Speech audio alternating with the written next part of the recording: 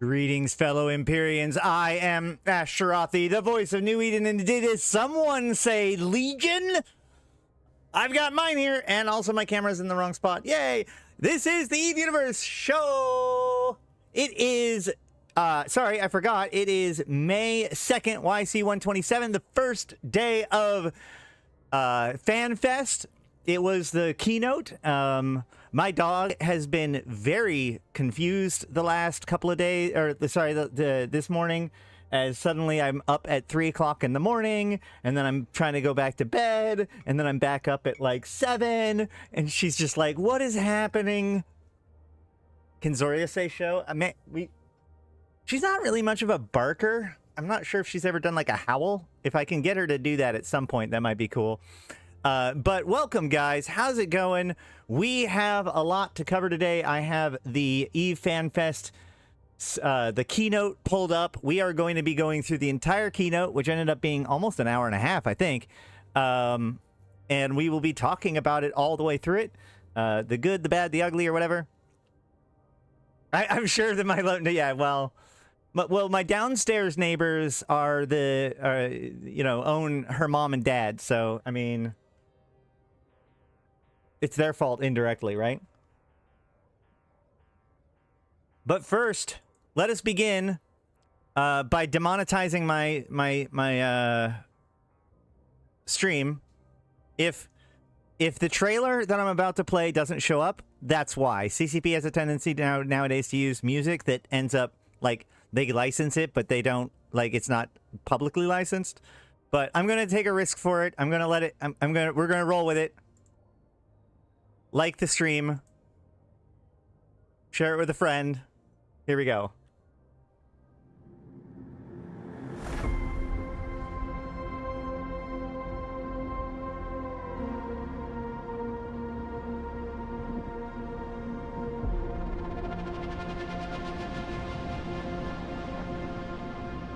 What if I made you a promise? That in the face of adversity, destruction, I could offer unity, an alliance.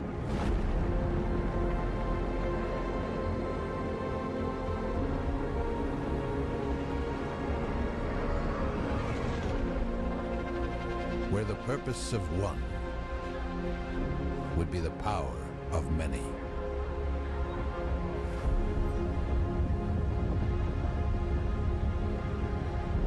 Wielding every strength of the collective towards a unified vision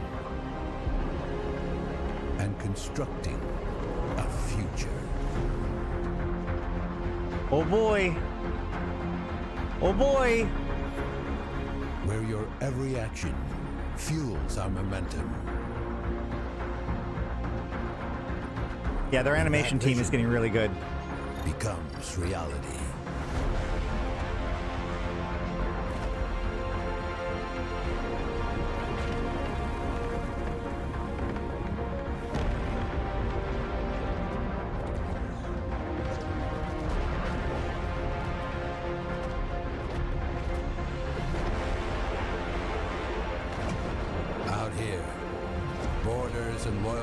Are dissolved and reshaped.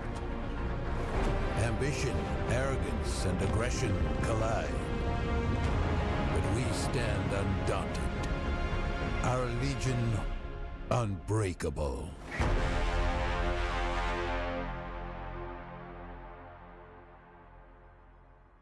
All right. Sorry for it being such a small window. I got excited. I wanted to get live as fast as possible, so I didn't get all the things set up for the trailer.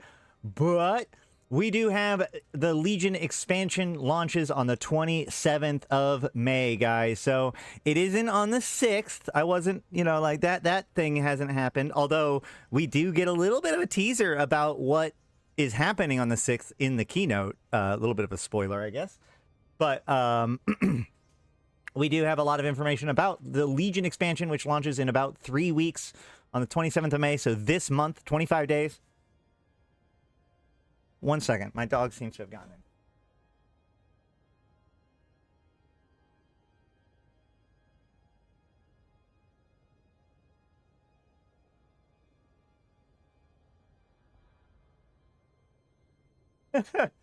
My dog has just or was getting into the guinea pig food. So now is the best time to run Abyss and Angel's Faction Warfare. Also, Wizard, I think you called, man, I can't remember what it was. There's something in the keynote. Maybe when we watch it, I'll remember. But I just remember thinking out loud, the Wizard fucking called it. But yeah. I wonder if they'll let the Angel Dread maneuver a little while sieged. Well, they can do the micro jump drive, yeah. But what's interesting about the micro jump drive is that the micro jump drive here. Okay. Stop! Oh, hold on. This is not your food. This is guinea pig food. This is guinea pig food, not dog food. Stop it. All right. So.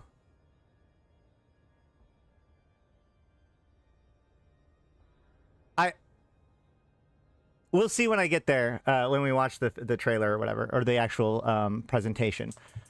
Should we watch the presentation first, or well, let's just go through this first. The Eve keynote at Fanfest. No. She can be. The Eve keynote at Fanfest was packed with exciting news about Eve upcoming Legion expansion. Let's do the keynote. We'll jump into here if we want to look at details, but we're going to let them present it the way they present it.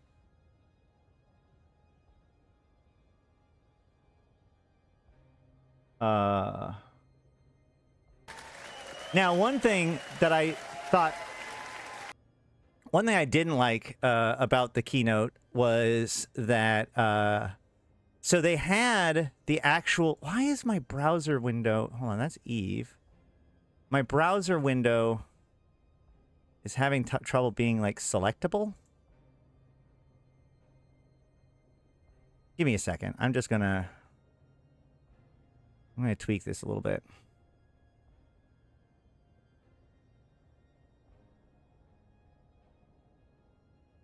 We're going to do this live. What could possibly go wrong?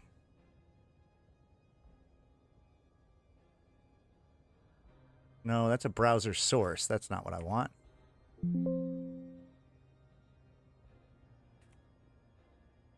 I want a display cap. No, not a display capture. Where's window capture? Window capture.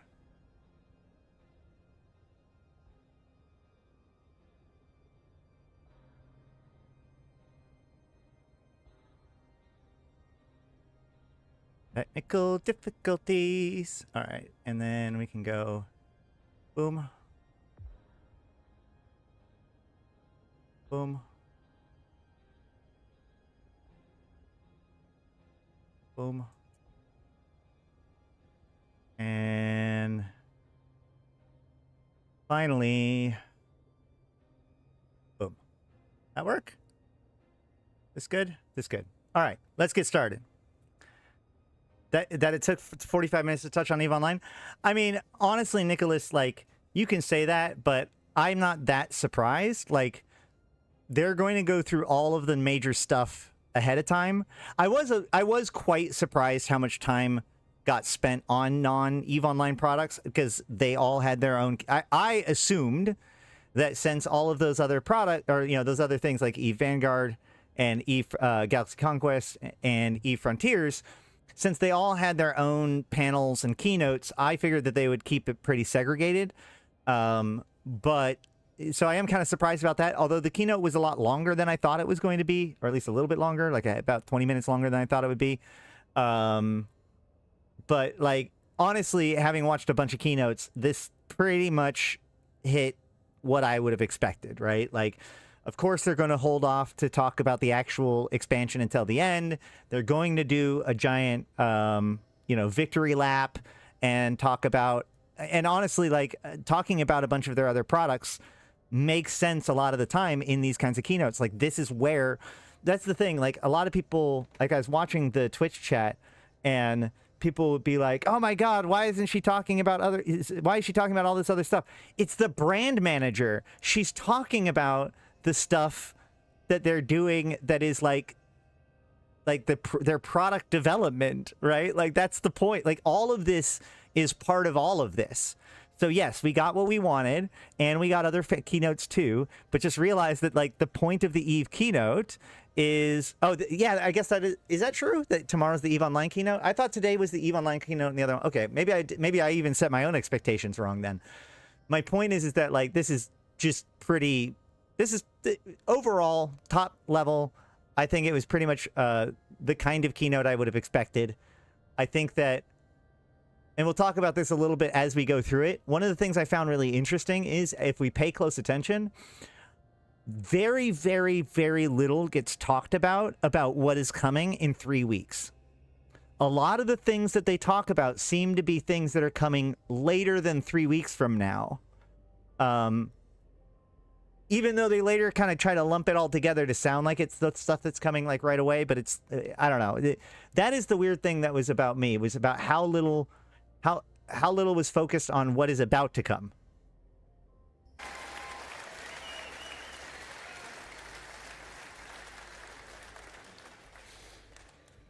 Welcome to Fanfest 2025. There's going to be a lot of stopping and explaining some stuff. People that are familiar with all this stuff, you may not, some of this is going to be redundant, but just to make sure that everyone is caught up, we're going to explain a bunch of stuff because that's what we do here, right? We're putting Eve into context for my fellow Empyreans. So this is CCP Hilmar. He is the CEO of the company. He almost always gives the keynotes. Excitable fella.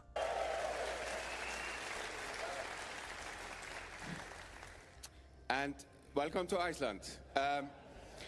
Often we have to celebrate how you're helping us winning against the sheep, but it's a sad occasion. They've been declining. But obviously a number of Eve characters trumps both of them. And welcome to Fanfest.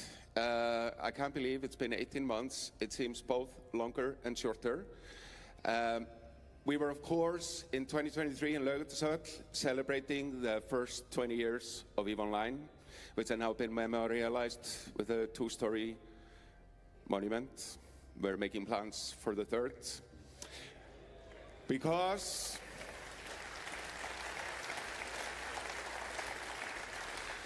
we are now 2 years into the third decade. Amazing. Amazing. And we're back here in Harpa. How do we like Harpa?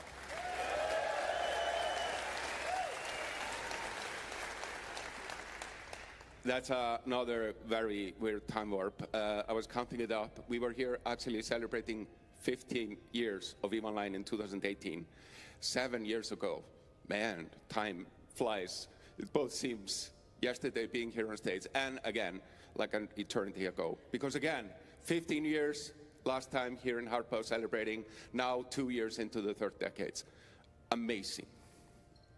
So obviously what you have been experiencing and you will be experiencing here is a work of 400 people at CCP all over the earth that have been prepping a lot of stuff that is here on display, hands-on, all that. Please give that amazing group of people a good applause. Twitch chat is always quite amusing to me, Jeff.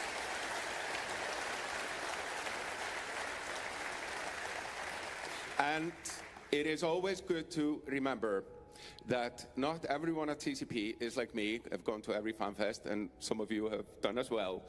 But 23% of CCP employees have never been to FanFest, and a staggering 73% of CCP employees have never been at FanFest in Harpa.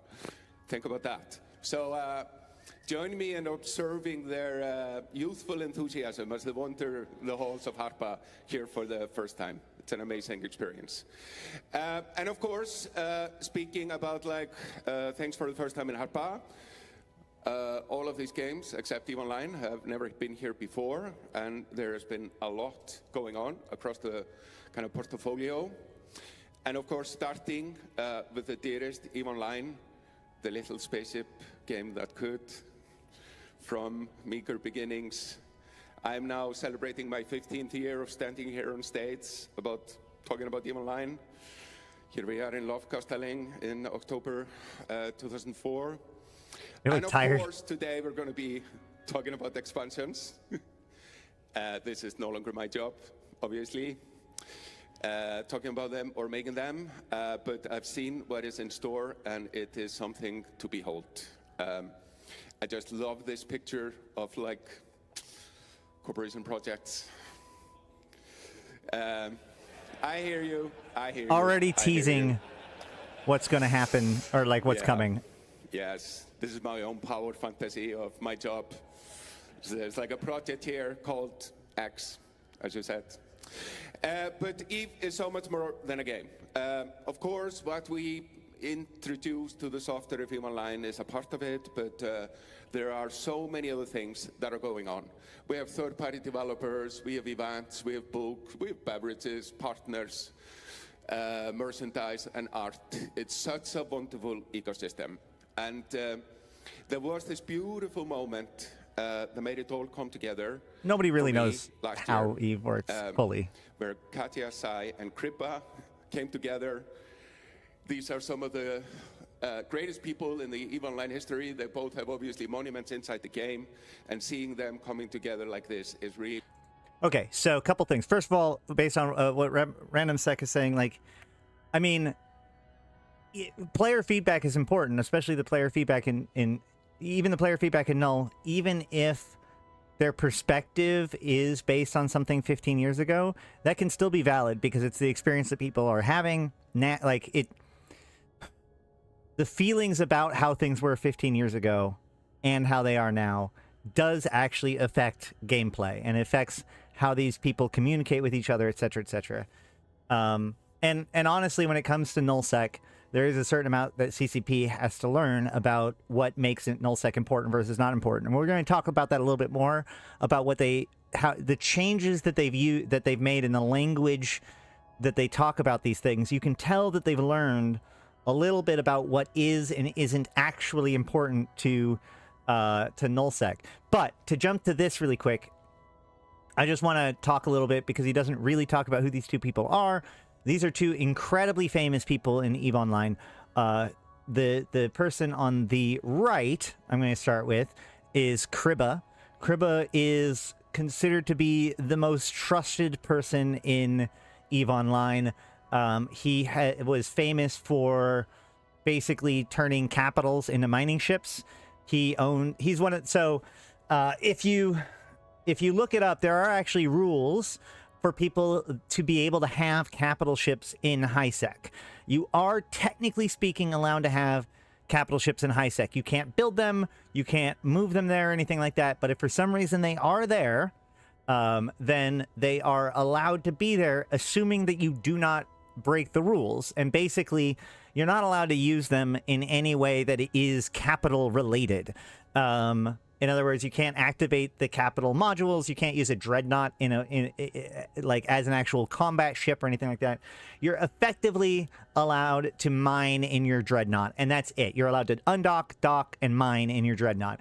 And I like to say that they made a Kriba-sized exception to the rules, because when they banned capitals from HiSec, Kriba actually had a dreadnought in HiSec, and he has this dreadnought in a Mars space that is known as the Veldnought, that he literally just takes it to belts and he mines. This is how much the man loves mining. He has a tattoo on his arm that says Veldspar.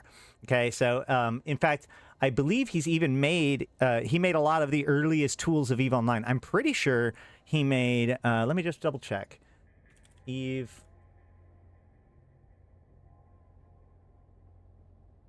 Yep. Kriba is the creator of EVE Offline tools. It's too low on the thing for me to show you guys. Can I show it? Yeah. So, you know, this is one of the things that he got really, really well known for. He was a pillar in the community for a very, very long time. And then on the left here is Kadia Sai. Kadia Sai is he is currently, I believe, still the head of Signal Cartel, and he got famous because he was the very first pilot to ever go to every single.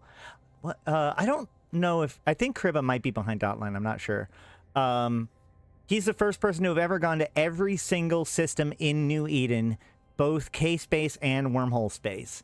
So they actually brought him to Jovian space, so that way he could go to some of like the dev systems and a couple other key systems, just to make it so that he's been to basically every system, I'm pretty sure now. And they put up a giant statue in the system that he started.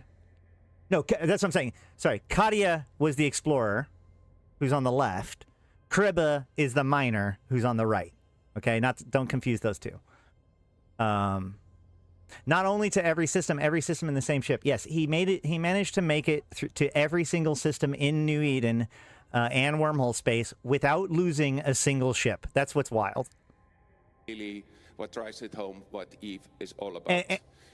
And the reason why he's talking about what EVE is all about, the reason why his story in particular is so celebrated is because if you think about it, in this world in which achievers often look at themselves as like how much ISK you've made, how many kills you've gotten, how big your empire is, here was a man who made a name for himself and broke a record, did a thing, made himself literally like a monumental character by playing the game his own way, by taking on a challenge that literally pretty much nobody had ever even thought of trying to do up until that point. Well, I guess people had thought about doing every system, but like, the idea of doing every system without dying is pretty crazy. It genuinely is the game where the best ship is a friendship. Friendship should have been on the bingo card. Y'all made bingo cards that were very hard to complete. And I have to say, it's a bit surprising. We were very much going for this. It's like total hell, death, murder, death, destruction. We were like kind of angry teenagers. It was going to be complicated and hard, and it was going to be all that. Well, that's one of the interesting things, and that's one of the things that CCP has discovered in the Friendship Machine, which is that external pressure of total hell death is the very thing that necessitates and creates strong, lasting friendships, right? In a world in which that much threat didn't exist, there wouldn't be a reason to bond with and rely on one another. And this is a critical piece to what makes EVE so special. And it turned out to be all about love. Who would have thought? Here I stand in front of you, and I love you all. Close my window.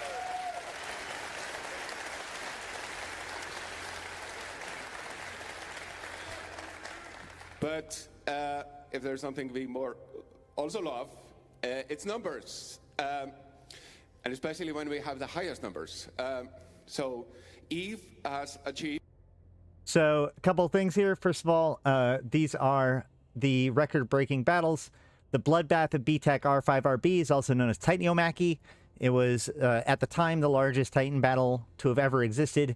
At the time, it was 10% of all of the Titan Doomsdays that had ever happened. I talked about it before on stream. It's a pretty cool story. Then the Fury of FWST Tech B is basically the largest battle of World War B2, which was the Great War that happened in 2020.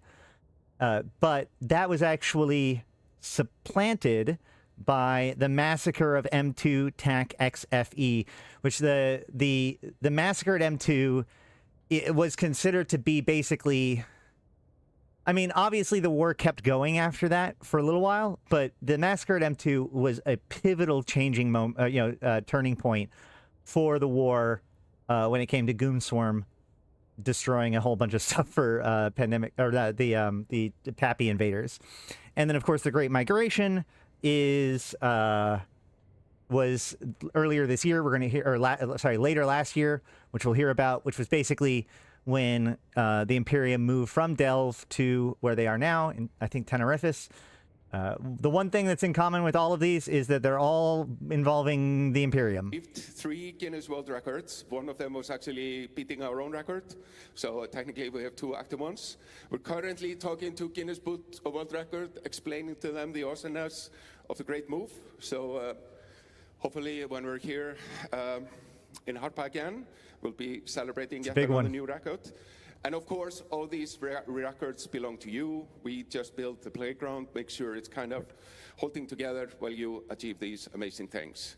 And of course, now we have history books, very honest documentaries about the journey so far. It truly has been epic. It's not always been pretty. Here's an example of a feedback session. This is the JITA Monument. So what you're seeing here is the JITA. So the JITA Monument was a monument that was put up in the very, very early days of EVE Online. There was some tournament, like I think this was even proto before Alliance tournament, and the winner actually might have been a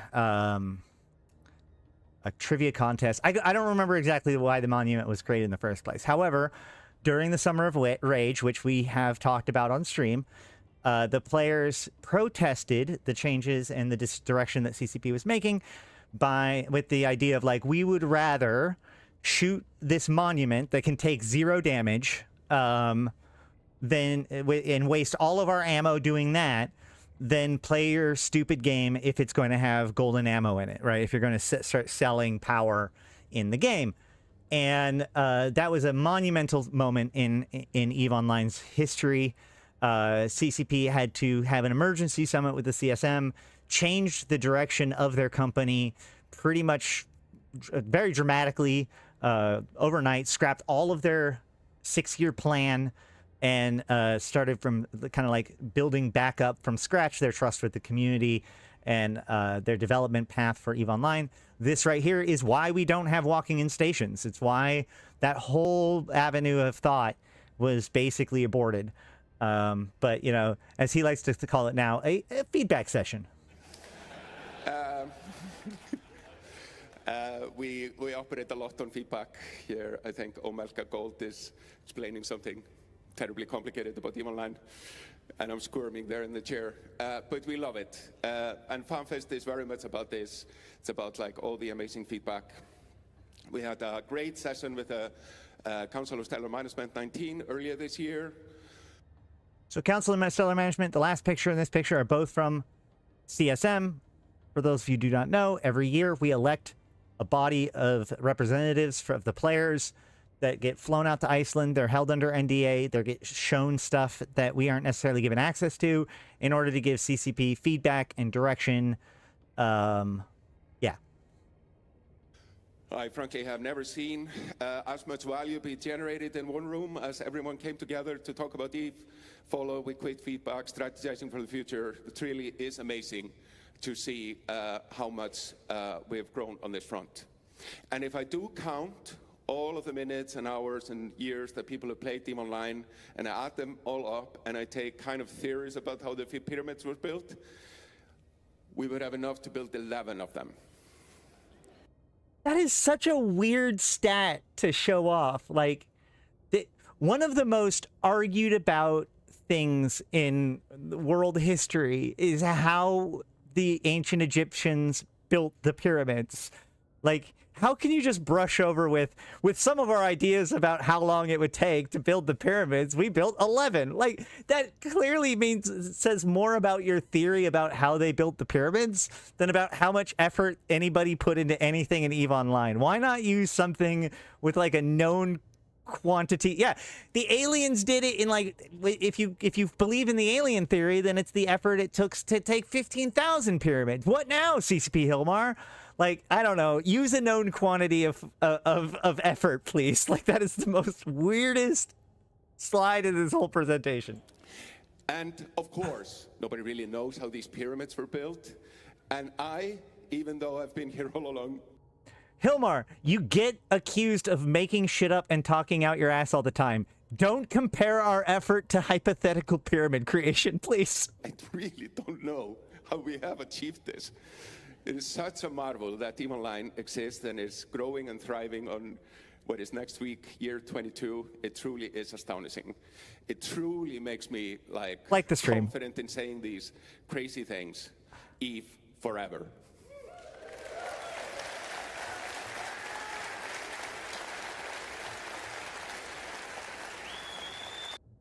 Exactly. Yes, Jeff. Moving gigantic slabs of of rock with a bunch of people cooperating and whatever methods that they used is definitely the same thing as sitting there watching your screen, hitting D-scan, waiting for your cargo bay to fill up with ore. Those are the same thing. Hey, what's up, Smile for the Internet? I haven't seen you in a while. How you been? And speaking of forever, we are very stubborn, and boots on the ground will be there, even if it's taking forever. Here we are doing something very interesting. We're in a way turning New E10 into a gaming platform.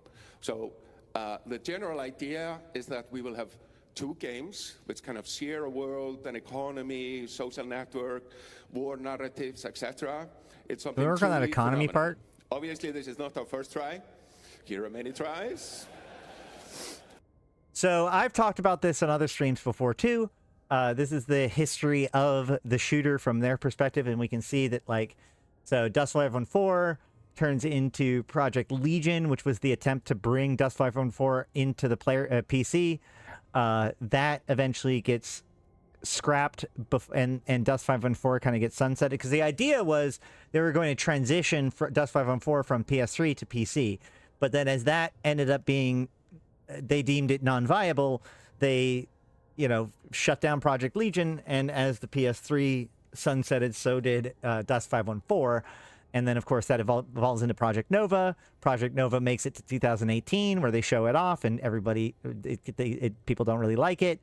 And then it kind of goes into different various limbos. And then they claim that EVE Vanguard, as it currently is, started development in 2022 and was announced in 2023. No, I think that no, this is so Dust 514, Project Legion, Project Nova, unannounced shooter, and Vanguard. So technically we could say 5 different iterations, because between Project Nova and Project Vanguard, they did have other experiments for a shooter. Like, here in this world is a shooter that was based off of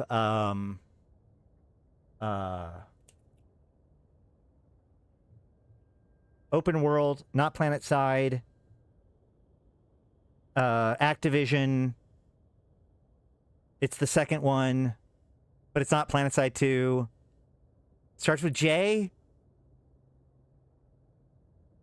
Somebody will get me. It was based off of that game. Observe the many tries, and now it's going to get done. But oh my we're, gosh, of course, going to take our time. It's playable here. You can absolutely observe it. You can see what we're kind of learning. Journey? No, it's something like that. Oh my god, my brain is falling out of my head. I've been focusing so much on EVE names. No, what is it? There's a from all the Journey, there are going to be keynotes dedicated to that. Yeah, not Journey. We want you definitely to join us on this journey. Rise up and go to Steam and press the wishlist button. Oh yeah, go wishlist the game. We now live in a world where everything is controlled by distribution and discovery algorithms, and it really does help if you press the wishlist button. And it helps so much. We made a campaign. So, so all of you here, and especially people on the stream, go to Steam and press wishlist on Vanguard. And of course, those of you who are here, you have been playing, and you can play it over here in Silverberg, so it's playable. Scott will come later and talk more about that. And for everyone on the stream and everyone around the world, we will have a big event on the 16th of September called Nemesis. So join us for that if you're not here to go and play right here today. Then over to eFrontier. So eFrontier is making kind of a Fanfest debut. We talked about it a bit on stage last year as Project Awakening, but now, like, Pinocchio has turned into a real boy and gets to go to Fanfest. It's called eFrontier. It is a massively multiple multiplayer online space survival horror role-playing game, or a Division. It is Division. It is Division. I don't know why I thought it was J. It's Division 2. I'm pretty sure it's Division 2. Thank you so much. 10 points to Gryffindor. It is the genre you never knew you needed. So here we are kind of taking a lesson from our own book. This idea of building societies and giving the tools and the rules to operate it. I am now at the stage in my life where I love quoting myself. This is something I am here sleep deprived in front of the CCP aquarium, probably February 2003, in the middle of the night. Other games focus on having people go up against monsters, maybe in small groups, whereas EVE is focused on building a society and supplying the tools and the rules to operate it. We're now going to take this to the marks. We're going to almost build a platform to build a game. We've been running kind of hackathons to prove out this kind of grand thesis. I was actually yesterday judging some of the entries, and it's kind of staggering what people have been building. We're our third hackathon, and we're kind of building the game in runtime. And we built this whole kind of platform, very much inspired by the third-party development ecosystem in EVE. I've been really wanting to get more into that. Experience that at Fanfest. We are here going for this idea of it's going to be an open economy, open infrastructure, and all literally built by players. Of course, we will do our job in getting it sort of the base work down, but then the rest will emerge. I encourage everyone to join. Here's another QR code for you to go and click. Founder Access is live. There's more to come. We're going to be talking more about the game at IGN Live, PC Gaming Show, and Future Game Show this summer, where we release more detail. But you can find the eFrontier team in Silverberg. Here's what they look like. They're all wearing these cool metal shirts, kind of easy to spot. All of this, obviously, is powered by Carbon, where we, at the same time, are taking open source. And we have made some progress on that. We have gone from 0 components of Carbon being open source to 2. We now have a spatial audio clustering and scheduler, which have been already made open source. And we will continue to move this out as time progresses. So, as a software developer, I do find how cute this is, where it's like, we're going to open source Carbon, and we've managed to succeed these small little things. And actually, Jeff, no, absolutely. The pyramid, as much as the propaganda say otherwise, every evidence that we have is that the pyramids were built or people were paid and compensated for fairly. One of the reasons why we understand like Egyptian writing so well and Egyptian stuff so well is because of how meticulously they documented their business dealings, including the compensation for the workers. By next Fanfest, you will have seen a lot more come here. And this idea about open sourcing all of the game development framework is in line with this idea of we are building a society and supplying the tools and the rules to operate it. And this long-term will Oki. benefit EVE Online. EVE Online is also powered.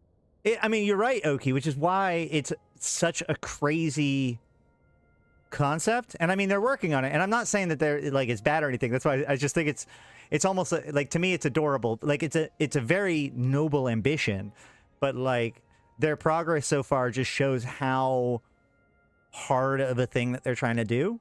And that again makes it kind of a noble thing to do also. But like, yeah, we got our sound system open sourced.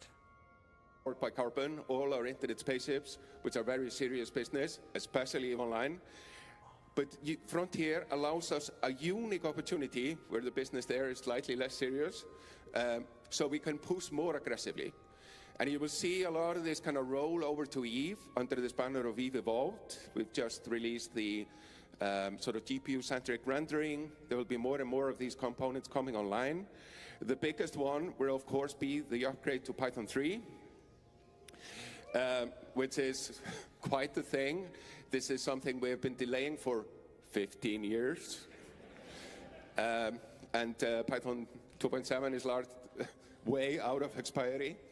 But to give you a sense of the effort, this took about 2 years. It was modifying 1 million lines of C++, 4 million lines of Python. It was a massive endeavor. Anyone here who suffered through phase 4 of Frontier last year knows the instability and madness. I've upgraded code bases to like from older versions of C++ to more modern versions of C++ before.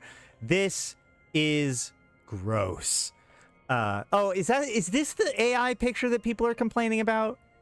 whatever, man. Like, whatever. Who cares? I don't know. Whatever. But no, like switching over to Python 3, highly ambitious. Glad that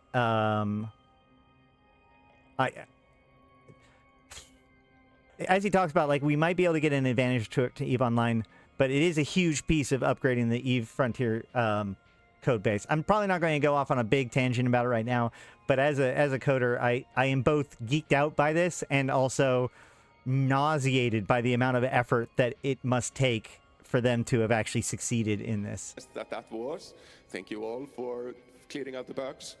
But this we could never do with EVE Online. That's why we've been punting it for 15 years. Now that we can push on that front, we can prove it out, we're now laying down the plans of how we can move Python 3 over to EVE Online. It's obviously a massive project, as you can see here. EVE is both a lot bigger than Frontier and has a lot more sort of delicate things to go and sort out. And most importantly, TK is down for like 5 minutes per day. So you can just imagine like slotting in a Python 3 upgrade in a 5-minute time slot. It is like doing open heart surgery on a race car in a pit stop in the middle of a race. So this is one of the examples of the things we can do by pushing aggressively in this direction, proving that it's valuable, and then we can backport to even. I mean, I would argue that in this case, the alternative, like, this is just like a guy making a slideshow for a presentation. There might be customized art in this under normal conditions, but chances are the alternative to this is just not having a piece of art here and instead just like a normal PowerPoint presentation slide. They have a pretty large art team. I don't know. I don't know if hating on them too much for this is it like there has to be a practical application for this stuff, guys. That's a whole conversation, I suppose. I don't know. And I genuinely believe these kind of efforts will help us make EVE forever.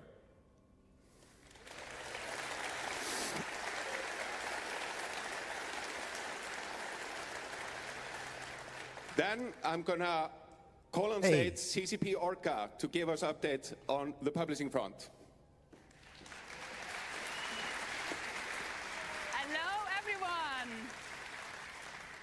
It's absolutely incredible to be here with all of you today. The EVE community is something truly unique, and each and every one of you have helped shape New Eden in ways we could have never imagined. I am truly honored to stand here with all of you today.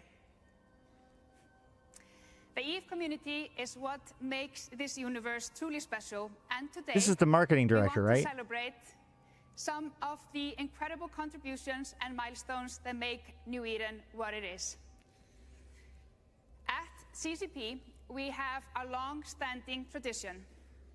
When an employee reaches 10 years of service, they are honored with a sword, a symbol of loyalty and commitment to the universe we are all building together. It's not just a plaque, not just a handshake, but an actual sword. Because surviving and thriving for 10 years deserves something truly epic. But it's not just CCP employees who deserve that recognition. Many of you here today have also stood the test of time in the brutal, beautiful chaos of New Eden for over a decade. So, we are honoring the long-standing player organizations in EVE, alliances that have lasted 10 years or more.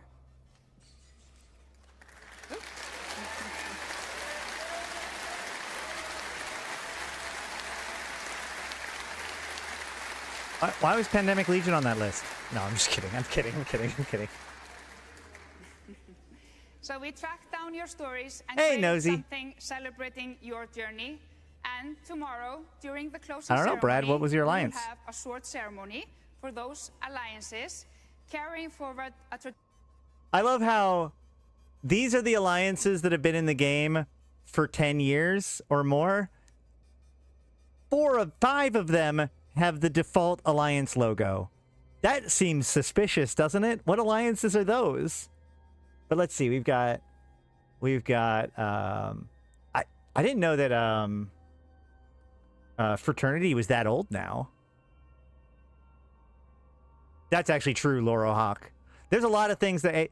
And the other thing is, like, I've always said, like, where is the boundary when it comes to AI? Because, like, you know, we've had algorithm enhancing stuff in Photoshop for 20 years now. Anyway, so we've got Fraternity, Initiative. I don't know. Some of the other ones. Do I know most of these, I would say. I don't know if any of these are, like, truly surprising to me as being on here, besides, I think, Fraternity. I thought Fraternity was since after 2015, but maybe that was about the right time. Oh, wow, the Band Apart is actually on here, too. That's cool. I'm actually, now that I think about it, I'm surprised there's not more groups on here. Oh, yeah, CBA is definitely still there. Dark Alliance. Is there anybody... I'm trying to think if there's anything that jumps out at me as being, like, a major alliance that is still a thing. I mean, obviously, Valor... Is Valor Accords on here? I don't think so. Too bad Fed Up isn't here. That'd be cool. Is CBA up here? Oh, no, I guess I don't see CBA up there. I'm also really bad at... Like, if I'm looking for it, I'm never going to see it, so... Yeah, Eve Uni is right here. This is Eve Uni. Tradition that now belongs to all of us. Oh, Dark Alliance is not. I also want to highlight the incredible artistic talent. Yeah, they're not on there. Within the That's EVE weird. community. Throughout the years, we've seen amazing amount of player-made art, models, and creative work centered around the EVE universe. That artistic talent can now be seen in all the amazing art pieces we have at the charity silent auction. And for those here in Harpa, I recommend you go check it out in the Trade Hub and do some bids. The EVE History Wall has returned to Harpa, bigger, better than before, and with even more legendary moments. It's a celebration of the moments that have shaped New Eden, player-driven events, epic battles, and daring betrayals. A monumental achievement that have become a part of EVE's living history. But just so we can follow up with that. Oh, God, get out of here, ad. Like, yep, CBA is still a thing and still has sovereignty, so should have been on the list. it isn't just a static timeline, it's a living record.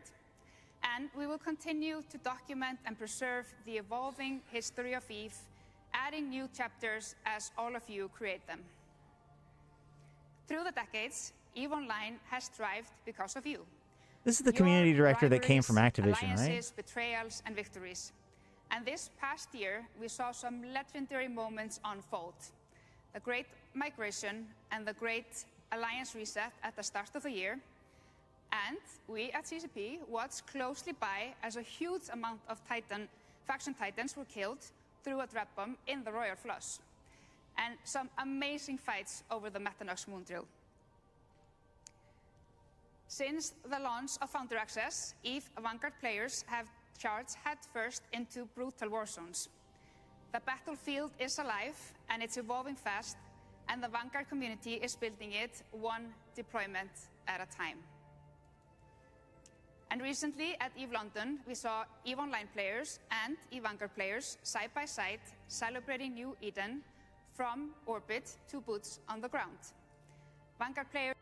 Hold on, I just said something that might be interpreted as slander if it's taken the wrong way. So I just looked it up. This is her LinkedIn. She is considered the VP of Publishing, and it looks like her major last project was Lazy Town Entertainment as a brand manager. But she's from Iceland, obviously, and she's been there since 2015. So I'm almost positive not the person I was thinking about. Players met the dev team and played exclusive builds, joining creators and community leaders in shaping what's coming next. The Vanguard Founders Program is a seat at the table. Founders get exclusive ongoing access to monthly closed playtest. Hey, look, there's Nosy. There's probably a couple other people that we know. We know that guy. But hey, Nosy, there you are. And direct access to developers' time, a real say in Kinda. development. Not just updates, but influence. So if you want to join the Discord server. The EVE universe now spans far beyond PC. With EVE Echoes, we brought New Eden to your pocket, letting millions explore space and build empires on the go. And with EVE Galaxy Conquest, we are expanding that reach even further, delivering strategic warfare, territory control, and epic battles to a generation of mobile commanders. This is one of those things that gets me, right? Because, like, the amount of hate in chat that I saw as soon as EVE Galaxy Conquest gets mentioned, and the entire time that EVE Galaxy Conquest is being talked about, is insane. But at the same time, the amount of interest in EVE Galaxy Conquest that I get, and the views and the feedback and all that stuff that I get when I cover EVE Galaxy Conquest shows that there's an extreme amount of interest in it as well. So it's such a tricky situation.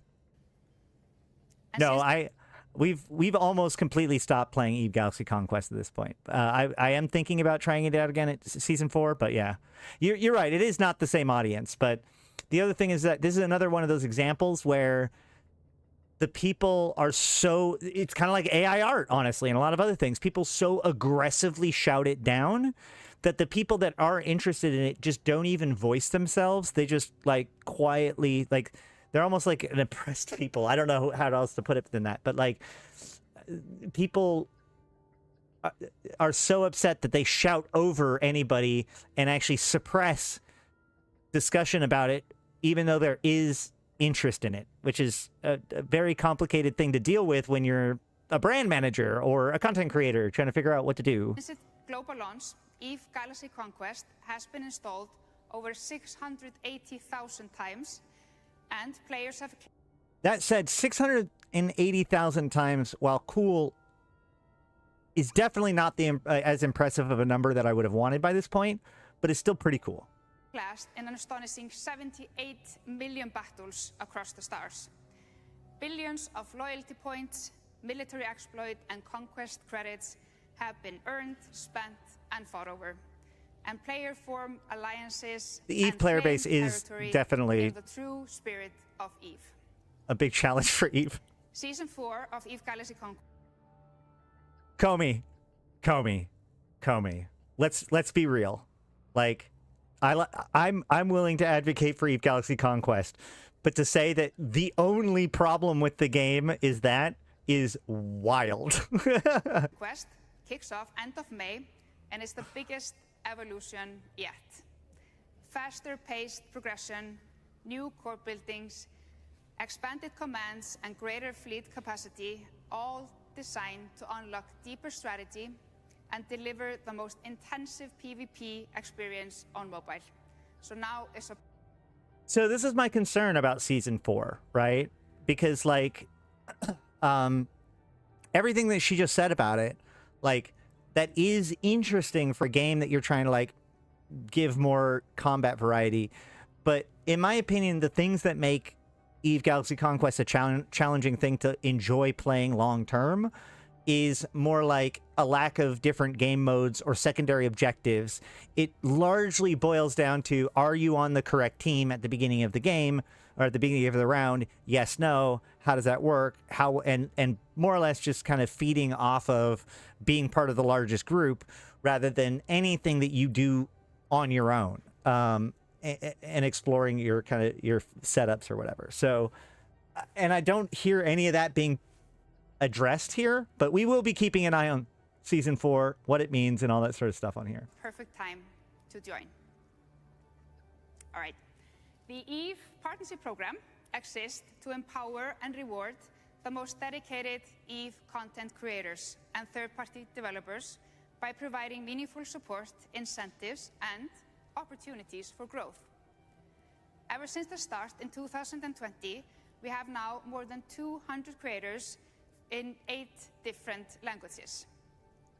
And through partnerships with VHype and Just, we're building sustainable ways for streamers, video creators, and artists to earn from their passion.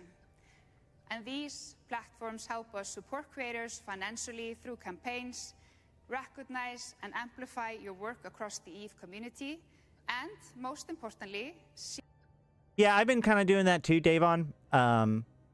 It is something we should probably revisit. I mean, like, there's so much about the game that I actually really enjoy. I wish that the metagame didn't make me so miserable. share in the success of the universe we are all shaping. And here we have 3 well-known streamers and YouTubers from the program joining CCP developers for a world-class broadcast.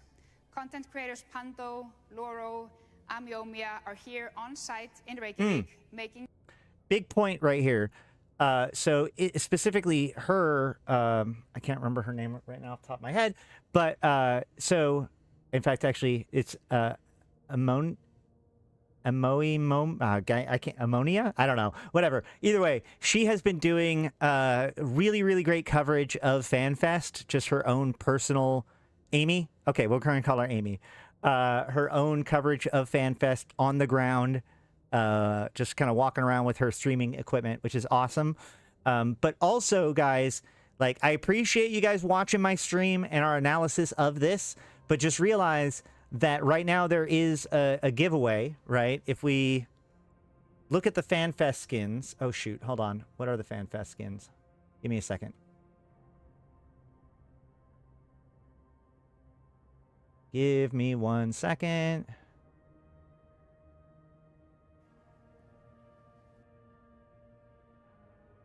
Celestial. So if we go here and go Celestial. So these are the Fanfest skins, right? That have been that are given out for Fanfest this year. They already got given out to the people that got tickets or whatever. But what was noticed was that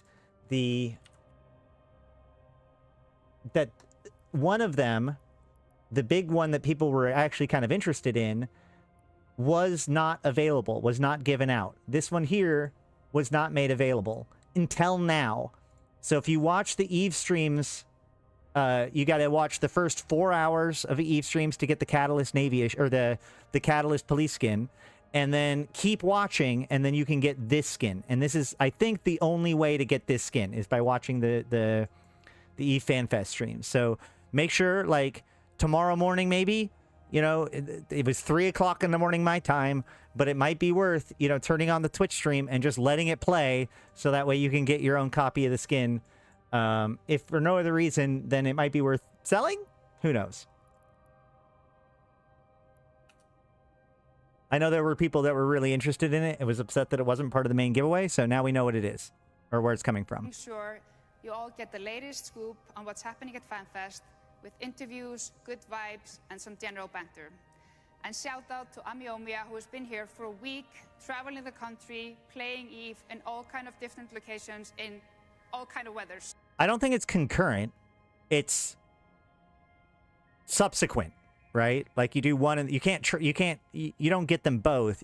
Oh, okay. Well then, if that's the case, then that's even better. If both campaigns are going on at the same time. I thought it was one and then the other. If you can do them both at the same time, that's way better. That's great. Make sure to get that. Twitch.tv/CCP or any of the other EVE Online streams. Competitive play has always been at the heart of EVE. And we know that some of the best moments in New Eden come from a high-stake, high-skilled battle. We all love a good fight. Of course they have, Nicholas. There's no greater test of skill than the Alliance tournament. And as you saw in the opening ceremony, the Alliance Tournament Trophy is a true monument to the legacy of New Eden's greatest champions.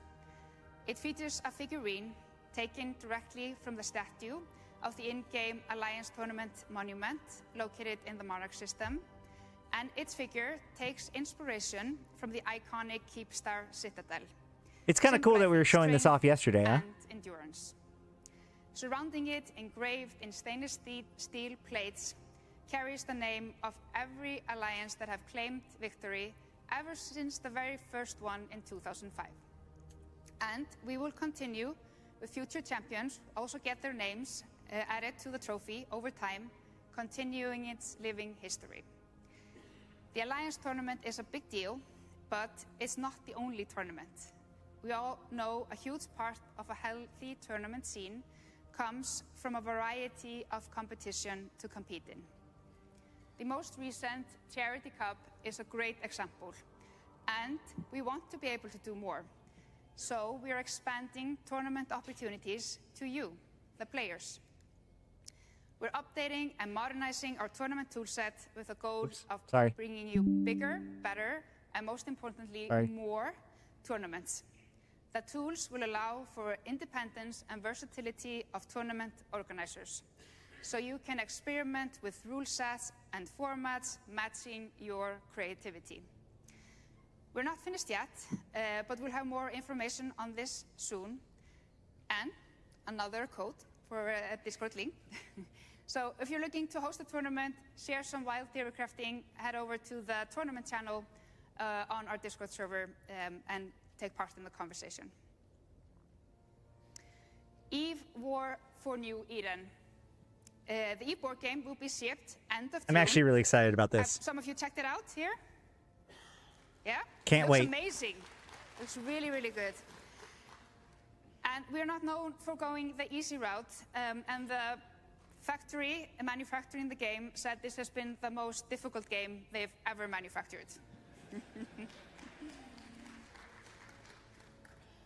And here at Fanfest, we're hosting the very first official board game tournament. So go check that out. And I'm happy to announce that we have, in partnership with Titan Force, a new, more casual, Eve-inspired game in the works. It's a cooperative game where players build and manage fleets to battle pirates and other threats. There have been attempts to make EVE Online tabletop. It might be something that might be worth playing, like putting together ourselves again. It's been a while, but I really like the idea of this dice game thing. Like, I don't know. I want more information about it. I want more, as I've always said, like I want more ways to engage with EVE Online, not just the one video game. And of course, for those of you, like there were people freaking out in the comments, like, why are they talking about everything besides EVE Online? Because that's this portion of the keynote, right? Like this is about celebrating all the different stuff. You wait until the very end to talk about the expansion stuff because yes, that is the big payoff. That's how presentation works. Congratulations. It features dice-based mechanics with a variety of dice types and plays like a deck builder. Only instead of building decks, you build and upgrade your fleet. I'm actually really happy about that idea. And anyone likes the sound of New Eden? Yeah.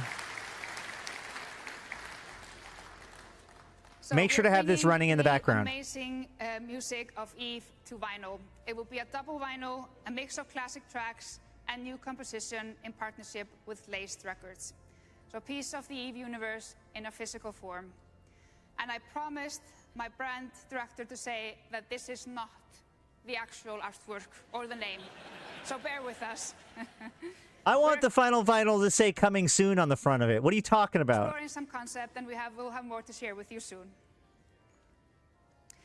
So everything we talked about so far, the battle, the alliances, the generosity, the creativity, it all speaks to some. Yeah, here's the expansion. New ships, new territory, new effects.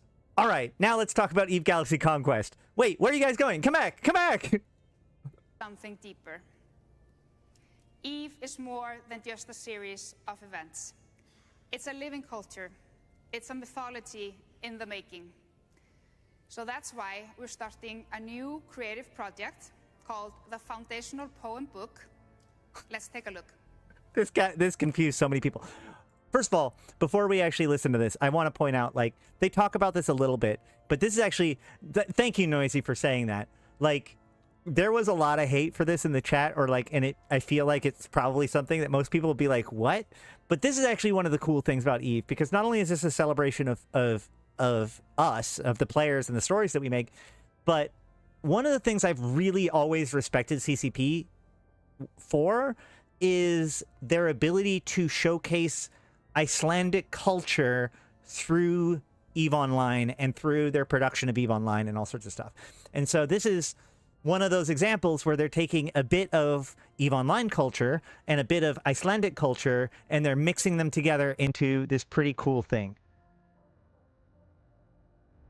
Anybody who feels otherwise, psh, fine, it's not for you.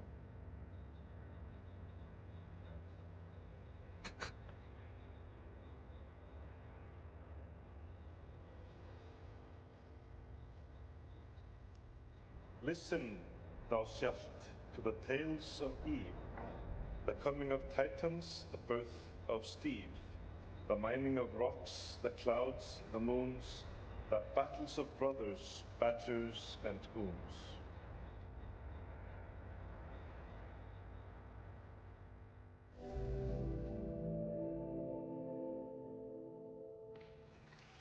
Also, by the way, here's my hot take about this, okay? Here's my hot take about this. If you're the kind of person that is giving them shit for using AI art about all of the stuff about like, oh, the artists that lose their job because of AI, and you're also shitting on a poetry book, you're not in the right place. Like, this is art. This is people showing real human creativity in order to do it. You know, and I think that that's really cool. And yeah, this is one of those things. This is one of those things like the Empires of Eve, like the Eve Source, that maybe when they first come out, people are not necessarily understanding why it's such a big deal, but then in the end becomes a huge cultural touchstone for it, or at least an interesting part of our history, but or you know, even like the comic books or whatever, right? I do like the fact that that's a cool idea, Malcolm. Is inspired by the great mythic tradition of the Norse. The poetic Edda, Völuspá, and Hávamál. It would be a mythical telling of Eve legend, values, and history. A poetic reflection of our universe shaped by the players. It will capture the player-driven ethics, I remember that. the unspoken and spoken rules that define life in New Eden. And it will define the chronicle legendary moments and folklore that feel larger in life. So what's that video game you play? What is EVE Online? I'll tell you, but I need a hurdy-gurdy. Hold on. Like, can you imagine, like, you bust out fucking poetry to explain your video game? Because in EVE, they are. Through this, we aim to honor the culture, philosophy, and stories that define the EVE community passed down through a myth. We invite all of you to share your tales, your codes, and your wisdom so they can live on in a verse. As the EVE monument stands as the physical symbol of the world we've built together, the stories behind it also deserve to be captured in a way they can live on forever. So, this is EVE. A universe that we have built together, a community that defies expectation, a story that never ends. Thank you for being a part of this journey. I am looking forward to continue on this journey with you, and I'm super excited for what is about to come next. Enjoy Fanfest, and please join me with welcoming on stage CCP Burger and CCP Ratati. I'm on the verse. I thought talking about Star Citizen. Star Citizen, not because I always, whenever anybody say verse, I always think about Firefly. Okay, so now we're getting into the real side of things, right? This is CCP Burger and CCP Ratati. They are the lead some of the lead developers. Basically, these are the two guys that make the majority of the highest level decisions about EVE Online. The third being CCP Okami, who's the newest one, who showed up recently. One of the things I don't like... so CCP Burger's a pretty goofy person, as you guys will see. CCP Ratati is probably one of the most controversial people at CCP. You know, a lot of people give CCP Ratati hate. He actually, one of the things we're going to watch, like kind of what he talks about later on, but one thing that I want to point out is that he actually came over from the Project Nova project, right? Like, so he talks about Dust 514 and Vanguard quite a bit. When he does, remember that he was integral to the shooter project for a long time until he got moved over to be one of the lead, like, EVE ecosystem directors. And he was a big reason why scarcity happened, which is why everyone kind of hates him. Yeah, he is. CCP Rattati very much is like the sacrificial lamb of EVE Online. It's like, well, the player base are going to have to hate somebody, so I guess it might as well be him. This is why I'm in chat. I want to compare everyone's take to mine. Hello, everyone. Hello, Fanfest. Are you ready for some EVE Online? Yeah! Oh, okay, now. Yes! It's amazing to be back at Fanfest. I've never been at Harpa before. This is my first time in Eldborg, and it's crazy. I wouldn't go that far, Malcolm. Just seeing all this passion, all these friendly Since faces, both new and familiar. I met people yesterday. A lot of the love for the latest update has been given to CSP Okami, so I'm pretty sure if you just, like, grabbed a random EVE Zeitgeist member, like, off Reddit or whatever, and asked them, they would say, like, CCP Rattati's terrible and needs to go. CCP Okami's the savior and is awesome. Even though I'm sure they both contribute to both the decisions that players like and players don't like. Yesterday, doing their first FanFest, and I was like, do we still have those? Or like, what's... We have a lot to talk about, but the most important thing is why we're here, and we've reiterated... That's true. Burger's name is Burger. EVE forever. We're here to make EVE live forever, and it's not just jokes. It's about acting. And Helmar is 18 Hilmar. years ago, when I joined CCP, it felt unreal to start working at a company in Iceland that makes video games. That just didn't, incomprehensible. But soon enough, I realized it's not a game at all. It's a community. And to kind of paraphrase a conversation with a good friend, Asher, it's a cultural phenomenon. It's something... I'm sorry. That moment in the stream was always really funny. It was really funny to me when I first watched it too. Like, he almost swallows the name Asher. For those of you who do not know, Asher is the current head of the Goonswarm Federation and therefore the Imperium. And so, like, him admitting that Asher is a quote-unquote good friend on stage, you can almost hear him have this moment of hesitation before he says that out loud. It's a community. And to kind of paraphrase a conversation with a good friend, Asher, it's a cultural phenomenon. It's something that millions of people have been a part of over the decades. And EVE will continue to flourish and grow as long as we... You almost expect you hear Asher in the audience. Bullshit! do our best to listen and improve while still following our hearts. Thank you all for being here and being a part of this amazing journey. Yeah, so in EVE, nothing stays still. You're the ones moving this game forward, and we are here to make sure it never stops.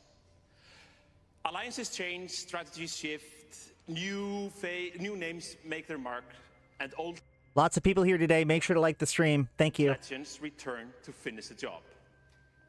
Last time we met here in Reykjavik, 18 months ago, we talked a lot about capitals. And since then, you really fall in love with dreadnoughts. In that period... These sets are kind of interesting. You've actually built 43,000 dreadnoughts. Ooh. And destroyed almost 10,000 of them, so good job. So this is an interesting stat, because obviously dreadnoughts existed prior to this year, right? So that means that we are currently building dreadnoughts at a clip of 4 times the amount that we're destroying it. So yeah, not enough destruction, Malik. I agree. Like, remember, there already was a cache of these. So, I mean, obviously, like, we're building up to something. This is a period of regrowth from, like, the scarcity or whatever. Well, yeah, it's a cumulative chart. But what that means is that over the course of the last 2 years, cumulatively, we have built 4 times more dreadnoughts than we've destroyed. Now, some of these destroyed will be older stockpiles being destroyed, but the point of the matter is that we have built 4 times more than we've destroyed. You can do better. I think you do better.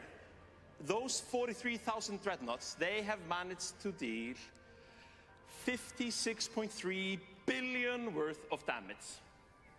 Decent number, but what? Welcome, Punch. I mean, you can go back to the front start if you want. We are just getting into like the Eve meaty part. Like everything else has been branding stuff and other like higher like other games and stuff like that. So now's not a bad time to start hanging out, Punch. By the way, we are actually very soon. We're going to be starting the raffle for Punch's skin for today, which I think, if I understand correctly, and I'll have to double check. Actually, let me double check right now.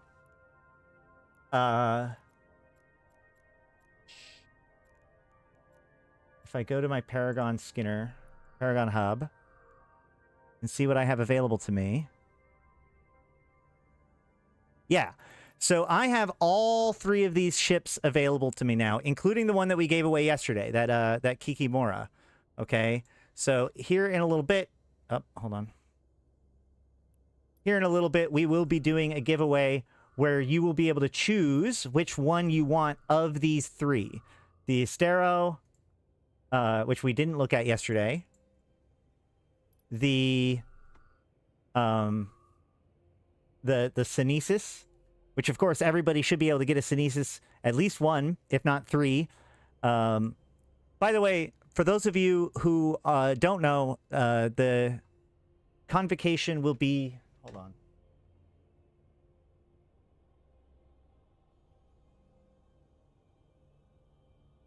There's more information about it in the Discord, but there are some people that are running tourism fleets here soon. So if you want to get involved, there's information there. Yeah, this one looks cool. I like them all. But either way, we're going to do that giveaway here in a few seconds, or in a few minutes. We'll start the raffle. But in the meantime, let's jump back into it. What is damage? They've actually, this 53 billion amount of damage is equal to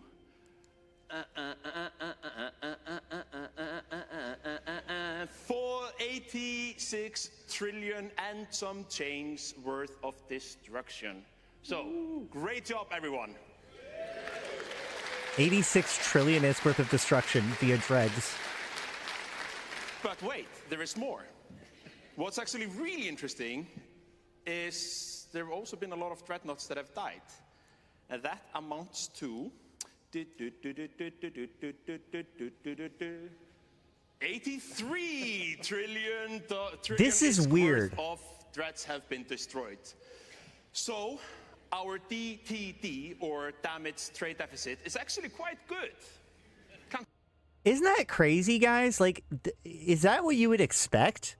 Basically, what this is showing is the amount of ISK worth of dreadnoughts being destroyed and the amount of ISK destroyed by dreadnoughts remains relatively equal, which means that, like, I mean, on the one hand, you could joke around and say, well, that means that almost all of the dread kills are by other dreads. That's one explanation. But we also know, well, I mean, yeah, they mostly kill each other. That could be part of it.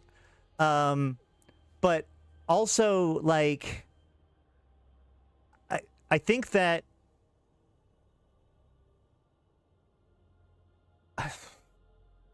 where I was going to go somewhere with this. Now my brain is falling out. I think that this shows just that dreads are deployed almost regardless of ISK efficiency, right? This means that, like, on average, fights that dreads are put out are roughly balanced between the amount of damage that dreads do, or, you know, the amount of stuff that dreads destroy, and a lot of dread on dread action is a simple answer.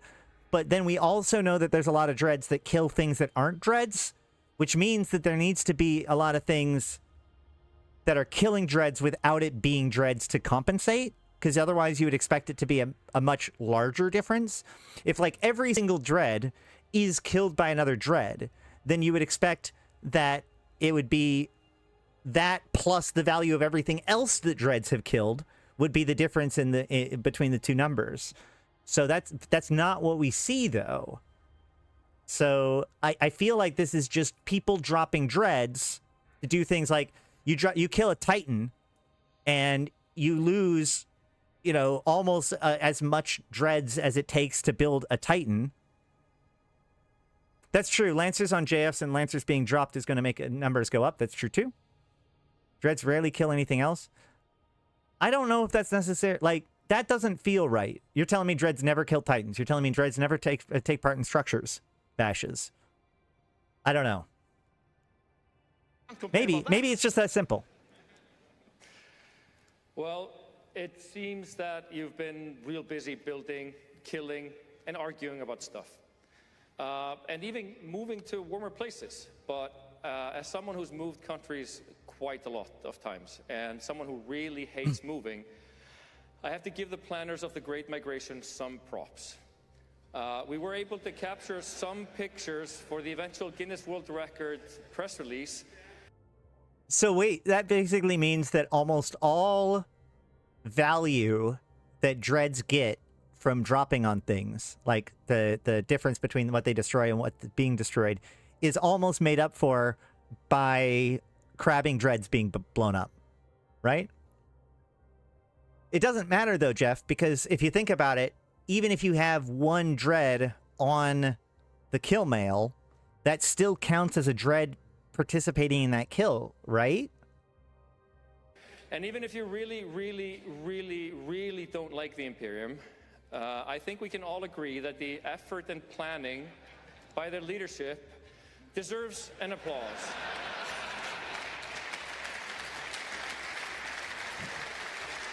So stupid. But we've all seen this meme, and it's super funny. We were talking about value, because they did damage first, but then the comparative graph was the value of dreads being blown up versus the value of dreads being, or things that dreads have blown up. Yeah, the brisk being added to that, like, that's true. That is art. No AI could come up with that. And we can laugh about it, but it's also painfully true. Far too many players give up on the way, lacking confidence, motivation, and purpose. And without new players, well, there is no E forever. Solving this has been our highest priority for the last 3 years. And it's how we're doing it. Not just another tutorial or updating career agent missions. It's a radically different approach that we believe is not just the only way, but the right way for EVE Online. It means leaning completely into the strength of the community. You are what makes EVE EVE. Players are the lifeblood of this strange organism that's now over 20 years old and counting, and we just always need more. Like any network, it becomes exponentially more interesting and more powerful with higher player counts. And the center of the community. This is where we start to get into stuff that's pretty interesting, and we're going to be looking at this a little bit.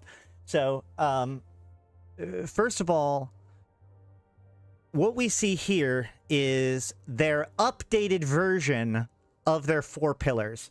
I should have looked it up before. Like, if somebody wants to link to me an old image of the 4 pillars of EVE, like, they've been talking about, like, their pillars of development, including heraldry, or there's, like, heraldry was part of it, but either way, like, the future of war was already part of it, or whatever. So we can see, like, heraldry and all that kind of stuff got folded actually into unbridled agency. We're going to see more of that later. But what we're seeing here is, like, going back to this is not about a new MPE, and they even talk about it. This is a start of, like, what is actually really important from this FanFest video. Well, yeah, it's probably, I mean, it's throughout the last couple of years of videos, but, or images. Yeah, I can go look it up. But the point is that what we're going to start seeing is how CCP has kind of learned a little bit more about what, you know, they've refined their strategy a little bit, and we can see that in how they're talking about this stuff. But the big focus is about giving us the tools to create an environment that is engageable for new players, right? The problem is that like the argument has always been, should players teach players, or should CCP teach players, right? A lot of the MPE, you know, CCP tries to cram in as many concepts about EVE that they feel is necessary in their MPE, while at the same time we've kind of always talked about the fact that EVE players are good for teaching players in general. But then, you know, I've even talked about how that's less true nowadays, and there needs to be updating with all of this, and bitter vets, and yada, yada, yada. You know, what if EVE was a learnable game? And all of this comes together with kind of where they're trying to go with this, which is, you know, before they've talked about, oh, well, maybe better corp advertisements would be the thing, but that could be potentially gameable. And we've kind of spun our wheels on that for probably about a decade of discussions at this point. So the question is like, not just should CCP or should the player base teach players, but given the nature of EVE Online, given the risk, given the visibility tools and everything, how do we allow experienced players to provide things that help get newer players involved, integrated, and learning the game, while, you know, like raising the visibility of those things so that the correct new players even see it in the first place, right? You know, unless you, like, a lot of people just go and join like a nullsec group because it's the only kind of group that they know about. There's so much of this game that effectively is hidden. You have to already have known about its existence to even know to go into it. And a lot of those are player groups. So, yeah, this is a big piece of what they seem to be working on and what we're going to be seeing for the rest of this presentation. Is found in strong organizations. Any successful organism requires a powerful heart. The player-organized efforts of passion, fleets, corporations, and alliances pushing forward in all corners of space. But we also need something for the mind. New challenges, new weapons of war, a healthy body, evolved capabilities, and some good old-fashioned drama for the soul. We're here to unlock your potential.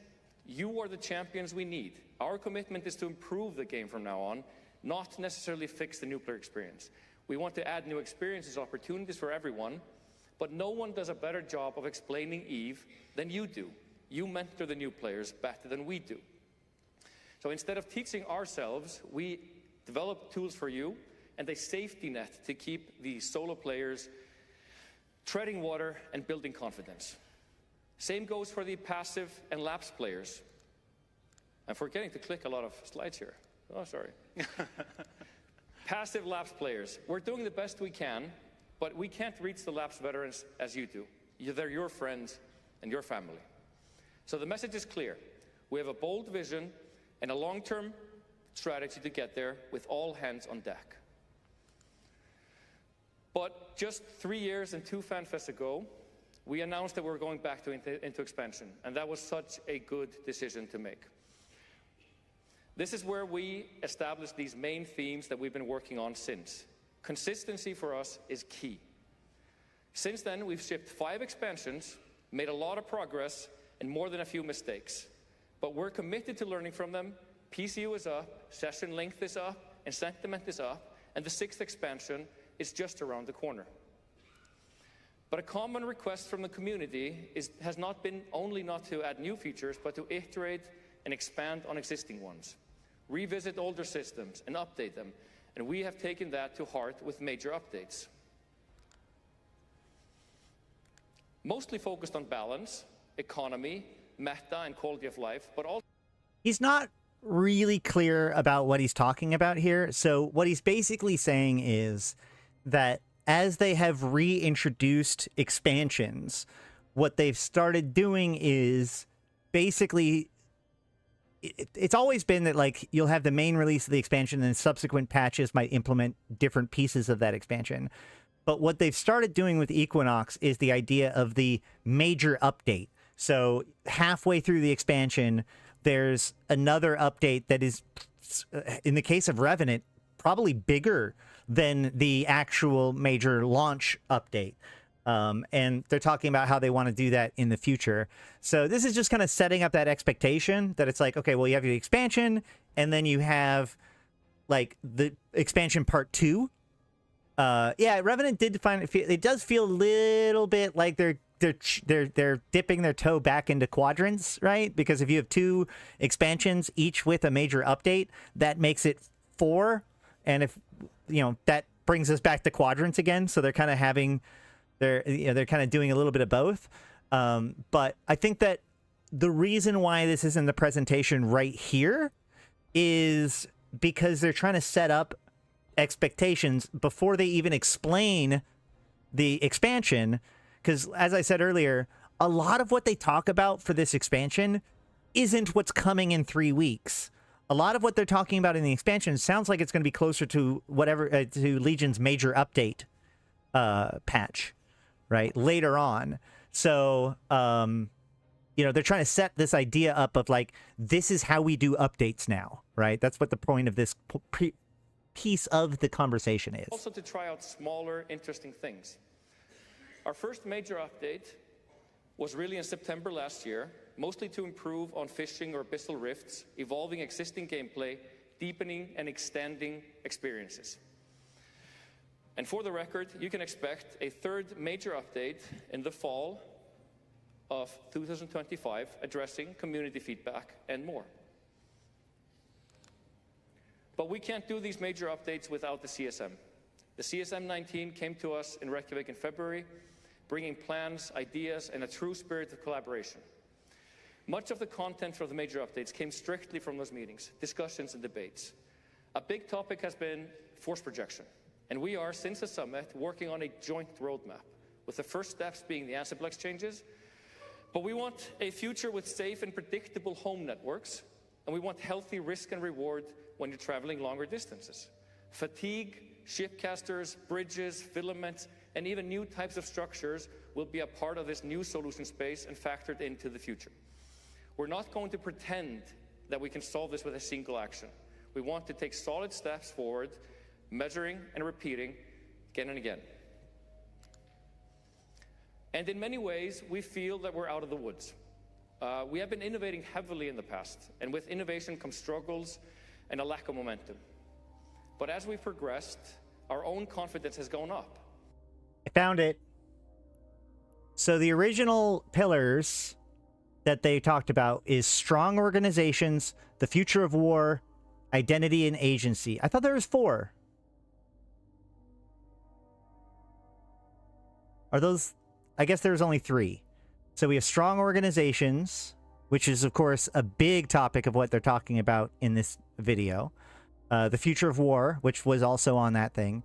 And identity and agency is what got folded into that radical agency bullet point.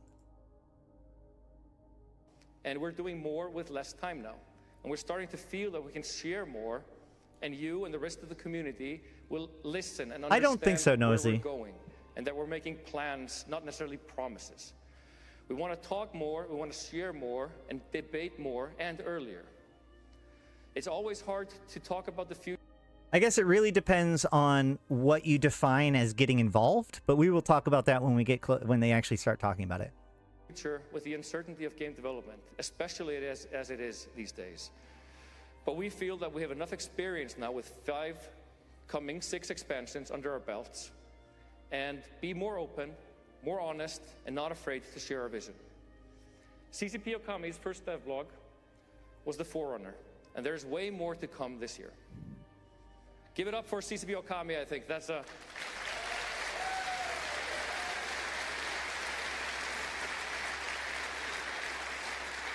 He literally came to us and said, can I just write just straight from the heart what I'm thinking? And we're like, ooh. Oh, yeah, do it. We'll continue to monitor this game holistically. We're always looking at gameplay styles, resources, habitats, meta, to make sure that we don't leave anything out for too long. That there's always focus on creation and destruction, increasing social connections, friendship, and adding ways to contribute to the whole ecosystem of EVE through trade. I hate this chart. I hate this chart so much. Because, okay, so like destruction, contribution, creation, like I could see that as being a cycle, but having friendship be part of the cycle seems so wrong to me, right? Because it's like, oh yeah, we create things, and then we all make friends based on it, and then everything gets blown up. And then everybody needs to put things together for the creation. But like a lot of the friendship gets forged in this contribution period. So I think that friendship should be in the center, and creation, destruction, contribution could be just along the outside. Across all gameplay styles, habitats. But there are some, this is the last major update. I would say, Wizard, that the amount of effort that somebody that wants to put into destroying something and the amount of effort that people want to put into defending it should be comparative. So, in other words, if a solo person wants to blow shit up and no one contests it, then they should absolutely be allowed to blow stuff up. These were the goals. More resources, more miners in space, more workers in space. And we actually delivered on all of that. We've seen all of that happening since the major update.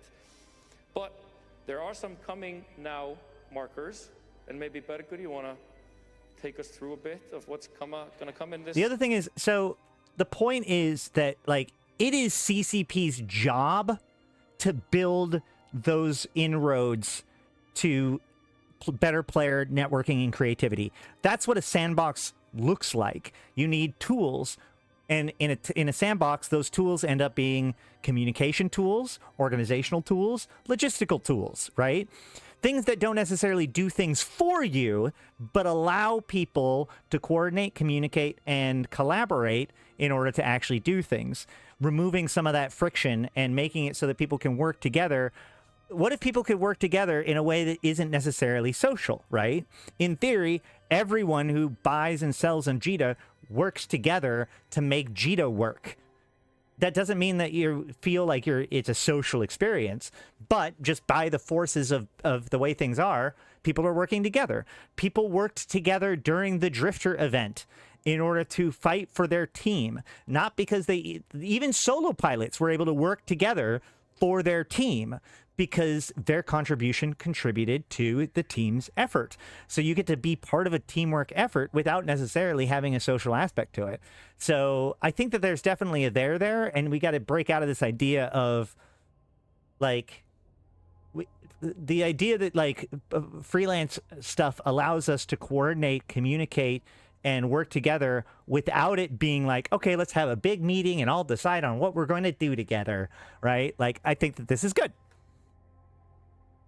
I'm excited about the freelancer system. I'm actually, like, I was super skeptical about it too, but the more I heard about it, the more I'm like, oh my God, the possibilities are huge. Next expansion, or maybe what's called. Yeah, I thought you would never ask. Well, that's the thing, is that, like, you can't trust strangers, but you can trust systems. I don't need to be able to trust you to trust your buy order, right? Now, obviously, there are scams, but those are all outside of the bounds of the actual system itself. As long as you're working within the system, you can actually work with someone without trusting them, using the medium of the system that you're interacting through to do that for you. Like the market. It goes on forever. Jeez, I have like 3 seconds. This is important stuff. So, next EVE Online expansion. Do you want to know what it's called? All right. Proteus. No. Loki. No. The next EVE Online expansion is EVE Legion. So close.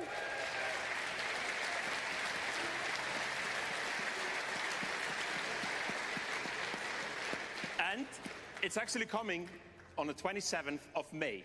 So 3 weeks' time. 3 weeks away. Great. So this expansion strengthens the relationship between players and organizations, while also fostering the inherent culture of both. Mists. It also expands on Equinox Sov, allowing for more flexibility and choice for nullsec empires and new toys for destruction. Yes. We've been moving fast and taking on huge topics over the last few years. And even if we're opening up some very exciting cans of worms this time around, we wanted to dedicate some time on polishing up features from previous releases. I'm docking up real quick so I can hop over to Jita so we can look at some market stuff. To really, really make them shine. some of which you actually saw in the March major. Trig LP? Nope, not quite. But Run the Abyss. I'm brushing off my Dark Cerberus, that's for sure. Update, but you will also see in Eve Legion. But on the topic of addressing long-standing issues, here is a topic. The map. Ooh, this one's made people nervous. So we get But I think got people excited in the end. Single Fanfest. Even in the lore panel today, you asked about the map. It's really getting to you. Currently, we support multiple maps in-game, and none of them really serve the purpose or the need that you all have. So we end up going to third-party applications outside the client to plan our next venture. We're actually going to fix this, but it's not going to happen overnight. But in Eve Legion, we're taking the first step. Okay, just a little bit of a history there. So there is an old map system, right? The original map system. Hold on a second. User interface. Isn't it user interface? Classic star map. There it is. So here is the original star map for EVE Online. This is the same star map that I saw when I first joined the game, right? And you can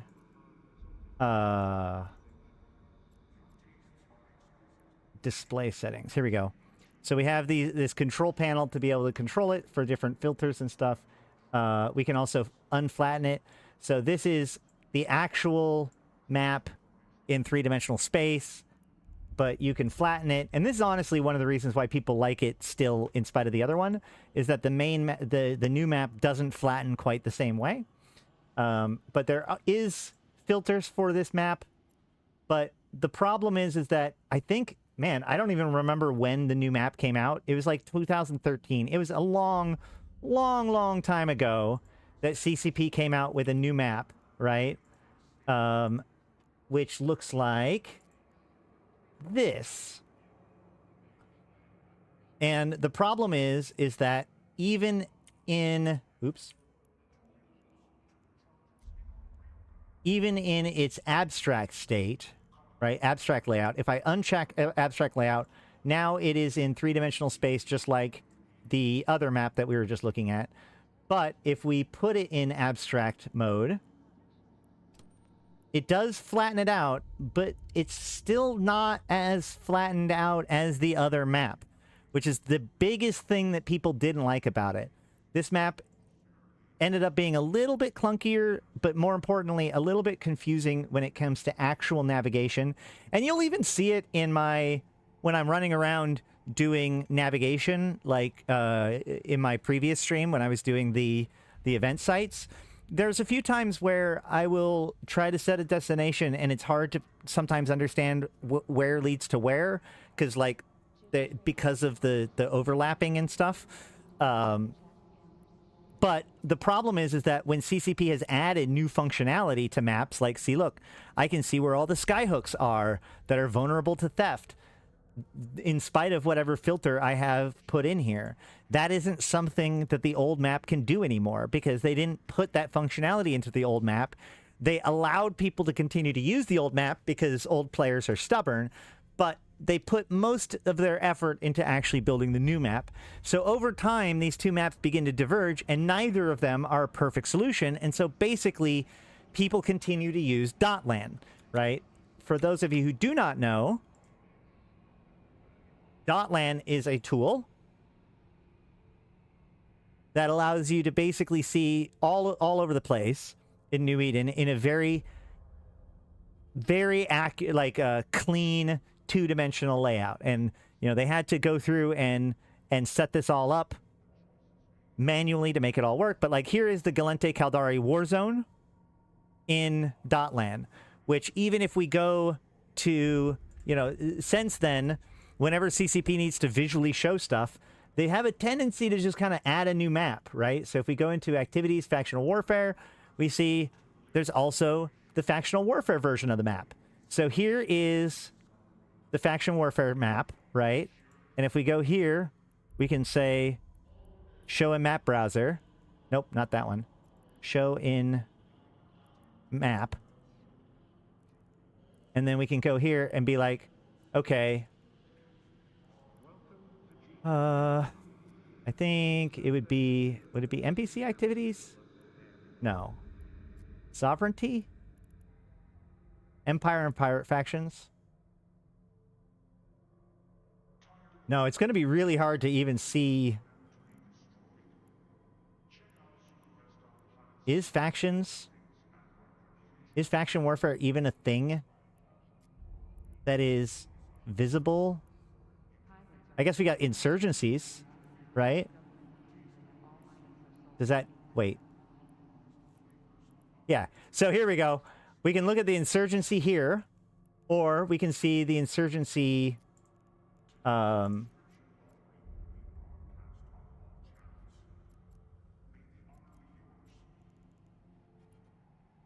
here, or we can see the insurgency. Where is it? Really? Wait. Am I missing it? Isn't the insurgency supposed... Wait. What? There's the shipcaster. Where is the insurgency right now? Wait, hold on. Where is the insurgency right now? It is Heverus.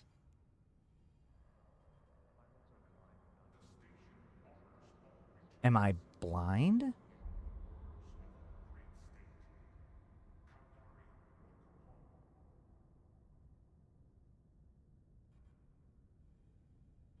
My brain's melting. Oh, well. It's in Verge Vendor at the bottom. Oh, yeah, there it is, right there. Anchor. Well, that just shows how clear it is to compare these different maps, right? So, you know, this is the point, is that, like, all of this information is super scattered, and it's all over the place, and honestly, at this point, no one place is perfect, even Dotland. And, of course, part of the reason why Dotland isn't as perfect is because some of this stuff isn't even available in the API as much as you would like it to be. Now, there's a lot of good information in this on Dotland, but as you can see, like, it may not be 100% obvious to somebody just by looking at it what it all means.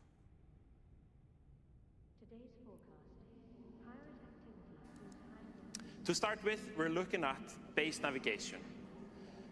We know the map scares new players to a point where we actually don't show new players the map. A hell of a confession, right? A hell of a fucking confession. Like, think about that. Like, and this is honestly something that I think is an important thing to think about when it comes to CCP in general. Like, they feel like the map scares away or intimidates new players, and so they opt to just not show it to players at all, right? And that is wild to me for two reasons. One, the implication that this means for everything that CCP doesn't necessarily talk about, like directional scan, right? Just because it is intimidating to new players doesn't mean that you shouldn't necessarily introduce it to players. Here's the thought. If you don't introduce the map to people in the new player experience or in any sort of tutorial or in any sort of help video or anywhere whatsoever, then guess what? The only way that people are going to find the map is by randomly stumbling upon it as they're looking through the UI, and then they're going to be even more fucking confused. Like, okay, great. The map is confusing. We know it. Filters are confusing. That's great. So we're never going to mention it to anybody. So when they see it, they have absolutely no context, no instructions, no hints, no videos, no nothing. Get wrecked. Not a good solution. And this sounds super odd. You're like 21,000 years in the future in this ultimate sci-fi experience, like living out your freelancer fantasy, but without a map. So for I the gotta check initial out pass, we're taking the knife Rift. to filters, favorites, and some of the base functionality, making it clearer and more accessible, and giving you more control to actually shape it to your needs. Yeah, the map is really good for impressing people, not really good for drawing people deeper into the game, right? And I think that one of the things I see here is that they're allowing you to kind of split out chunks of the map And I think that that's going to be an important thing. Like, if I could quickly switch my map to only showing the region, for example, like cut out everything else and like shade it out so that way I'm only interacting with the region for a minute or something like that. Or, you know, like there is some of this functionality built into the map, but obviously like it's been a struggle because A, it's already hard to figure out how to map out this many star systems, but also with the player base divided on how the map works, CCP knows that any effort that they put into upgrading the map is going to be seen as somewhat a waste because there's people who refuse to switch to the new map. And I call it the new map, but it's over 10 years old now. But going forward, we want to add more content to it. Interesting places to visit. This is kind of cool. Okay, hold on. So we see like things like agents, stats. Hold on, let me see if I can blow this up. Do these look like agent? No, these look like people, right? Are these? So ISK, location, last 24 hours. So this is giving you stats about the last 24 hours. I'm assuming in this location, right? Now, obviously, this is a mock-up, so we shouldn't necessarily open this up and like look at all of it. Like this isn't a real in-game screenshot. This is an idea for things. And obviously this like look on the back here looks a lot like it's from the economic report, right? Biggest battles in the last week or month or whatever. This is last 24 hours, right? So this is probably all of the kills in the last 24 hours. And we can see like this is a huge kill in the last 24 hours. And they can see this information. I wish I could read it better. Way to read the story of your local system, all to make it a part of your daily EVE routine. Some pretty cool concepts here. Ooh. But I don't want to spoil too much. They have Aura. They have Goons versus Test in this solar system. Aura's saying something. And we hear you. I love that he says this, because as they're showing off the map, this is how well CCP does know their player base. As they're showing off the map, chat is freaking out, like, just do Dotland. Why aren't you doing Dotland? Dotland is so much better. And then he goes, we hear you.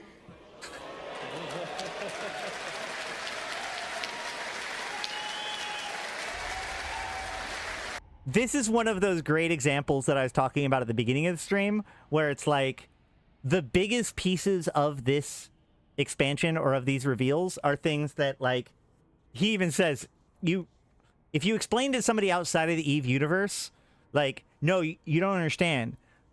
Yes, we're introducing a brand new ship. There are 2 new ships. Yes, we're introducing all this new cool stuff, new projects, all this new capabilities.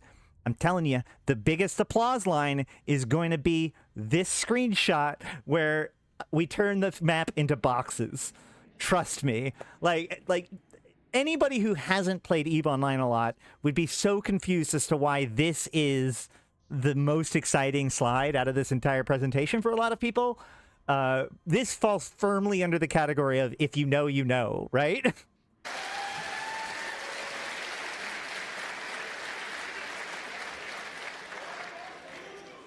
So for those of you that have no idea what's going on this slide, this is a 2D view of the universe.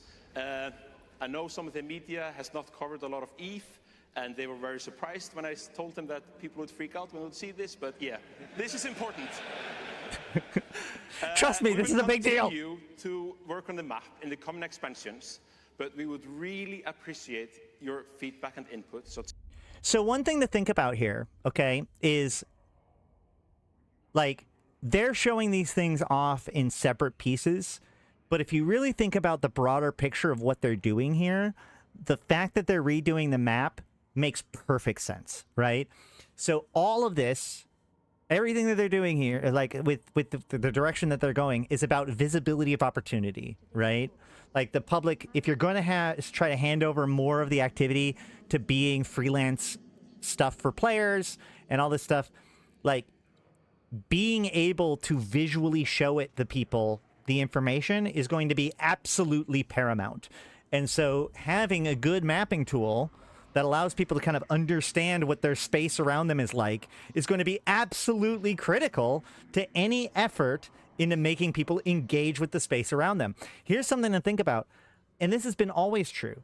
There's like a lot of people in this game barely engage with the actual local area of their universe. And I'm not saying that people don't undock and do stuff. What I'm saying is that like I lived in the Fleet area for probably like 3 years before I bothered to like learn the world around me enough that I could navigate without, you know, opening up a map or something like that. Like there are people that live in systems with phenomena or special sites or something, and they've never even gone to those special sites. They've never even understood those sorts of things. Like they don't pay attention or whatever.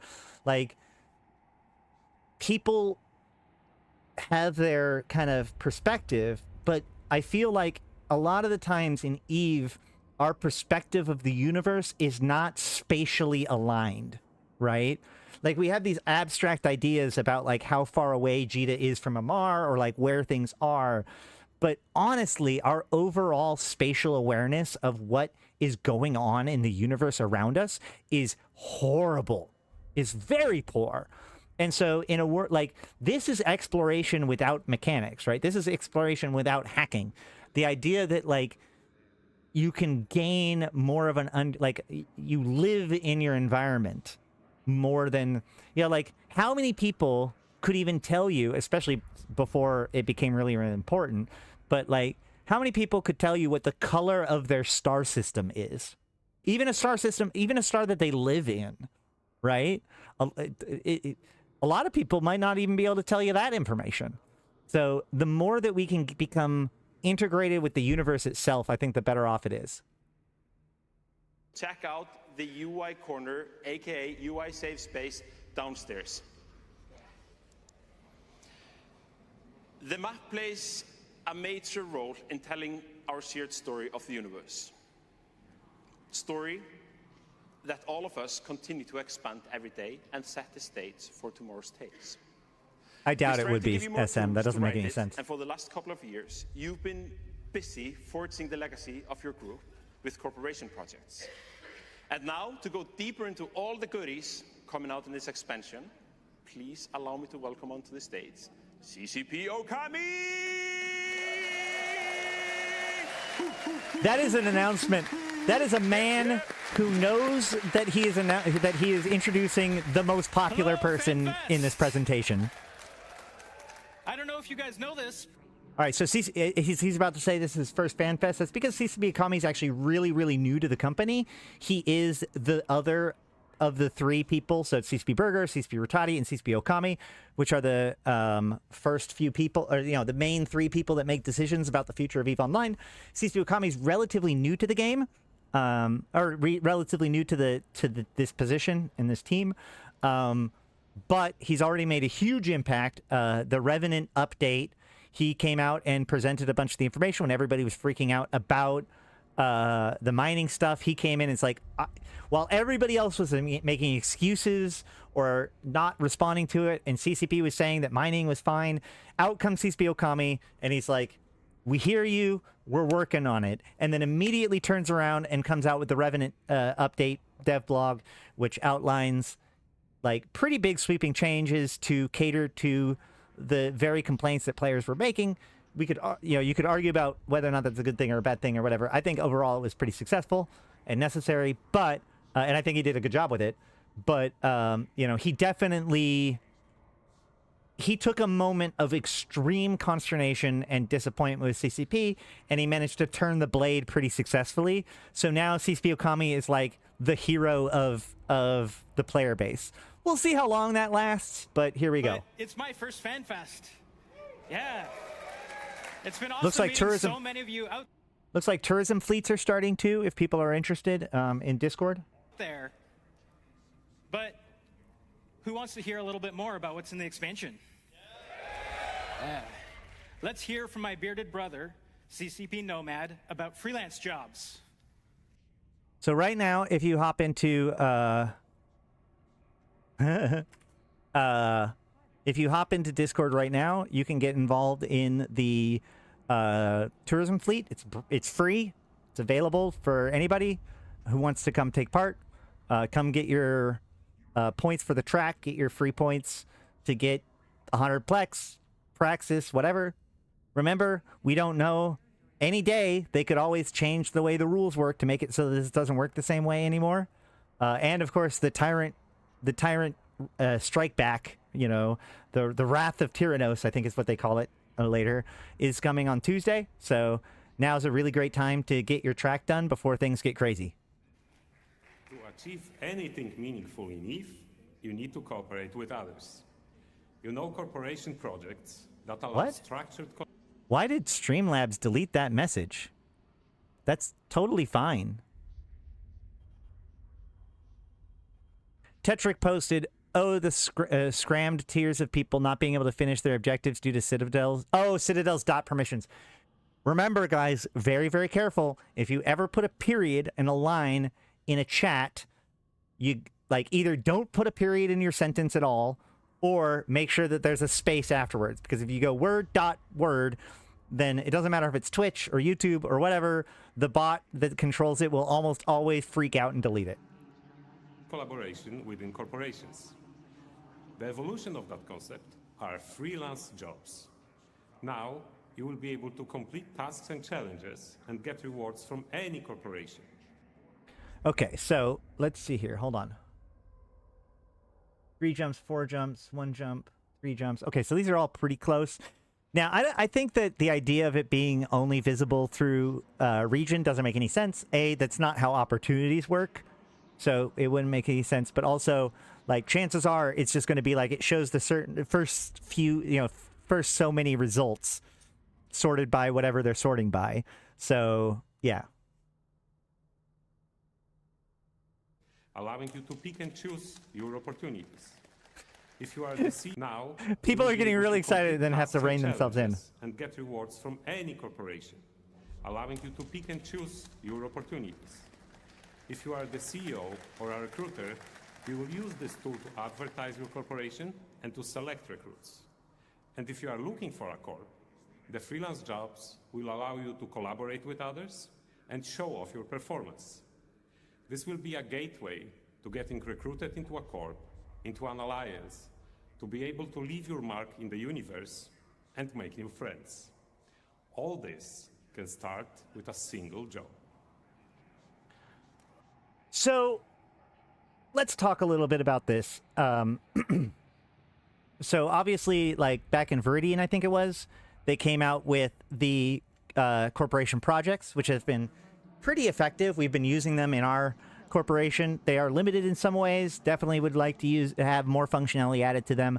But they've always talked about how they were going to open up those postings so that way you could, in theory, put something out there for other people to do. Now, what's interesting about that is that there's questions about why or when people would use this, right? So, like, as an alliance, I may want to, like, for whatever reason, I want to burn money. I could put up a salvage Rex thing and pay people money to salvage Rex in a specific place, knowing that it's just I'm giving a fun little thing for my people to do. Like, for instance, we want to do level 4 missions, and I want to incentivize somebody to come and help salvage stuff. So I can put up an opportunity, a salvage opportunity there to help give a little bit of an extra incentive to the person to do salvaging. And more importantly, it introduces visibility to people, right? It's not just a reward, but it's also an advertisement, right? If you see that there's a salvaging opportunity, that might actually lead you to think about it more. Maybe you might not have even known that there was level 4 missions going on, or that that level 4 mission group wants a salvager, and now you do. And so it's not just about incentivizing something, but it's also about informing people about something, okay? But the question is that, like, well, why the hell would I ever want to just reward people for salvaging in general? Like, that doesn't make any sense. And, like, as Jeff put it, mineral ore deliveries, that will be a big deal. But also, like, is it though? What is the practical difference between a opportunity that asks people to turn in ore or minerals, or a buy order that wants to buy minerals or ore? Not much. I would say that functionally speaking, though, like, you haven't actually added new functionality to the game. You have added a visibility tool because people might see that if they're looking for other opportunities, but they have to already be looking at opportunities for that, looking at the opportunities to see that that is an option within opportunities. Here is the thought that, here is the scenario that came to mind for me that really drives home where this comes to, okay? What's with the recorded CCP, guys? Looks like, what? I don't know what you're talking about. Oh, yeah, not everybody can make it to FanFest. Also, like, I would argue that there's a certain amount of the presentation that they want to make sure is polished or whatever. And honestly, let's be frank, there's a lot of really high-quality devs that may not want to or be able to do good presentations live. And the player base is not really forgiving of people in live environments. So, like, yeah, I could definitely see some developers choosing to pre-record their presentation rather than walk out there and live try to give it to somebody, right? I think it makes sense for a lot of the details to be kind of locked in with live presenters functioning as a like the glue between different things. But that's neither here nor there. So here's my scenario, okay? Let's say, you know, we are defending Fleet, right? Fleet has, like, you know, I was part of Aileron Robotics for a long time. We defended Fleet for a very, very long time. And, you know, twice before, there have been major invasions of Fleet. We called it Vietnam, 1 and 2. So let's say in the future, Vietnam 3.0 happens, right? There's this big invasion of Fleet, and the forces that be, Aileron Robotics wants to defend Fleet, right? So we have all of the normal tools at our disposal to defend Fleet. Of course, our own members are going to be busting their ass to take part in it. As it becomes more and more of an important thing in the faction warfare broadly, more and more of the groups from both Galente and Caldari are going to be pouring in. But if you think about it, the defense of Fleet in this scenario is something that Aileron would be interested in beyond the value that is extracted from the loyalty points or whatever that is involved in defending it, right? They're not defending it to be rich. They're defending it because they want to keep it, right? This motivation is not about making money. It's about making sure that our vision of the universe is preserved, right? And that makes it worth money to those people. It's no longer, look at the wormhole event that has been going on right now. The people that are been participating the most in those wormhole systems aren't doing it because of the payout. They're doing it because they want their faction to win the fight against the drifter threat, to the point where look at invasions. When invasions happened, invasions 3.0 or 2.0, or the actual invasions where we fought over individual systems, the PvP version of it. One of the things that CCP was so struck by, and the thing that brought CCP or made CCP realize that they were really, really, really onto something, was that people were pouring into those invasion systems. People were pouring into those invasion fleets, not caring about the ISK. They were overloading sites, making it so that their rewards were crap. They were bringing expensive ships and losing them over and over again to make sure that, basically, it was almost impossible that people were actually making a profit fighting in those systems, because people weren't doing it to make a profit. They were doing it to fight over the system. So let's go back to Fleet. Aileron Robotics has a bunch of money, and they have an interest in securing Fleet. Fleet comes under threat. So now, not only do they have all of the tools that they normally have, but they can actually put up a public opportunity. Hey, come earn Galente loyalty points in Fleet. We will pay you for it, right? And now, people who otherwise wouldn't be participating in faction warfare may, in fact, direct enlistment specifically to go fight for the Galente in Fleet. And likewise, the Caldari, if they give a shit, are going to be putting up their own opportunity to their own incentive in order to attack Fleet to get LP point, Caldari LP in the system of Fleet.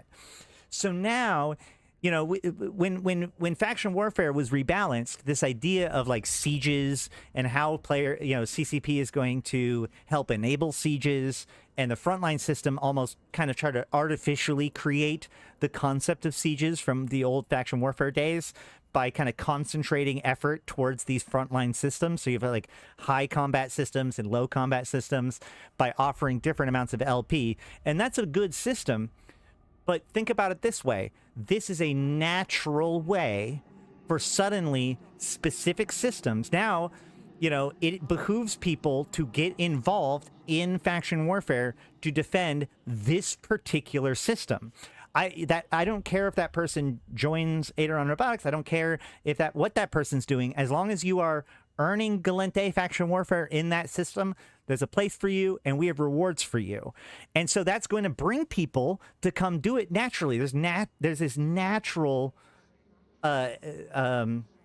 incentive built in to doing that kind of activity that draws attention to those places. And of course, Aideron Robotics, because of the fact that they've got their name on all of these projects, they make a name for themselves. More people are going to probably look into them and join their group. Maybe some of them, people are going to check out the opportunities and maybe talk to some more of the people, and they grow. So this is an example of how this idea of freelance contracts or freelance opportunities basically gets folded in to the natural ebb and flow of the game to provide things for people to do, ways for people to interact. This is what I was talking about contributing without necessarily being social. You can choose to then take, step up and be social and get involved in the broader thing. But at the very least, it gives an ability for players to influence the values of different systems and different activities in the game based on the changes or the things that they want to see in the universe. And that, I think, is the huge, ultimately, I think that's the seed that this freelance stuff, that's the true potential of these freelance projects. Hell yeah!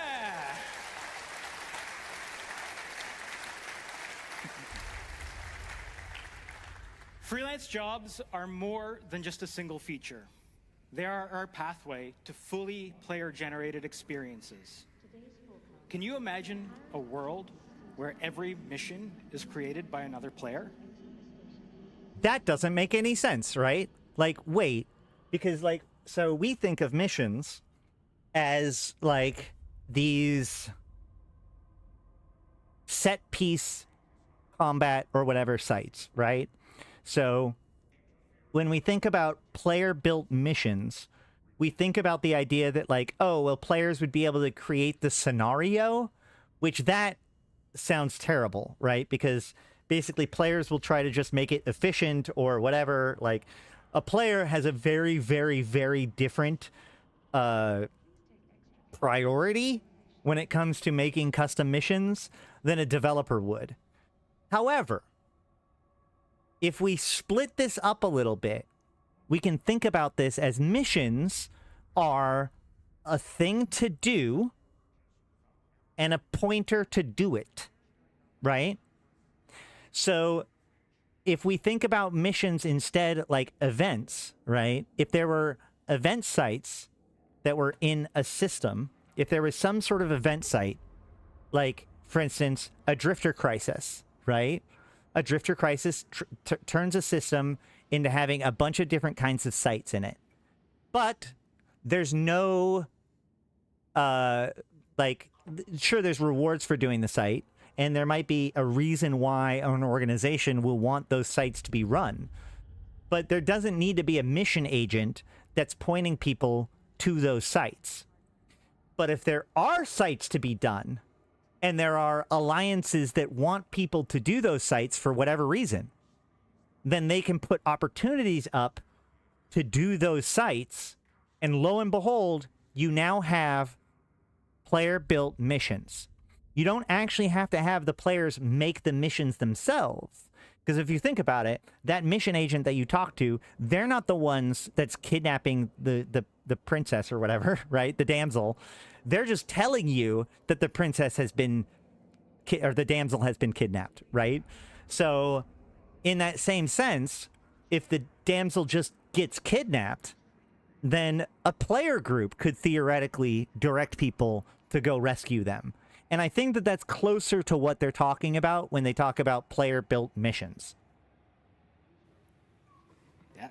What about every expansion having a full set of jobs related to every major faction and empire, and completing them led to the unfolding of the mysteries of the universe?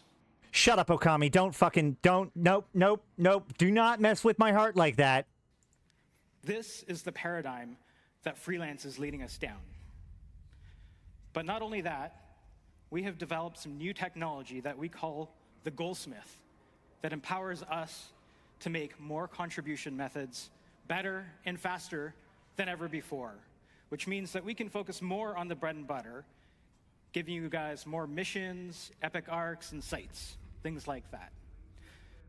Which is, so I want to say that while a lot of what I predicted for this FanFest wasn't necessarily true, a lot of what I predicted for this FanFest was true. And this idea that like CCP has gotten to the point where their publishing tools are good enough that they can focus on just publishing stuff instead of building publishing tools.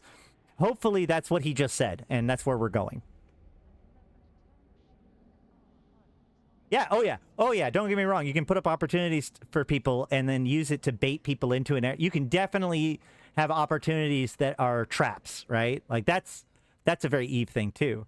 But at the same time, like, if a corporation's always making bait missions, pretty quickly you're going to get identified for that, right? But finally, in an update this summer, we'll also be releasing a robust set of ESI endpoints, meaning that you can create, manage, and scale your freelance jobs at an unprecedented level. I would argue that this is definitely not a shift in focus. I mean, it's a shift in branding, but there are some pretty significant changes to nullsec, skyhooks, all that stuff, which has been the theme. Like, they didn't stop doing stuff with Equinox and skyhooks. If anything, they're growing out of that concept. So I don't think that this, I don't think you can argue that this is a shift in focus. If anything, this is a realization. Like, as I said, I think it was yesterday, like, remember, this is not a winter expansion. This is a summer expansion. So this isn't Havoc. This is Viridian. And if you think about this as like the next stage of Viridian, this expansion makes a lot of sense, right? You know, if you think about Viridian, Equinox, then Legion, like that like that actually feels right. You know, we have these big content expansions or like feature changing expansions with things like Uprising, Havoc, and Revenant, but those are winter expansions.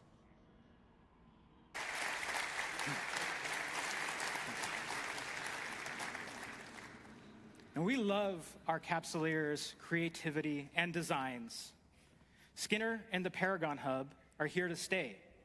And we're always thinking of new ways to allow you to customize your ships, including things like lights, trails, signatures, and even corporation banners. We're going to mention all of the things that we've all been wanting and asking for in Skinner, and then move on without confirming that we're doing any of those. And in an update beyond Legion, we are committed to getting... So again, beyond Legion. So already we have moved past what's happening in 3 weeks. And this is a big thing that I got out of this this keynote, which is like a lot of the things that we're talking about seems like it'd be closer to like the major expansion or the major update within the expansion, not the actual expansion itself.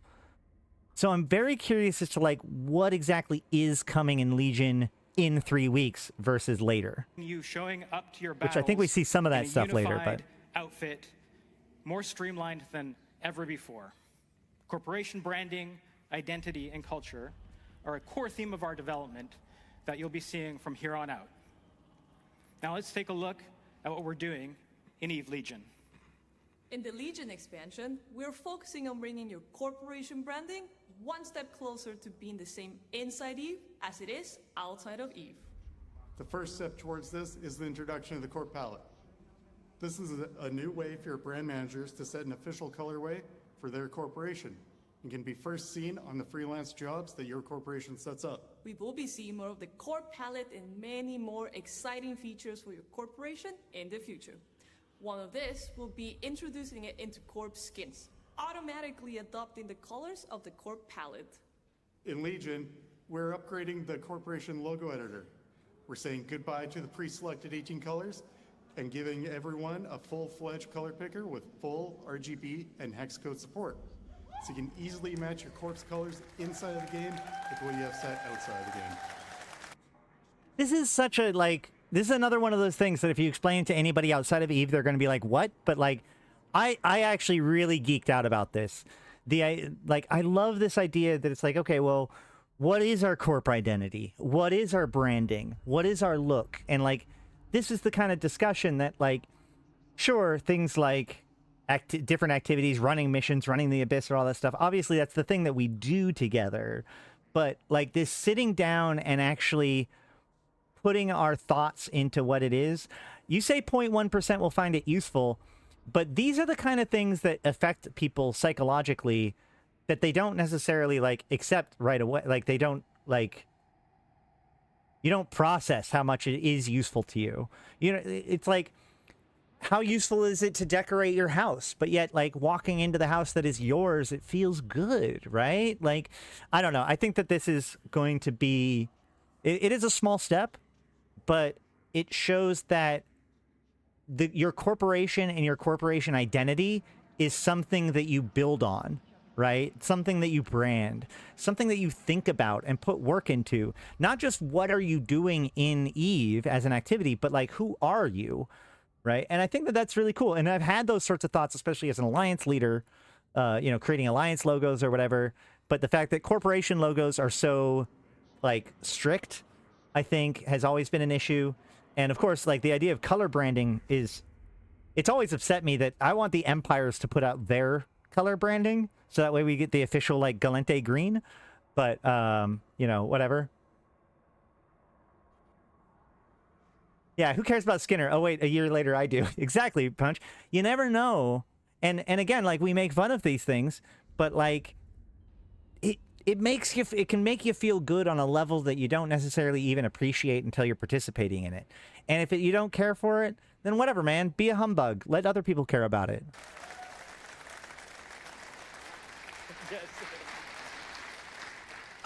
A color picker, finally. That finished EVE. It's something for people to come together behind. And that is so critical to EVE. CCP Helmer said earlier, EVE Online ecosystem extends way further than the client. The ESI...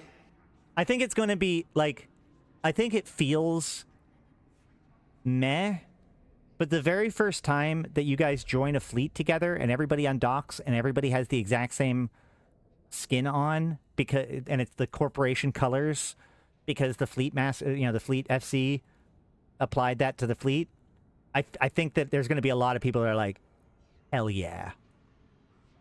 Plays a major part in bridging the gap. And you know why I know that? Because when you undock from a player-owned structure and you see your logo above that structure, people go, hell yeah. Into New Eden. It's fair to say that we haven't always given it the love it deserves. But despite that, you've actually managed to build some incredible things on the ESI. See Killboards, Dotlan, PyFa, Fuzzwork, Rift. These are some of the tools that I use on daily basis or weekly basis. All tools built by superhero capsuleers on the ESI. And then we released the Excel add-in, and that changed. Can you guys possibly imagine how big of a deal it is for somebody who's been part of this game for this long, got into the game for partially because of third-party development, joined Aderon Robotics because of the fact that the guy who made it was the one who made the Android app, and suddenly they're talking about ESI on the keynote like it's a serious thing,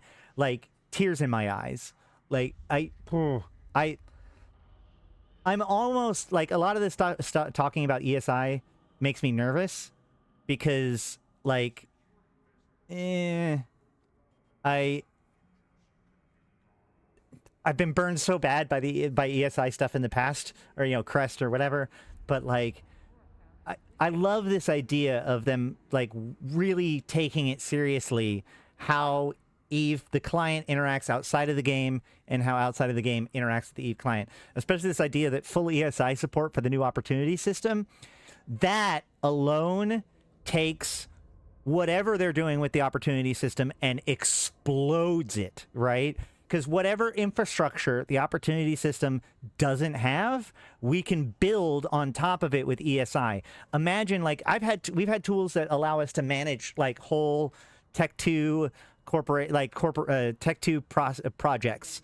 Imagine if you could just build that tool, or like, set up your plans in a tool like that and then press a button and all of those opportunities automatically get generated and created and ISK allocated to it inside of the client.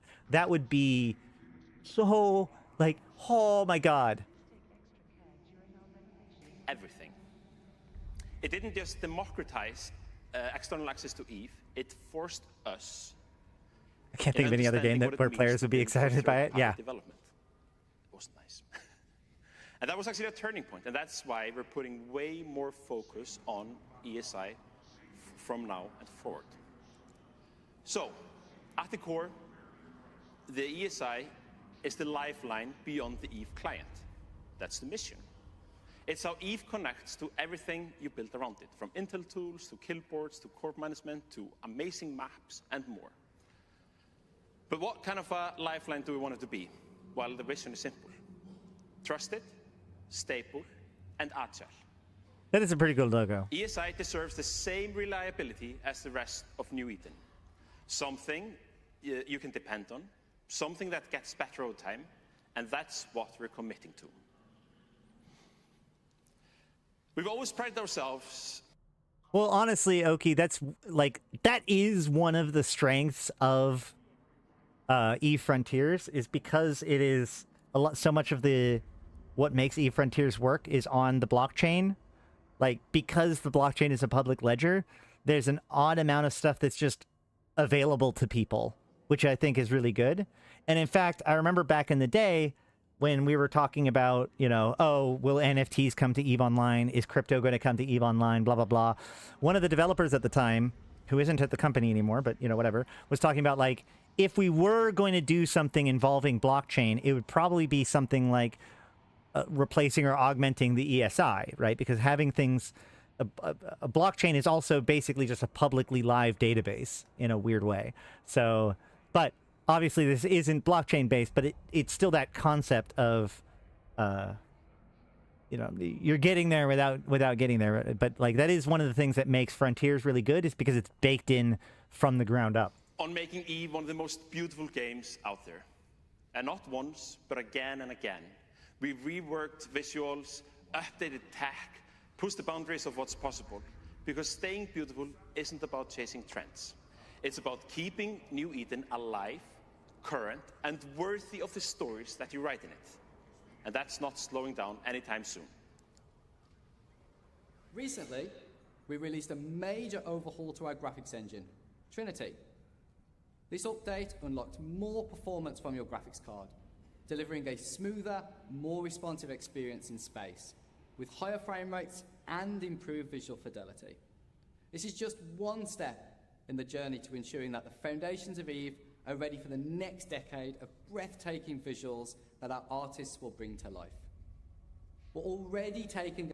Quick poll, because I saw in Twitch chat people were freaking out because, like, they keep talking about how this was performant, but I have heard a lot of issues with these updates. If anybody has any feedback about the latest graphics changes and the changeover to GPU-based rendering more, I'd be very interested to hear about it. I've been having fun, but like any of these kinds of changes, I would say, like, it can both be true that they're seeing great gains because of it, but it's also more unstable or it's causing more problems, because this is a very significant engine change, and so they're going to have to, polish it a bit. Advantage of this upgrade. and have started working on This is a complete awesome. renovation of our fog system. This enables stunning new lighting effects, truly enhancing the sense of depth and mystery of space. We're also adding ray trace shadows to Eve, with the results looking amazing. They deliver the most realistic shadow rendering we've ever seen. They support more light sources, eliminate artifacts, and pave the way for even more advanced ray tracing features in the future. And to ensure the best possible performance, we'll be introducing upscaling this year. With support for all major graphics cards, you'll be able to boost your graphics card performance with just a few clicks. So I need you guys to help me out with this one, okay? Because, like,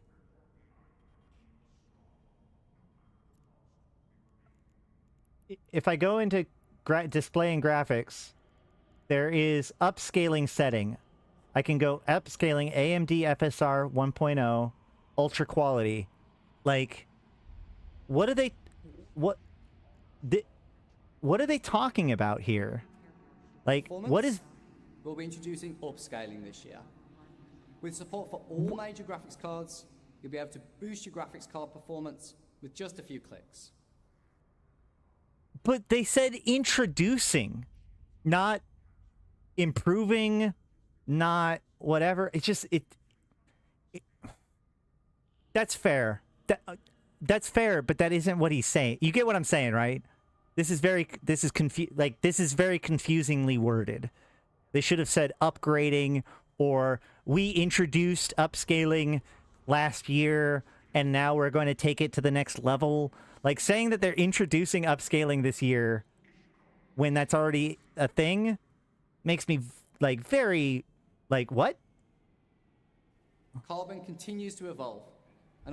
That's fine.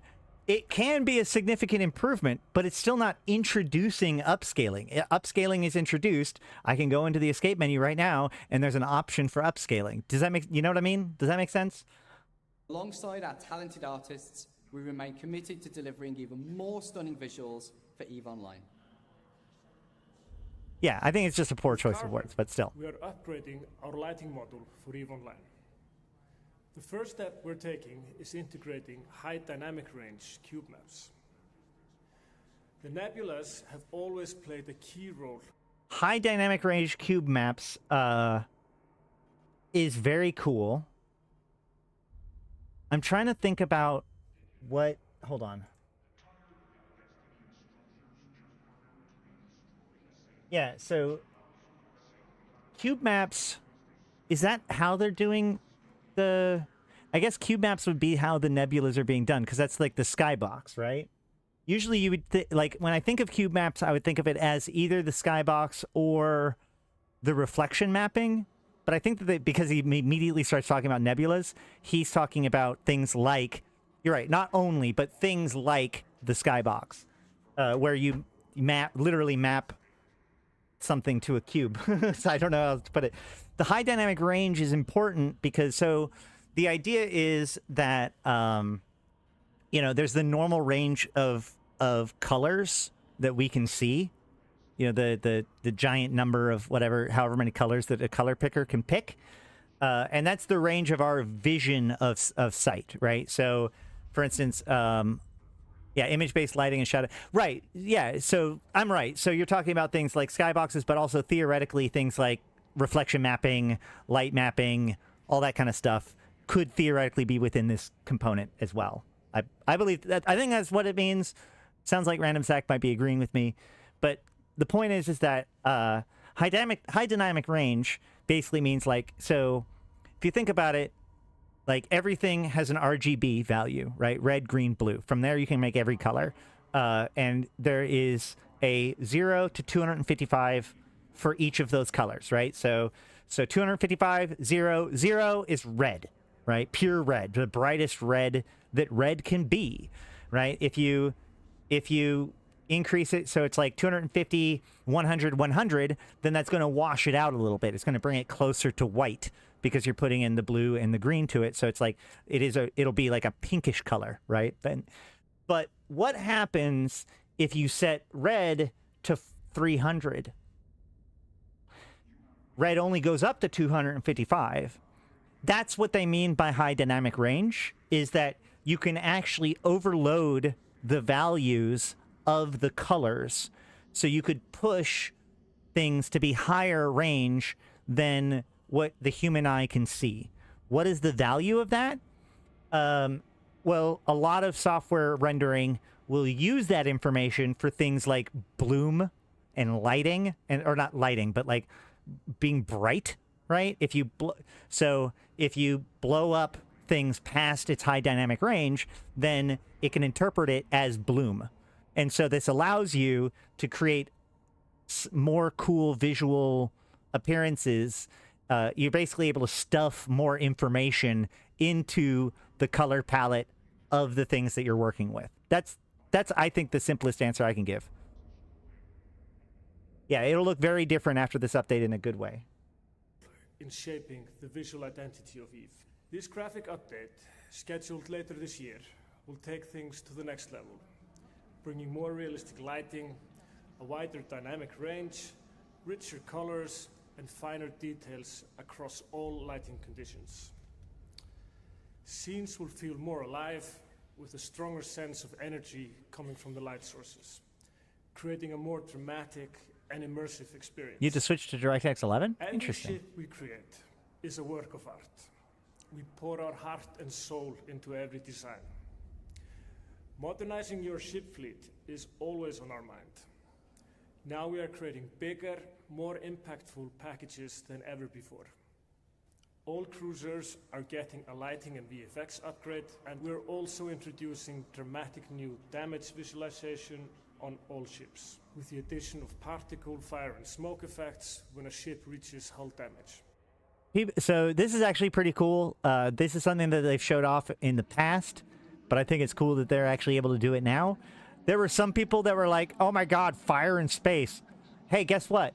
You've got oxygen in your ship, and if there's a hull breach, then that starts to get, evacuated out of the ship, which means the area around the hull breach has oxygen, which means it can have fire. That's how it works. Bringing a whole new level to the intensity of combat. In the Legion expansion, we've also redesigned 5 Tech 1 cruisers and all their variants. This looks pretty 13 sick. New ships in total. These hulls now have a sleek, modern design. Damn that thorax, boy. Damn that thorax. I'm going to have to be flying some thoraxes. And this is going to be the first test of the kind of the transition of CCP, because we were talking about this yesterday, I think it was. Like, what's going to happen when they remodel ships to skins that are already applied, for that ship? Because there are people that have made skins for thoraxes that are not going to match the new model. You're right. You can't have fire without oxygen. That's true too, but I'm trying to keep this simple. Higher model and texture quality, designed weapon platforms, animation states, VFX. That scimitar, man. Pushing visual. That scimitar looks so good. Higher model and texture quality, designed weapon platforms. Phobos. Look at that scimitar, like the little things on the spine and stuff. Oh. How many ships did they say it is? Hold on. Bringing a whole new level to the intensity of combat. In the Legion expansion, we've also redesigned 5 Tech 1 cruisers and all 5 Tech 1 cruisers. So we've got, hold on. They show the Mauler, the Thorax, the Scimitar. Their variants. What else? 13 new ships. Omen and Celestis. So there you go. That's the 5. Design, those look sick. Texture quality, designed weapon platforms, animation states, VFX enhancements, and a balance pass. Pushing visual boundaries. It would be badass if, like, in the jet of fire, you also see, like, all these little bodies come flying out. Of EVE is always at the forefront in art. These are some pretty big, epic milestones in our ongoing modernization journey. We look forward to continuing this work and bring you more cool stuff in Well, the good news is that most of the time when things have HDR, you can just turn it off. the future.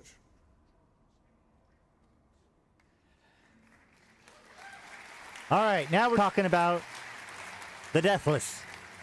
Awesome. The last 6 months have been quite the saga. In Revenant, you uncovered the origins of the Deathless through a series of recovered journal entries. Yosef Okada was a brilliant but reckless archaeologist whose obsession with lost Jovian secrets led him to Zarzak to integrate with the Fulcrum and become the pirate lord you know him as today.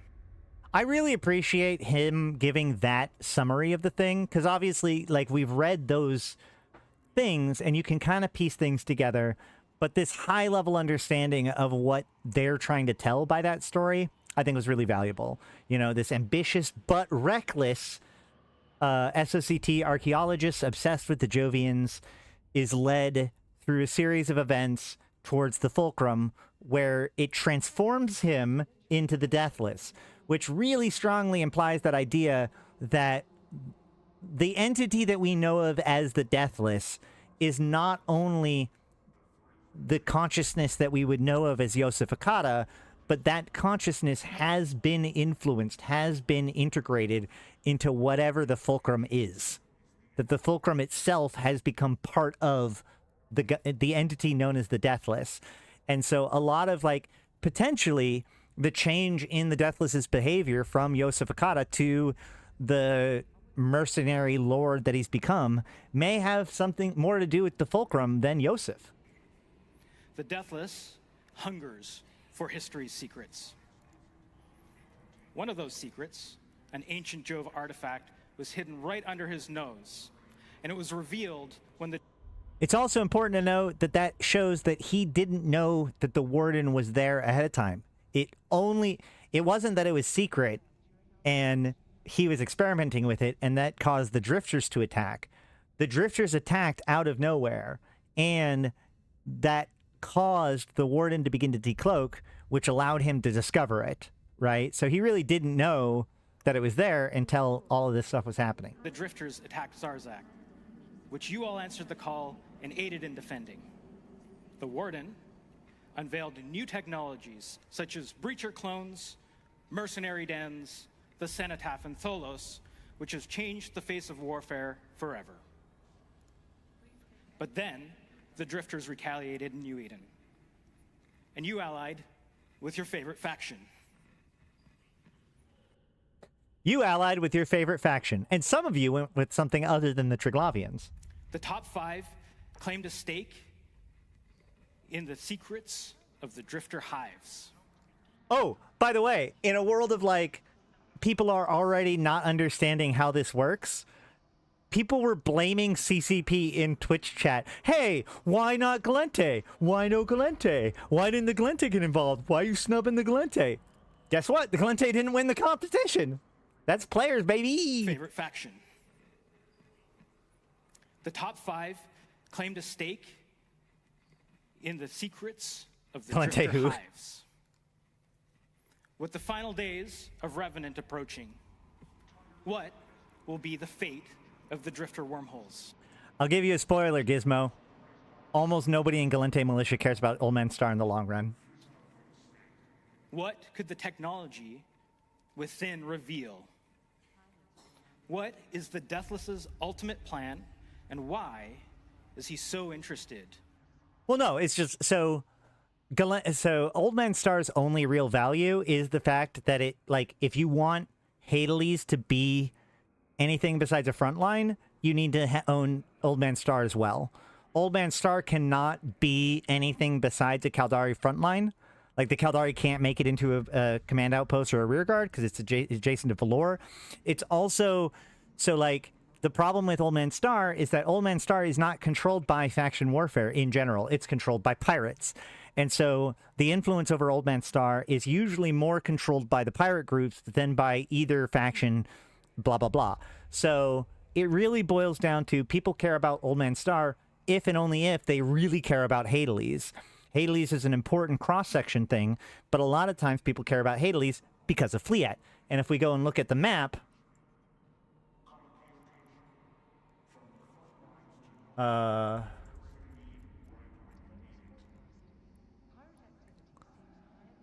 we did not get a bingo. Y'all are way too optimistic.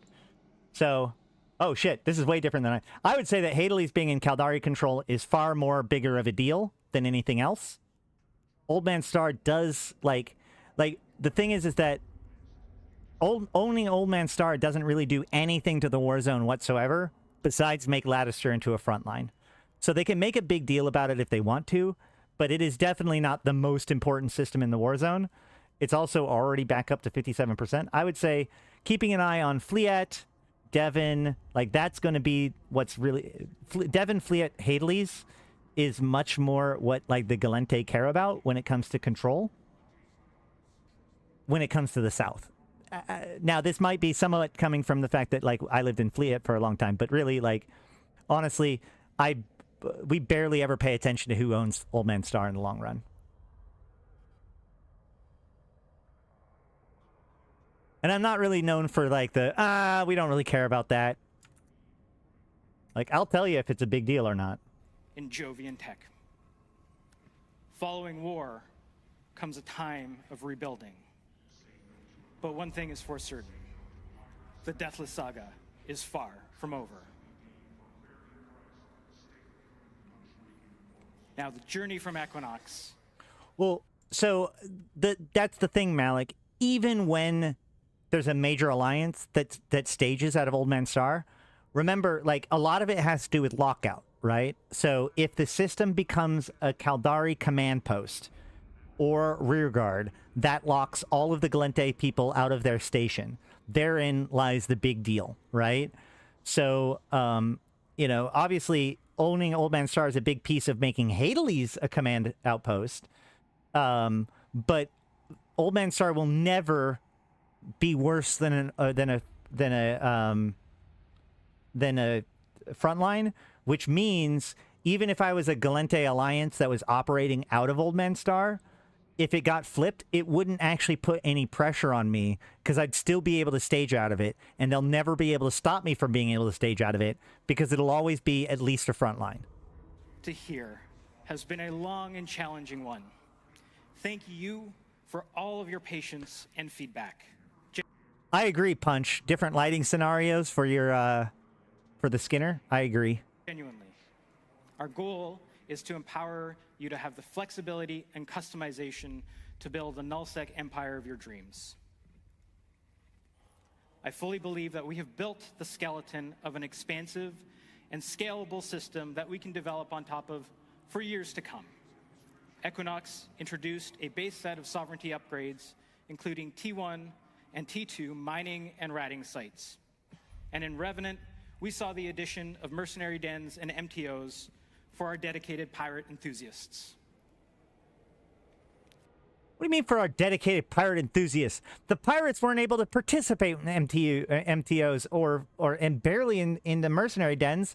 That was nullsec love, not pirate love.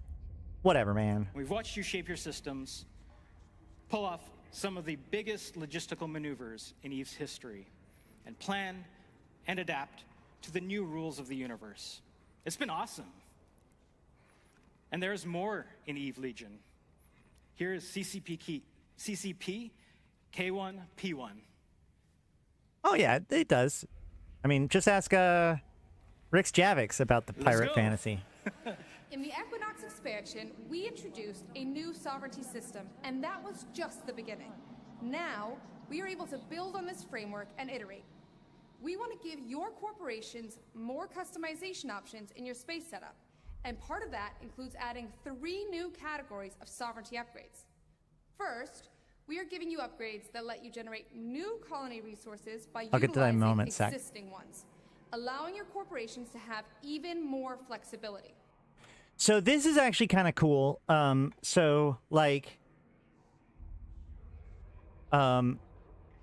Right now, people have they have the ability to extract these resources. You need power, you need personnel, you need the lava and the ice planet stuff in certain proportions. But outside of metanoxes, you can't really turn that material into other stuff. So this is going to allow you to be like, okay, well, this system basically turns extra personnel into this other thing or something like that, which I think could be, like, this is a huge step. you know, this goes back to like Equinox was the building of a foundation of a house, and people are like, that house sucks. And it's like, well, yeah, it's just the foundation of the house. So I think that this, like, they don't go into too much details here. Hopefully they will tomorrow in the other keynote. But this is going to be a big piece of what makes the Equinox, like, logistical network valuable, I think. But we'll see. Also, on the topic of, like, so by the way, Ash, they do a lot of first-person animation lately with heavy use of sci-fi UI and large screens. What do you think that we're using first third-party view in station ships or just artistic representation? I think it's artistic representation. It's an easy way to view it. I don't think this is necessarily a step into walking in stations. I do think that as they started building Vanguard, as they've been building in Unreal and stuff, they've been working on their animation tools since then. So, you know, over the last 5 years or so, you know, we've watched animations get a little bit more, you know, they started out very clunky in early scope videos, and they've gotten better and better and better and better.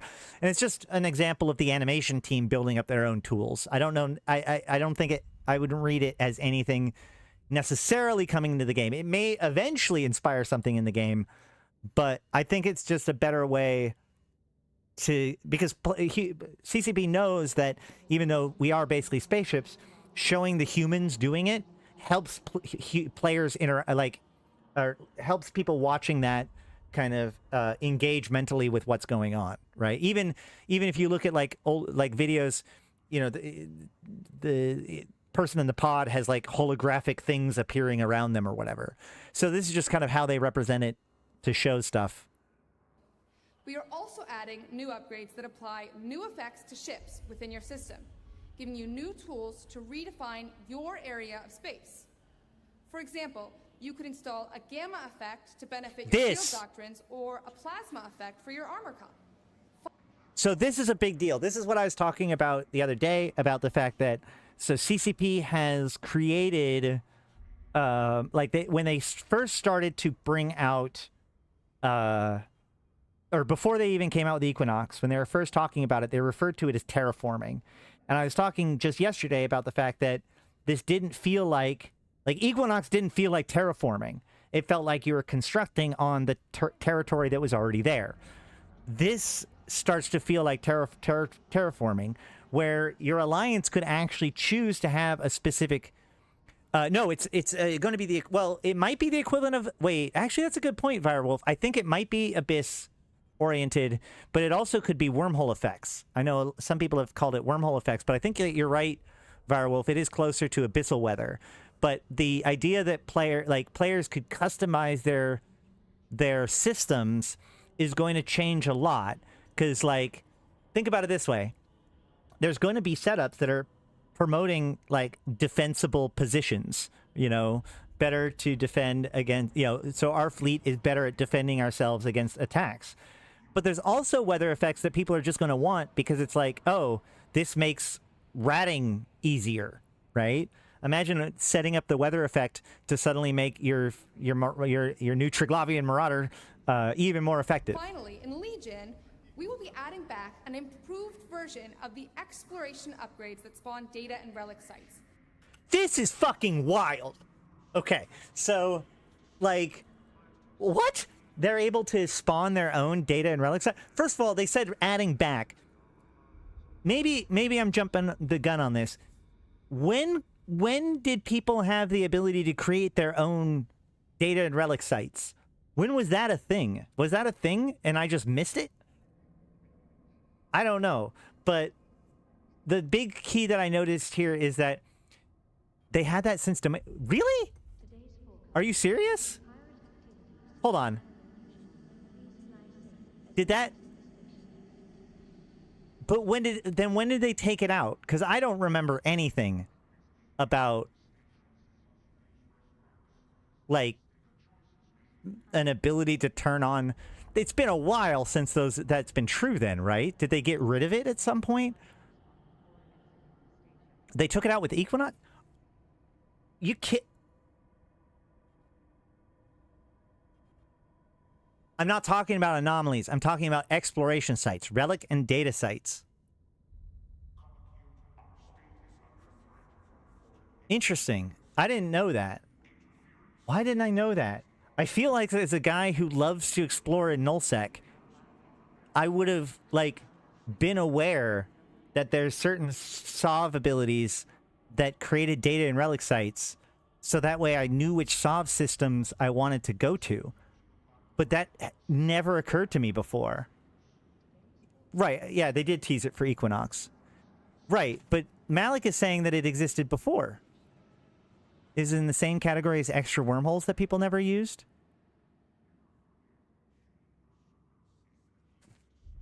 Okay, whatever. Either way, the one thing that's big on this is when they talk about this, they talk about it being not just in the one system, which is really important. I predict that what this is going to do is you put it up in one system and it broadcasts it to like the whole constellation or the whole region, which makes sense because like the idea of spawning extra data sites in a specific system is just way too fucking OP. Unbelievable. Like the fact that it would scatter out, like what this does is it makes extra relic sites within this constellation that continues to seed within the constellation. At least you're still running around within the constellation for stuff. But like, if it spawns wormholes though, no one will use it. I mean, maybe. I don't know. Like this is, I think that this has a lot of crazy potential, especially as an explorer, especially as a nullsec explorer, that I'm going to like start paying attention to where these things are, so that way I can like go after their relic and data sites. Complete with new dungeon distribution mechanics that will affect the spawn rate of these sites for several systems instead of just one. We also recognize those of you who fight to take over space and conquer systems, but end up with an extensive logistical laundry list that involves nuking all of the existing and perfectly good skyhooks owned by your enemies, and then having to rebuild all of them for the good of your corp. Who has time for that? We get it. You're tired after your day of conquest. So to help you out, we are adding the ability for you and your corp to immediately capture existing skyhooks and make them your own for a fraction of the cost. So keep fighting Can we do this with Pocos too? the good fight.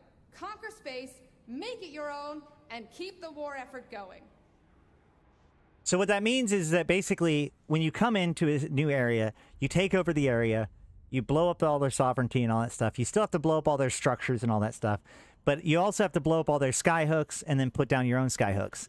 This is just going to allow you to just take over those skyhooks. I assume that basically if there's a skyhook in your sovereignty that isn't owned by you, you'll be able to basically do a hostile takeover to that skyhook. Now, extra credit if they require people to send people in with Vanguard soldiers in order to raid the skyhook to take it over. But, you know, that'll be next year. Yeah. Thank you, CCP K1P1.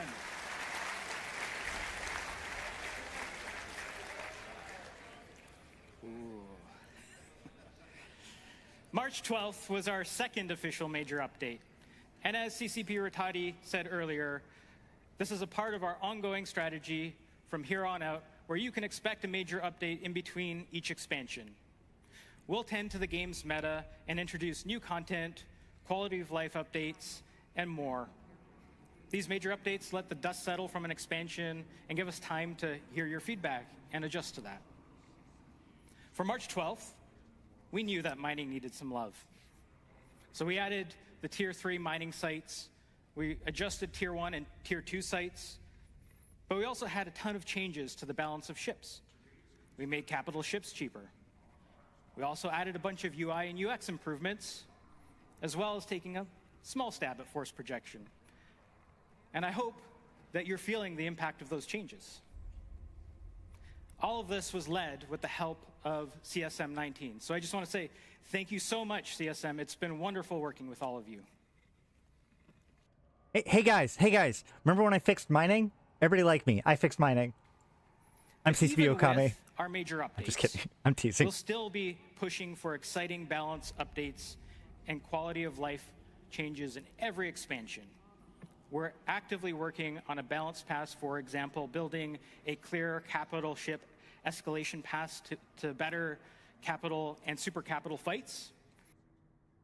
So that is an interesting, like, they talk about this a couple times, this path to escalation. And it's this idea that, like, a fight starts small, and then, like, a subcapital group gets ran into by a subcapital group. That subcapital group escalates to some caps. Then then the other side drops their own caps. And then that escalates to super capitals. That's how big fights happen. They're going to talk about that a little bit more too. So what do they mean about this capital escalation thing? I think that a big piece of it is, like, you know how they just added Sinos to something? What was it that they added Sinos to? What did they just add Sinos to? Is that a new mining ship in the pic? No, that's a Wreath, or that's the Mimitar hauling ship. Hicks. That's right. They added Sinos to Hicks. I think that is an example of what they're talking about. And as Revenant wraps, you're already experiencing some of our new content with the Drifter Labyrinth, which you'll soon see an escalation in our upcoming Drifter Crisis Wrath of Tyrannos event. Okay, so there we go. Big tease.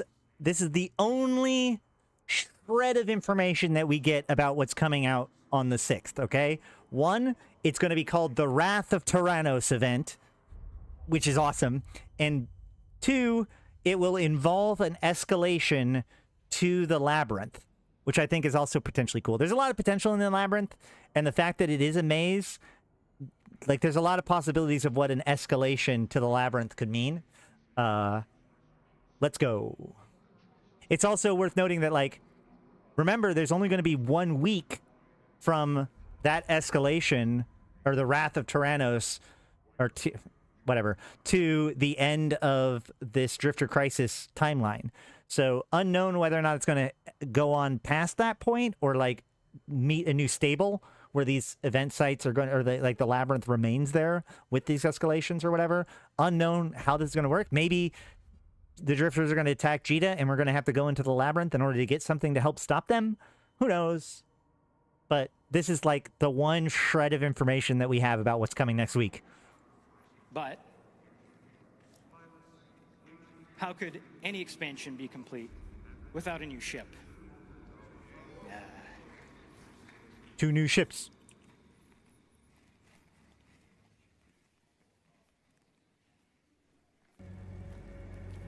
I do love the fact that they use this presentation.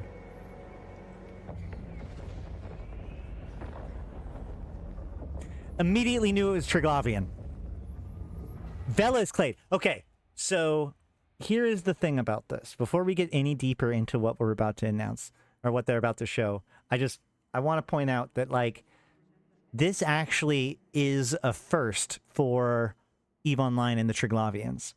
The other Triglavian T2 ships are all made by the Empires. So the fact that the Vela's Clade are working on the T2 ship, this is the very first Tech 2 ship developed by the Triglavian Collective. And the Vela's Clade were the original developers of the Leshak, if we remember correctly. If we go into... if we look up the Leshak...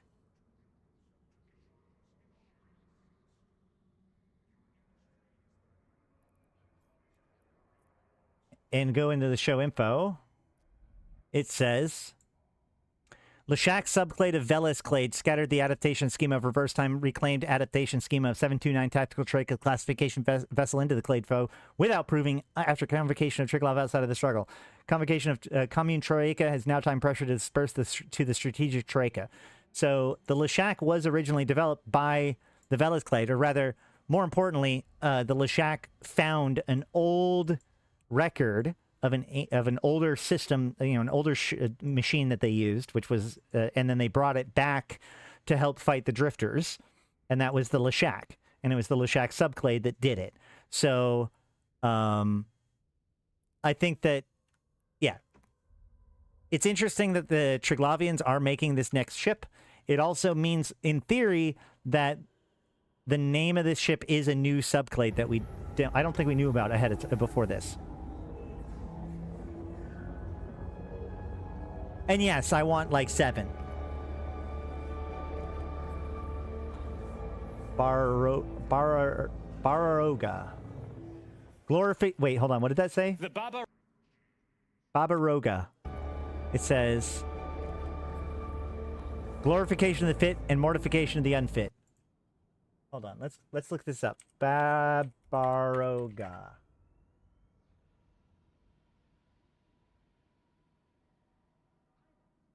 Oh. Wait.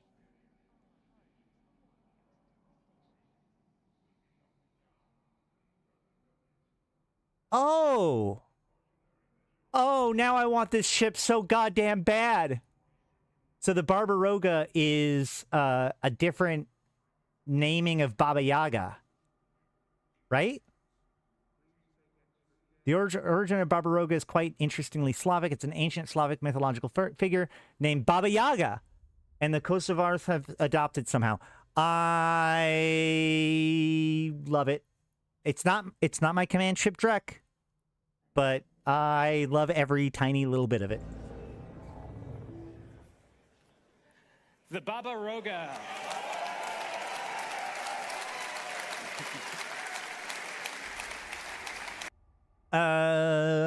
Veil? You're talking about Veil.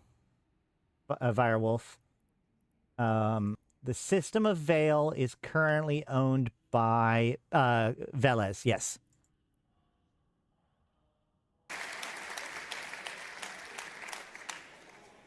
For capsuleers of a triangular persuasion, you'll be getting access to the Barbaroga, the new Triglavian Marauder. Based on a modified Leshak.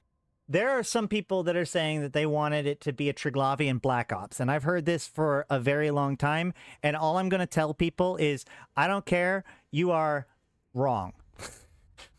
Like, the idea that it, like, okay, great, cool, a Black Ops, like a...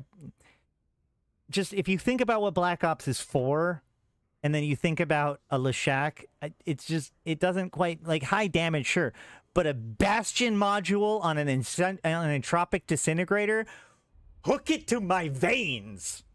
Hull, the Barbaroga combines Triglavian entropic disintegrators with the features you know and love from other Marauders, such as improved We need a Drifter battleship to be the Black Ops. Micro jump drive reactivation delays, and most importantly, the ability to use the Bastion module. But wait. There's more. Fan service time.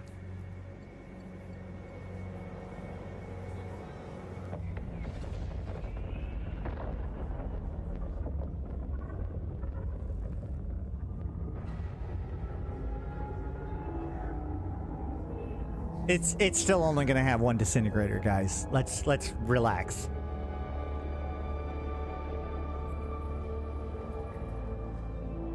That thing's beefy. So, who wants to join Angel Cartel with me again? Let's go. Let's fucking go. Hell yeah. I heard that some of you like dreads. Who likes dreads?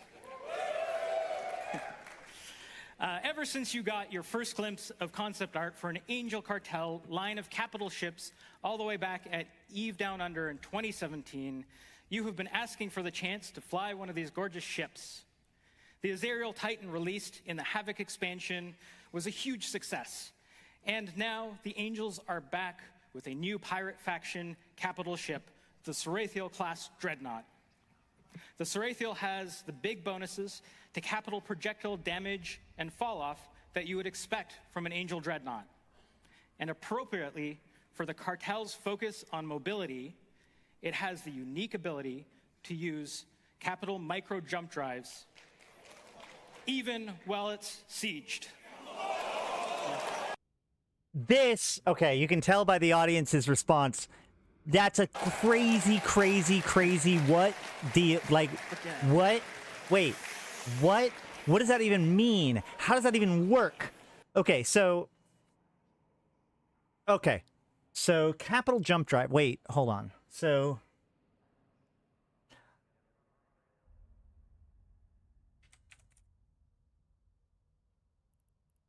capital micro jump drive.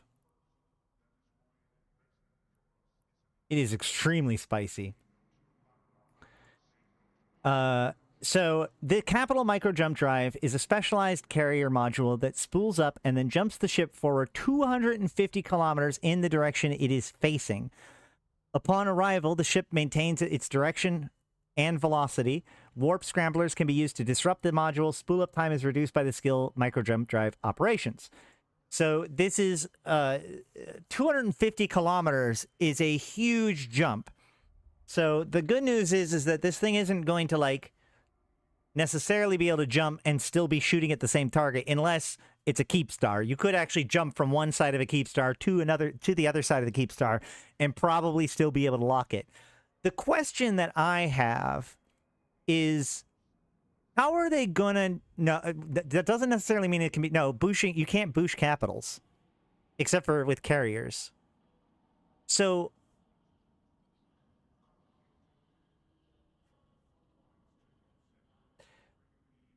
how does it know what direction to jump? Right? Because, like, if it's sieged, then there's a pretty good chance that it's not moving. Or it might be just moving in a very barely random... Can you already boost siege dreads? Okay, well, there you go, then. If you can, then yes. The answer is yes. Based on alignment. But you don't have an alignment when you're not moving. Right? If you jump in... And if you're at zero if you're at zero speed, you're not pointing in any direction whatsoever. You don't have a direction without a speed. You don't. That's not how it works. That's not how vectors work. Now they might be able to fake it or whatever, but that is. I'm just bringing this up because it's one of those things that you don't really do. No, but you don't. You don't. That's the thing. In the game, like, as far as the simulation goes, all you are is a sphere and a vector, okay? So, like, there could be, like, they could jump in. Like, if you have any movement whatsoever, then you still have a vector. And the ship model does try to align with the vector direction, correct? But if there is no vector direction, then you're effectively pointing in every direction at the same time. You can still micro jump drive when going zero. Oh, yeah, that's a good point, because you do, like, okay. So the question is, if I go down to 0 M3, it's got to just be the last vector you had, right?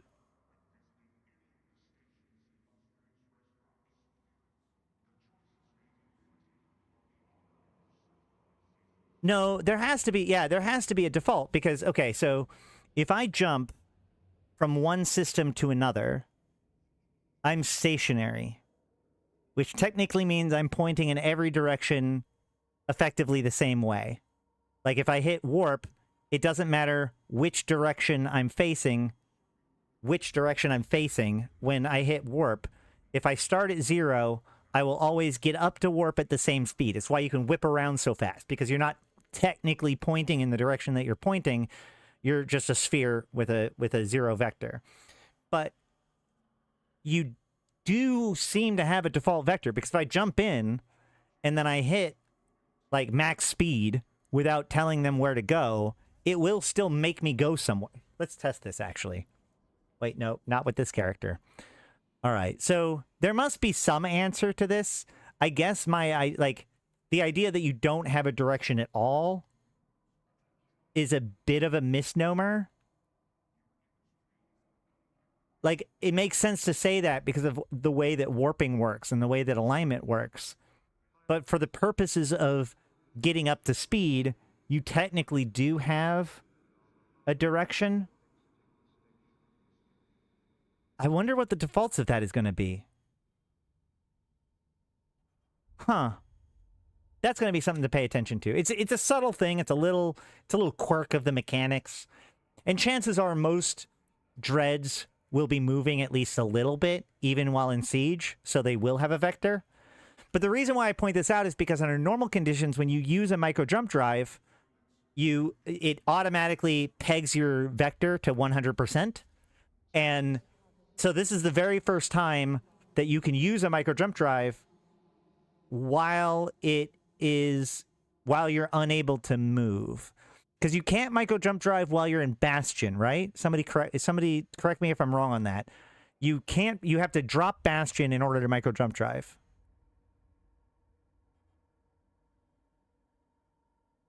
Right. Huh. It would be interesting if, like, I guess it would also make Bastions. I'm just saying, like, this is one of those, like, quirky, like, edge cases that I guess I care about and very few people do, but, you know, I have to make videos where I explain stuff. So technically I was wrong when I say that you don't have a direction when you have a zero vector, but, like, for the purposes of alignment, it makes sense, but the purposes of this, it doesn't quite. All right, that's enough of that. Sorry. That's just a glimpse of what's to come. We're going to dive deep and dig way deeper tomorrow in the Eve Legion keynote. Thanks. Yeah, I guess the thing that I was thinking about, Pink, is that, like, you do have a default, but when you hit Boosh with the destroyer then starts moving in a vector. But in the case here, since it's sieged, it can't go forward. If your ship's not moving at all, and then you click it and then you jump whatever direction you're facing with the ship. No, because again, in all other current existences, if you hit a micro jump drive, your ship picks up speed. This is the first time that you're going to be able to go from 0 velocity to jump. That's the reason why I'm bringing this up.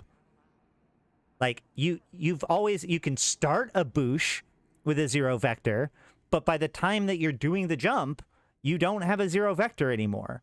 This thing will have a 0 vector when it does the jump. If it starts with 1. If it starts with a 0 vector. So much, everyone, and I hope to see you there. Now, back to CCP Rattati.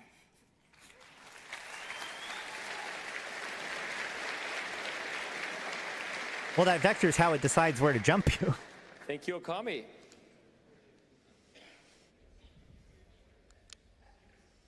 So coming back to this, without new players, there's no forever. But yes, you've heard, freelancing is the key. This is the original Angel Dreadnought design, by the way. New players need your help, and the solution is coming from within. Please use this tool to engage with new players. Yeah, you're right. I mean, there is a default vector that I was starting with. I guess, like I said, the only thing that was confusing me is that, like, so the way I was thinking about it is that act of speeding it up gives it a vector. So the moment that it needs a vector, it has a vector. Because of this, it actually still doesn't have a vector at the moment of jump, which means, at the very least, here's the thing. At the very least, you can't look at the Dread and know where it's going to show up 100%.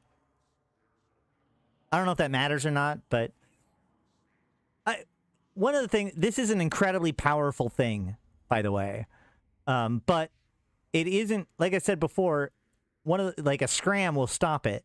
So once it's caught, it's caught. But it's going to be useful for things like moving things in and out of the attack radius while still in siege. It does look like a fat oracle. Players and reactivate lapsed players by creating goals for them, purposeful goals for them. Embrace them, nurture them, and help them grow to their full potential. Strong organizations allow the community to recruit, train, and motivate lapsed players by giving them purpose, clear goals, ways to collaborate. That's a good question, agency, Shadow. and things to do. This leads to a deeper sense of belonging. But viewing this expansion through this lens is important. But freelance jobs are a huge milestone coming in Eve Legion. It's a culmination of now 3 years of expansions, even if it's just a little box on this slide. It literally could not be done earlier, nor differently, because it's a fundamentally incredible innovation from a tech perspective, as well as a design perspective. Player-made missions. Scram bubbles will not, or Hick bubbles will not stop a Boosh, but the Infinite Point will. You can still micro jump drive while in a bubble. That's why we're not fixing career agents, because we're 100% sure that you will do a better job. This is that I don't man that statement. I hate that statement. This is why we're not fixing career agents. When they just like within the last year or two changed career agents. Oh, the community symbol. Well, I mean, they had to have symbols for everything because if you notice throughout all these slides, they always kind of put little notes on things. So like we can see what things are coming now. So it looks like the star map improvements and Equinox sovereignty upgrades are going to be coming now. Corp palettes are coming now. Freelance jobs might be coming now. But yeah, they do have a lot of weird icons in this one. It does look like a windmill or wormhole or something.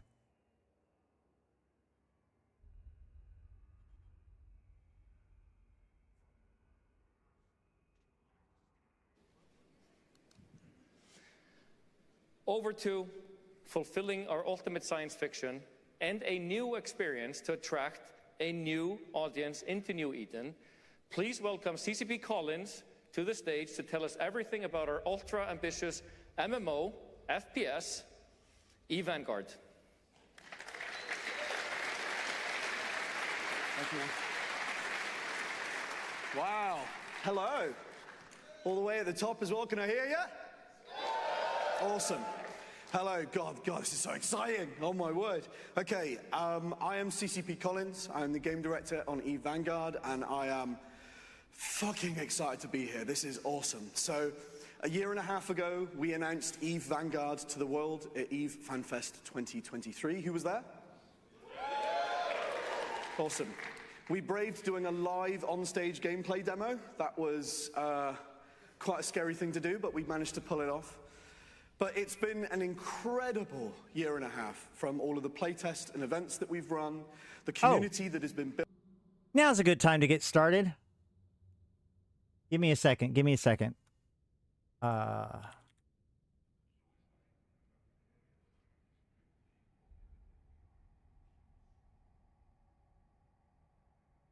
You ready, guys? Everybody, get to your computers.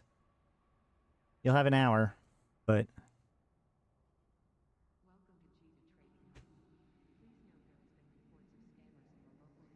Let's see.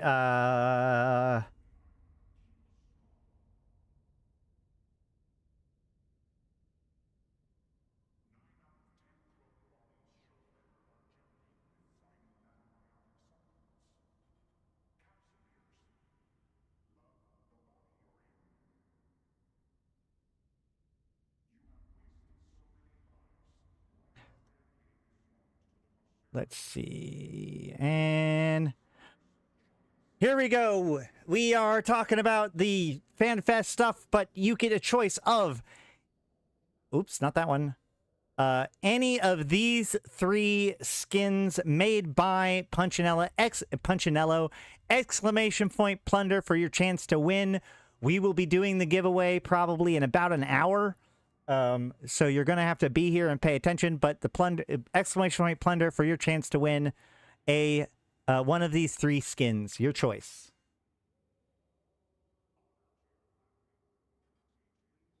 Let that roll in for a few seconds, and then we'll jump back into it.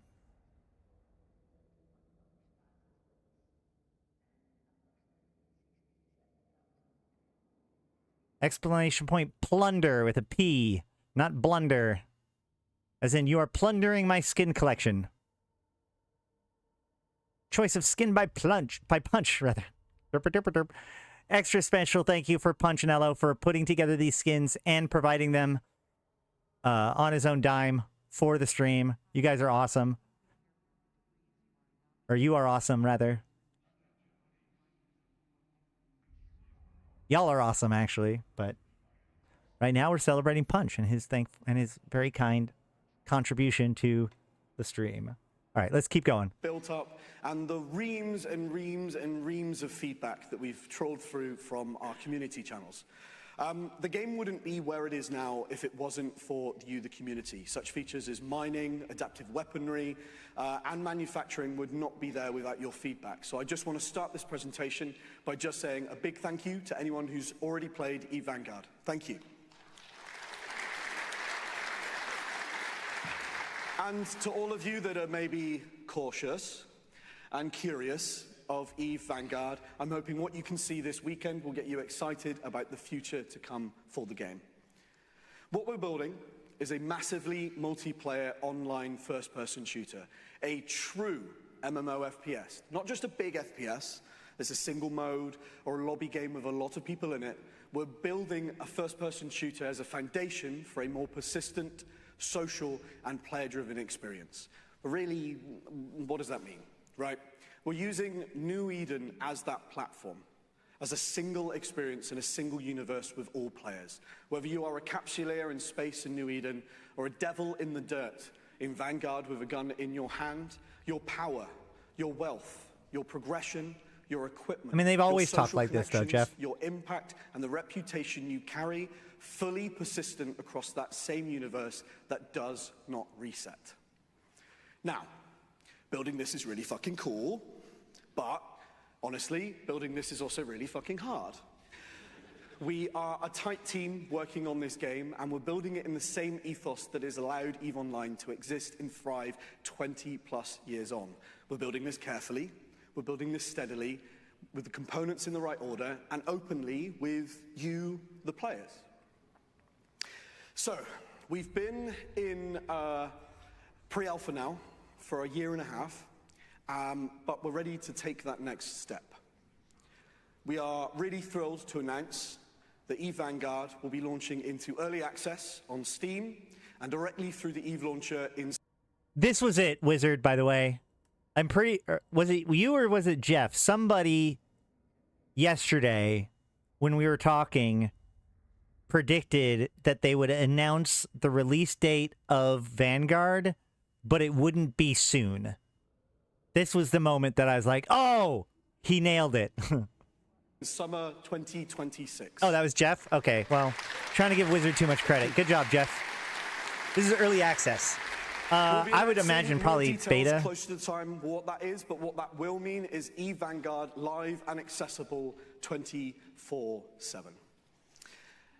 You will be able to, if you can't wait that long, you will be well, then there able you to go, play Nico. EVE Vanguard is I'll give you credit earlier too. Before in September this year, which is roughly halfway between now and early access. Having to wait till September is hard. That sucks. Oh, well. Where you'll be able to play the game, see the experience that we're building, and give us that crucial feedback we need before we make that leap.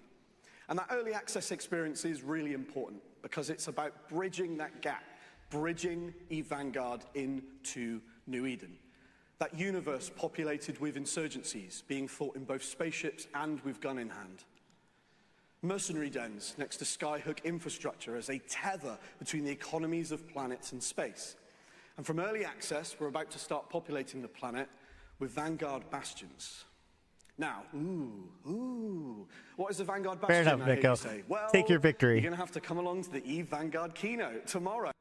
So we'll be talking, we're going to go over the EVE Vanguard keynote tomorrow. Man, tomorrow's stream is going to be crazy because we've got, this stream is already 3.5 hours long for and we're a half an hour into this video. Tomorrow's one is going to be a marathon, guys, but we will be going over the different keynotes. Aren't you? Happening right here on stage at 11 a.m. UTC and going out live on Twitch as well. But don't worry. Like the stream. I haven't come empty-handed. I wanted to tease some of the content that we've got and hopefully get you along to that keynote that's happening tomorrow, including the first reveal of that new generation of war clone suits that you'll be deploying I like that, Wizard. As the Vanguard.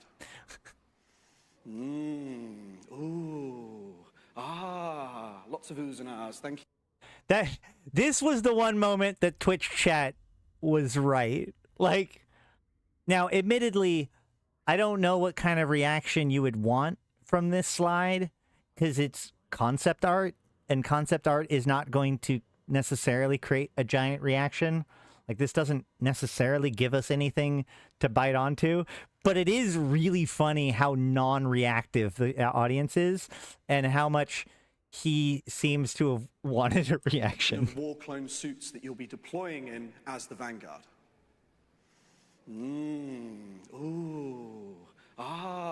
It sounds like one person tried to clap, but then he cuts them off. This is the smallest of the Vanguard suits that you'll be deploying in that will come in all different shapes and sizes, depending on your playstyle requirements. This is a suit developed for adaptability, decision-making in the heat of conflict, and is a suit that you will eventually be able to customize, striking fear in your enemies and anyone stupid enough to get in your way. But you're going to need a little more to get the job done. You're going to need some more weapons. So who wants... Yeah, I do feel like this is basically a nothing picture, right? It's concept art. Who cares? Like, congratulations. Looks good, but like, yeah. Of course there's no reaction. The Nova suits... What's weird... So... Okay, my weird takeaway from this is, like, what happened to the mercenaries at the end of... Is it Revenant? Like the ones with like the face, like the skull face that they showed it and then they talked about new suits and then that wasn't the new suits and now there's these. I'm so confused about those pictures, like, because like it seemed like it was such a big, not a big piece, but it was a piece of the Revenant trailer, and like it is the final moment of the Revenant trailer, so it feels like it should be a reveal to see what these guys look like, but that isn't what they looked like then, and it isn't what they look like now. I honestly think that if they had looked out like a little bit closer to what they had looked like in the previous things that they'd shown us, like the Revenant trailer. Hold on.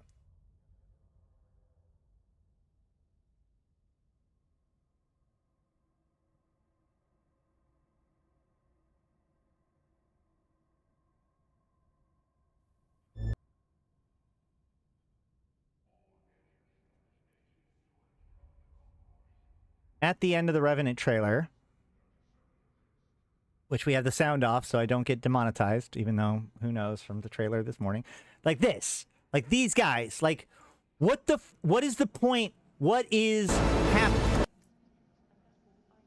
What is the point of this scene right here? Why? What does this even mean? What does this have? Like this picture, I know that, no, I just, it may represent how fast that they're iterating on this stuff. It just seems so weird that like either way, that's like, maybe it's just my thing. Wants to see some weapons. All right, good. I brought with me some footage, some early prototypes that we've been building, exploring archetypes of a pistol, a shotgun, and a rifle. Well, let's just watch and hear the video, and I'll see what you think afterwards.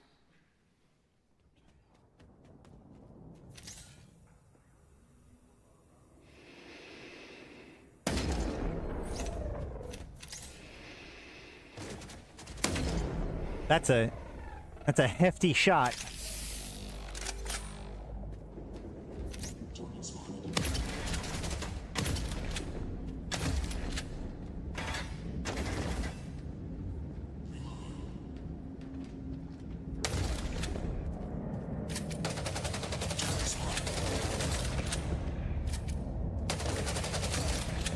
Yeah, man, like so many people were like, "Oh my god, that looks so dumb." This is why they hesitate to show us stuff. The pistol seems a bit out of place.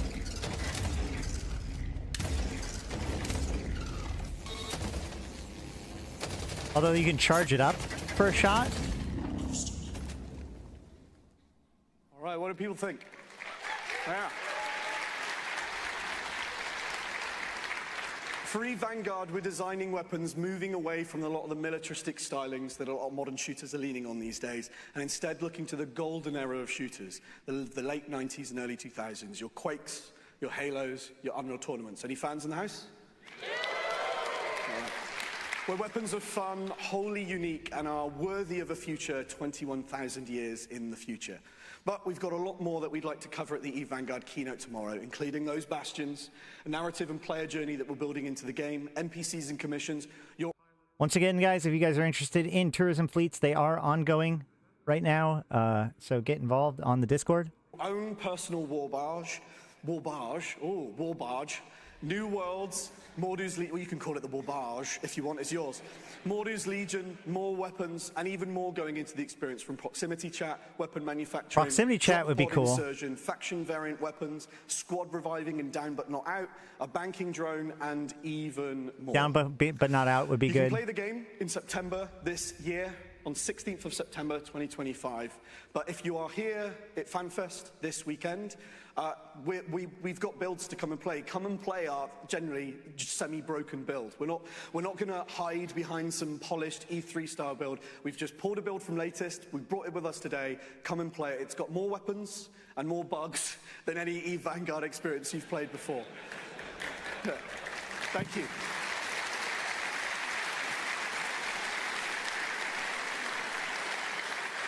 But my time is up. I'm going to hand back to Ratati in a second. I just want to say a big thank you for letting me take the stage today. And from myself and everyone on the EVE Vanguard team, we'll see you on the battlefield. Thank you. Yeah, but I get to hear that 14-year-old make a slur and then get headshotted in the middle of it and get cut off, and then they're silent. Thank you. So, thank you, CCP Collins, and the huge number of EVE players that are... So now I want to bring up once again that the guy who's talking here, CCP Ratati, he was really big in the development of Dust 514. He was one of the leaders that was working on Nova, and then moved when Nova got kind of canned. He moved over to EVE Online full time. So when he says that he's a bit of a dust bunny himself, he really means it. So this is something that he, I'm sure, feels very like intimately connected with, even though he's not on that project anymore. Are enthusiastic about a shooter in New Eden, as well as all the dust bunnies out there. Ooh.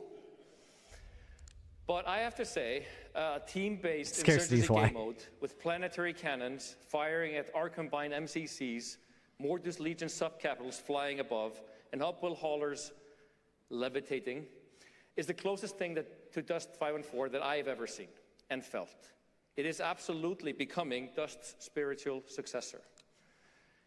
And not only that, we have things we only dreamt of in the Dust 514 era. NPCs, PvE, resource gathering, manufacturing, customizable weapons, and more and more.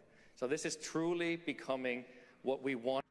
The thing that they've mentioned it like once or twice as they're talking about high-level stuff during this, but the thing that I feel like they're missing, like one of the things that made Dust 514 problematic was when they introduced two different currencies for their premium, like two different standards for Aurum, which made it so that effectively those two markets would never be able to fully integrate. I think that integrating the market between these two games, between these two experiences, I should say, between Vanguard and EVE Online, is going to be critical. So hopefully they prioritize that. But I'm a bit concerned by how not that's brought up when it comes to these like priorities that they're talking about. I think that the earlier they do that, the better. Wanted Dust 514 to be.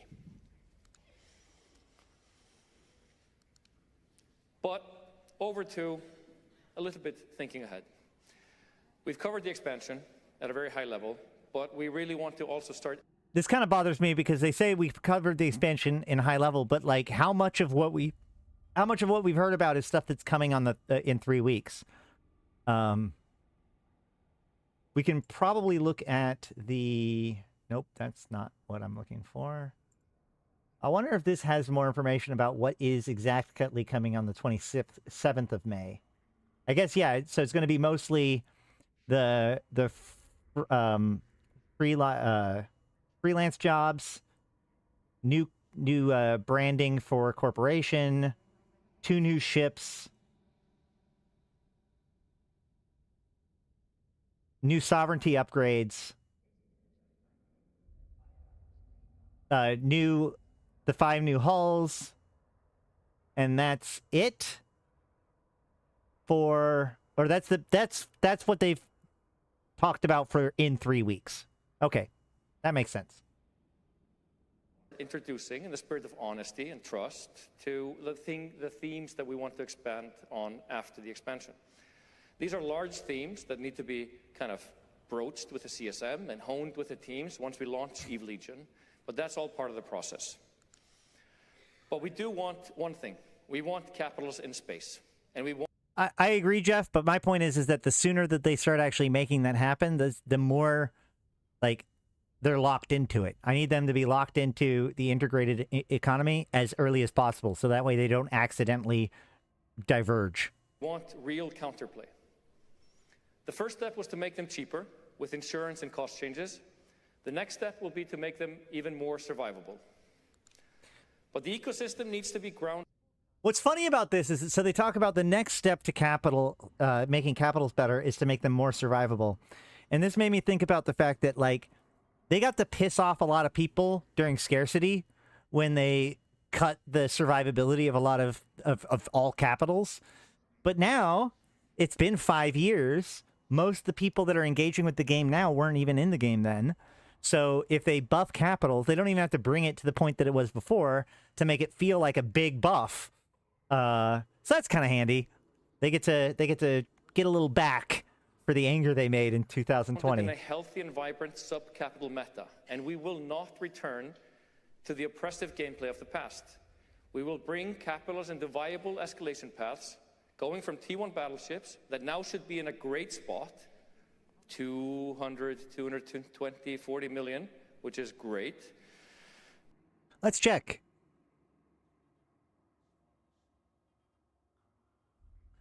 Things are going to shake. Karma catching up from Eve Vegas 2018.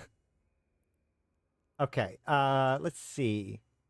Let's look at battleships.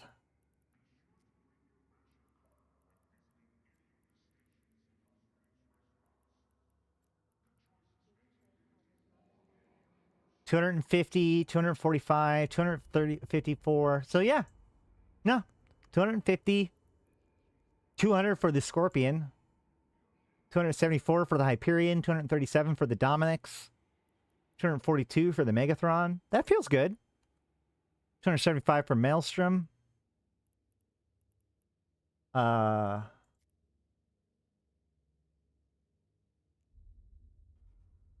$500 for the $570 for the Dominix, so about $600 for Navy.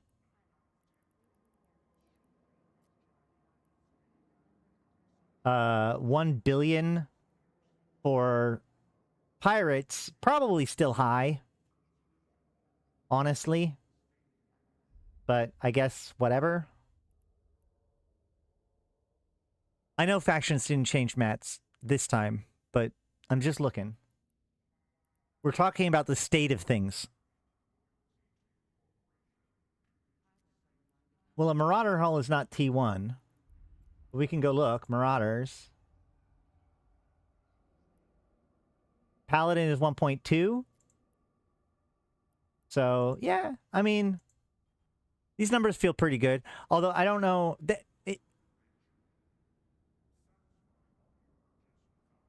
Honestly, inflation has very little to do with prices of battleships. Like, that isn't an inflation thing. It's almost always to do with the materials that go into it. Of course, the Thunderchild... Wow, the Thunderchild's only 1.1. That's actually cheaper than I would have expected. Leshak. Okay, well... Leshak was 800 million. No, it's still... If he's talking 2 years ago, that's like 10% inflation. For which? For Marauders? Again, so inflation implies that it has something to do with the amount of finances that are in the game. But one of the things that we know is that the price of things like ships, generally speaking, aren't influenced by inflation in the same way that things like Plex are. They're almost always based on, like, material costs. Look at that spike. So yesterday, you could have gotten a Yesterday, you could have gotten a Leshak for 600. Today, you can't get a Leshak for under 800 off a sell order. And that's only going to go up, guys. So time to start brushing off your Abyss. Go run some Abyss, get some Leshak blueprints. Call it good.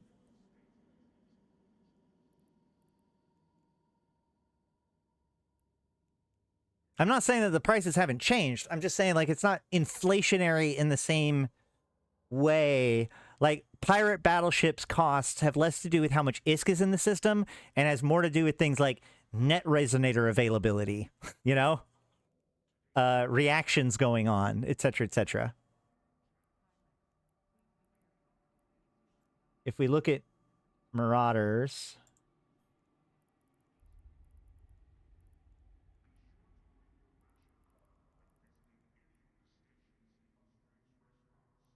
Like, no, actually, Marauders have not seen inflation. In fact, they were pretty steady and then recently dropped down a little bit. I wonder if this... What is causing this big push down? Now, I know this major drop. I wonder... Now might be a good time to put up a buy order for your Marauder of choice. The low yesterday was 1.2 or so. But not quite.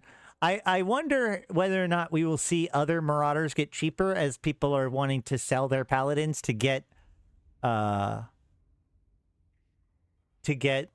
new Baba Yaga. Yeah, anybody who has Leshak blueprints. Now,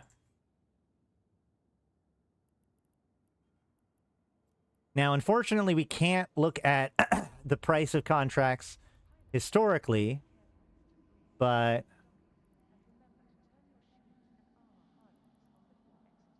right now, Leshak blueprints are 20 million, which feels like it's pretty high.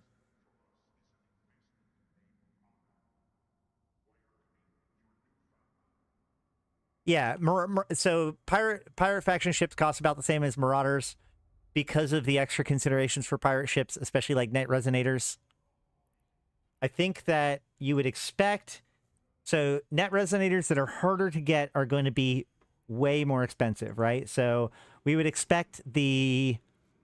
so just looking at this, we would expect the Rattlesnake and the Macarial to be more reasonable than all of the rest. So we see Macarial's at 1 billion... Nestor would still be considered pretty reasonable because you can get SOE net resonators for SOE Epic or for SOE LP, so that's fine too. So yeah, we can see that all of the pirate factions that do not have current LP sources are about 1.2 to 1.3 billion. All of the pirate factions with easy to get LP sources, Rattlesnake, Nestor, and Macarial are all 1 billion or below. And that makes sense. Yeah. That's the effect of net resonators right there, right?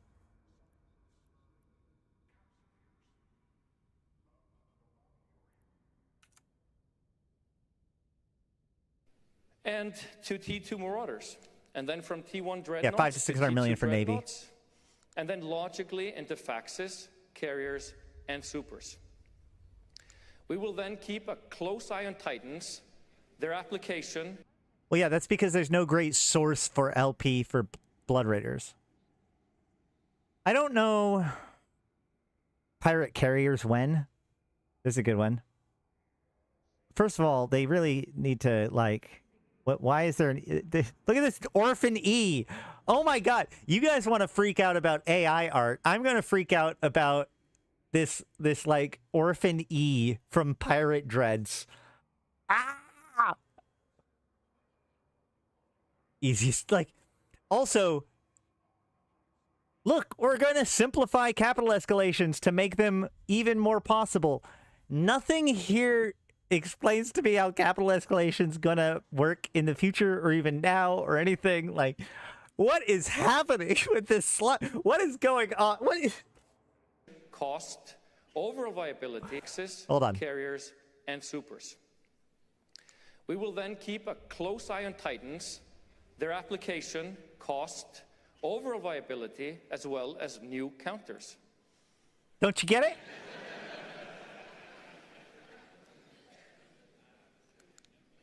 But it's just a part of the solution to increase destruction. We want to give players brand new weapons of war, and we want to iterate and improve some of the existing issues. We've long talked about tether, skynetting, and timers. We're not going to do drastic changes, but focus on trimming and adding new tools. Actually, the BPCs are such a minor consideration for Mordu. Like, let's look at, hold on. Just as a real quick, we can look at, like, the Balgorn.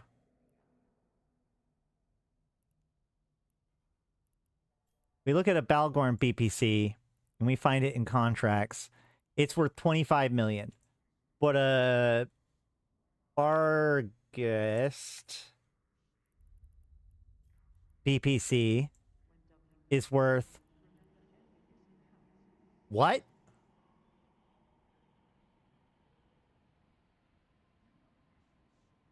I don't know anything about this game, guys. I don't understand how this game works. I don't know why any of you watched me. Let's just carry on. What is the E version of a siege tower? Catapult. Reducing enemy workforce to gain an advantage. Or covert ops deployables, messing with communications. This gave me a moment where it's like, you know what I want? Like, we've talked about, oh, I want a thing that, like, you have to have a deployable that provides local, right? You know, it's wrong to assume that the economy has to make sense. Yeah, that's...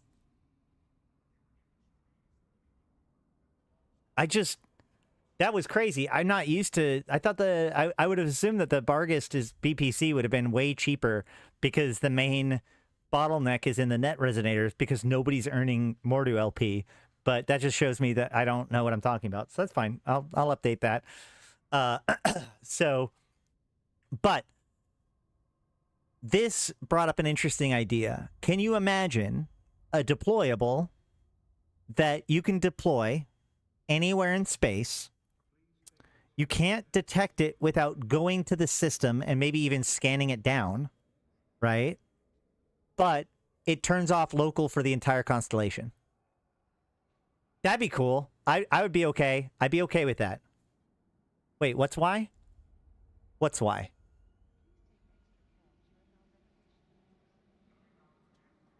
Every trig miner victory system before a recent change was an AFK Mortal BPC factory, and they nerfed that? Well, right, but what my point is that the BPCs should be really cheap. Because they're useless without a net resonator. Yeah. No, but I like this idea because, like, the fact that your local has been disrupted is something you're immediately aware of. You know what the threat that means is, and therefore it requires some dealing with it, but it's not like... Yeah, I don't know. I feel like that's a cool idea. I want them to expand on that idea of, like, a communication network array disruptor that you can deploy, and then they have to hunt it down and go and destroy it. We need your thoughts and ideas in the roundtables and in the halls. But we also want to incentivize players to undock for lucrative rewards. But I think I can speak for everyone in the room. War Engine sounds pretty self-explanatory, but what the hell is Gold Rush? New sites.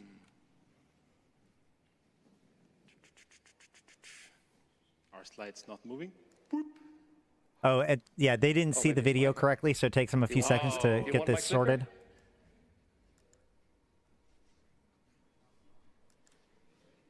No, actually, this is more than just mining escalations. All right. This is nothing short of the complete replacement of belts as a concept. One more time. Play video. Who doesn't love? Okay. It's here. So with the incredible tools coming out in Eve Legion, we're getting to a place where we can start taking on the next chapter in reworking ownership and conflict in New Eden. Let's be honest. Every Titan that undocks, every doctrine in the fleet, and every structure that holds the front line, none of it would exist without someone digging in dirt. Industry runs on resource gathering. War doesn't just belong to the soldiers. It's won by the builders, the planners, and the quiet workhorses that stitch the boots. Resource gathering is the cornerstone of New Eden. And if we want to solve war and the economy to truly evolve, this is where we begin. Because the future of power isn't who shoots first. It's about who owns the ground beneath their feet. Right now, asteroid belts appear in the same place, at the same time, with the same ore, every single day. See, There's they're little talking about variation, belts. There's little control.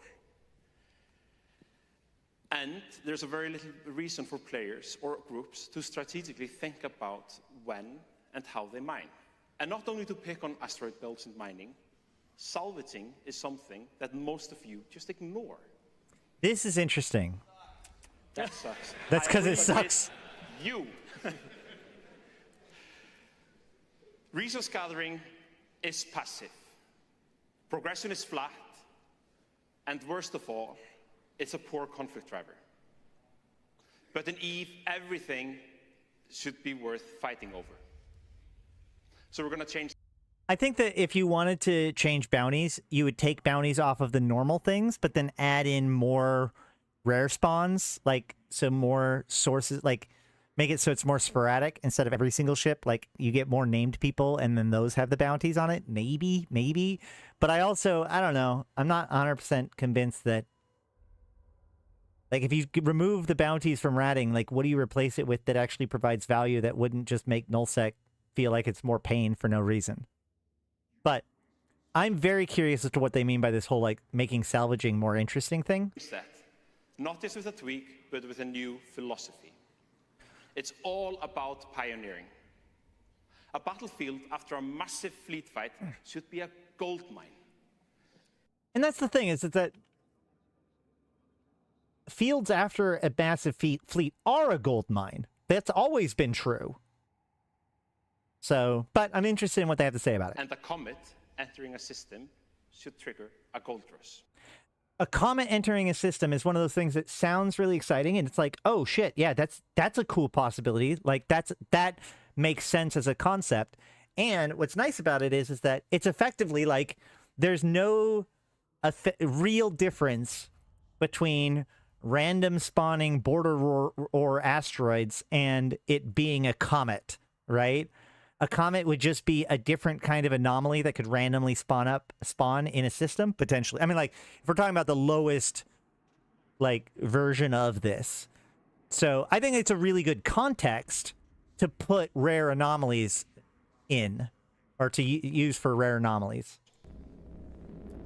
Also, looks pretty. All right. Yeah, it's just a rare spawn mining site in the end. Of concept.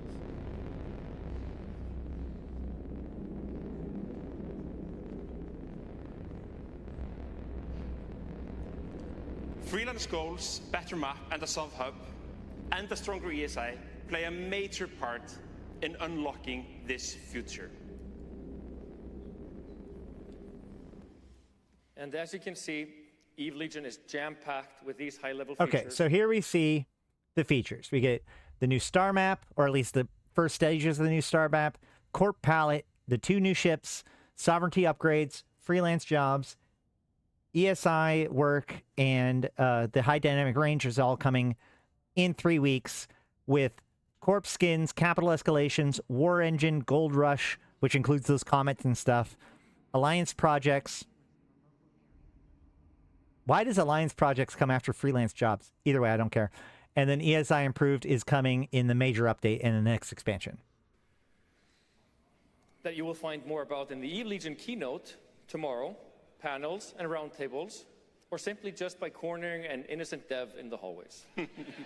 Yeah, we're going to hear more about this tomorrow. EVE Legion continues our promise of giving you more control of your experience. EVE Legion is not a stepping stone, but a major leap forward.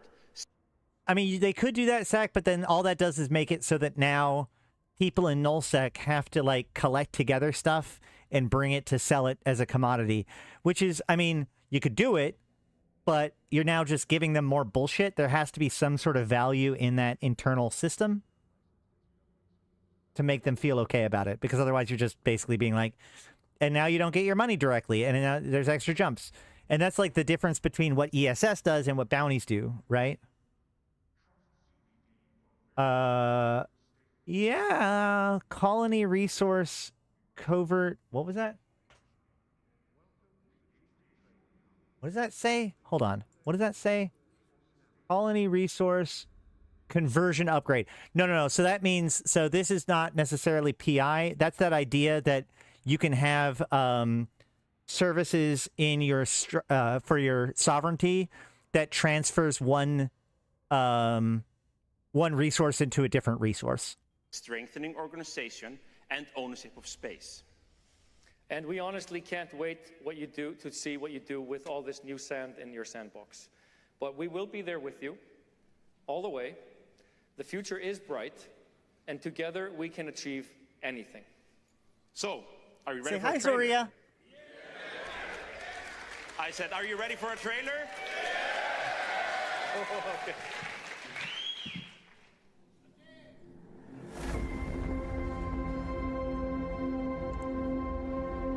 Please don't demonetize me.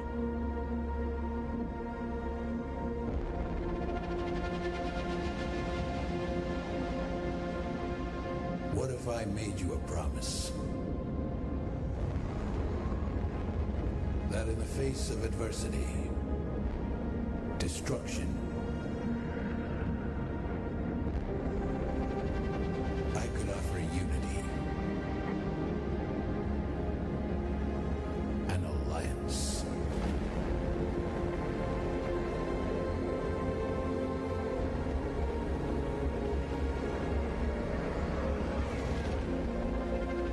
Where the purpose of one would be the power of many.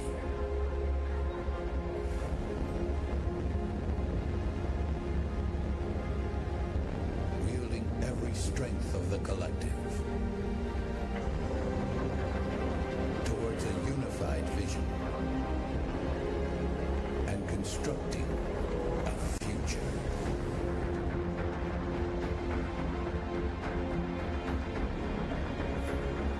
Where your every action fuels our momentum. And that vision. By the way, this moment in the trailer, we've already watched it at the beginning of the thing, so I don't mind interrupting it. This moment in the trailer, I think, honestly, sells something that I wish that they would have confirmed. But, like, a big piece of the projects that I think is really cool is... Yeah, I do want to know what the ×2 skill points rewards for ACP is. Well, no, that's a Air Career Program. So that would mean that they're increasing the skill point reward from Air Career Program, potentially. But what I think is interesting here is, like, this is something that I think is a big deal, where they have this project where your every action fuels our momentum. Look. Oh, shit. Come on. This is called Project Cold Harbor, right? And that has, like, so this larger project has all of these sub-projects. So the Project Cold Harbor is their project to build the Angel Dread. And then each of these pieces, they need robotics, they need carbon fiber, they need blue ice, they need Veldspar, they need LP. All of these pieces are subcomponents into Project Cold Harbor. This is something I was talking about with Franz earlier, where he's like, oh my God, it's so much more work. But if they do it correctly, it'd be so much nicer if, like, by the organizational tools, we'll be able to basically, like, make more complicated project setups with the same amount of effort, right?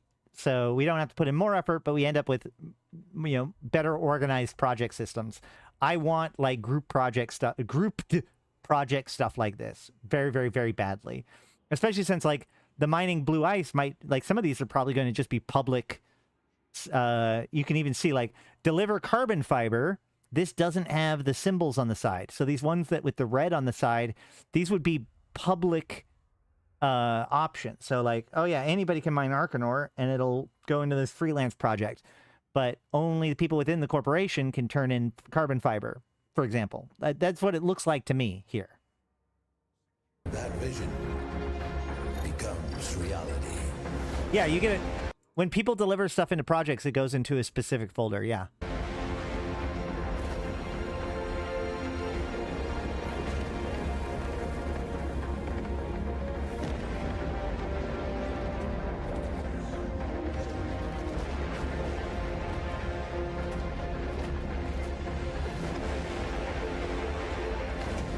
Out here, borders and loyalties are dissolved and reshaped.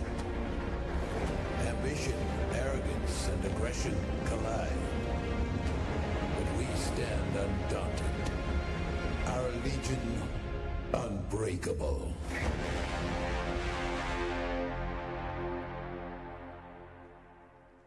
Whee!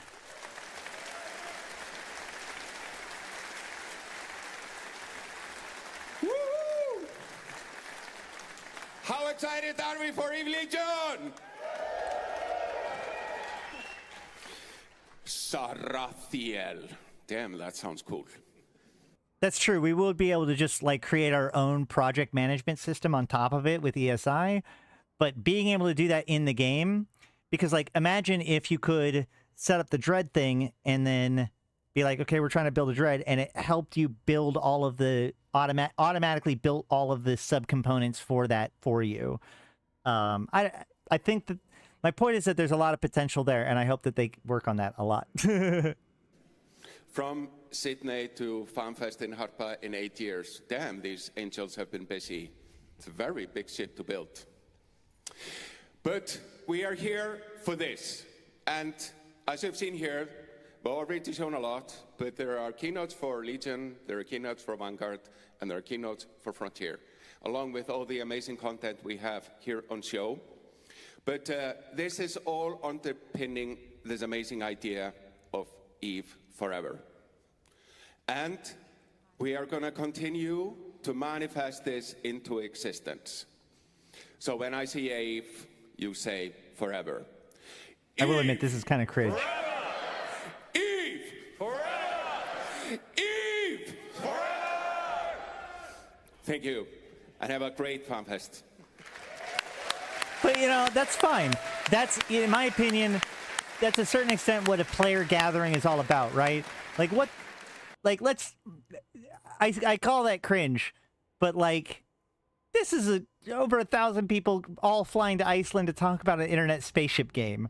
Like, let's rein in the judgment a little bit. I think that's it, though, right? The trailer again. Is that what you want? Oh. Yeah, they do the trailer a second time, and that's it. That's it, guys. That is it. So, it only took us 4 hours to cover today's keynote. Tomorrow, we will be covering the rest of the game. We have a couple of minutes left in the giveaway. Exclamation point plunder for your chance to win. This is your last minute. Yeah, we talked about the meeting yesterday on the stream. So go watch yesterday's stream if you want to see about yesterday's Drifter meeting. Spoiler, the trigger pissed.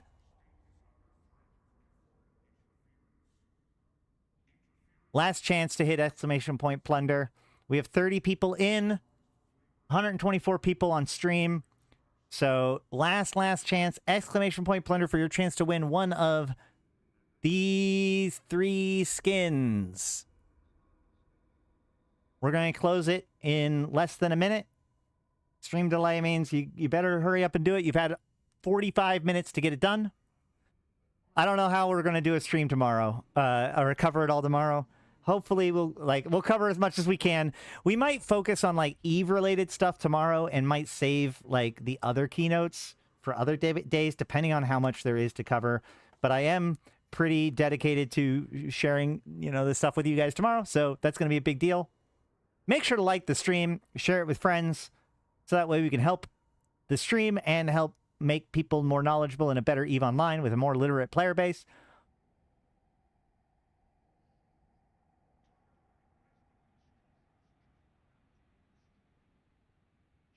Honestly, with the results of the summit, they're going to have to figure out what they want to do about it, because the reaction to the way it was run was negative enough that they had to be like, look, guys, it's not that serious. it's not that impactful or whatever. So like they already kind of had to walk back the results as far as I've heard. So we're just going to have to pay attention to what that means. That is a big thing about this keynote. Very little information about the drifter stuff. But that makes sense. Like that we expect that to kind of come out as time goes on. You know, it may have made sense to be like, okay, this is what they've been working on, but clearly it's a little bit outside of that. So, although the new, I think that the Leshak is going to be directly tied, or the Baba Yaga is going to be directly tied to the drifter stuff, because the Leshak was originally created by the Velas Clade, or at least was originally like reintroduced by the Velas Clade as a way of fighting the drifters. So it makes sense that the new Marauder is going to be directly tied to the Triglavians' continued attempt to deal with the drifters. But even that doesn't deal with the drifter wormholes being taken over. We still have, like, nothing that we have seen today gives us any clue about where that's going. So that's still something to pay attention to. I am going to close entry now. So too late. Oh, ouch. Might be the last person. So the CCP members there overstated the importance. Yeah, exactly. That's what I'm saying. Like, I think that they're going to try to walk it back a little bit, but I think also the damage has been done because it's interesting for people, for the Triglavians to be angry. So we'll see where that goes. Closing the entries. Let's pick a winner in 3, 2, 1. Boom! G-Boss, give me your in-game name and which one of them that you would like. Would you like the Astero, the Synesis, or the Kikimora? I'd be willing to show you them a little bit more if you want.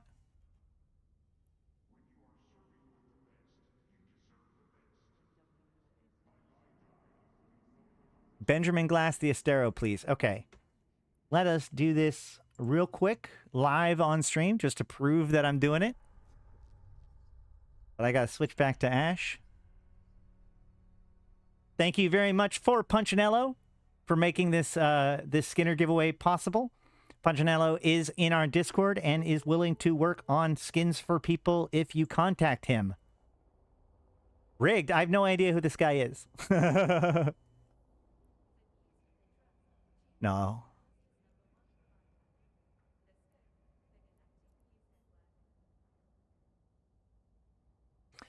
I gotta say, I'm really glad that after I said that, I opened up your character sheet and it wasn't that you're not in the Malro. So I have no idea who this person is in my organization yet. No.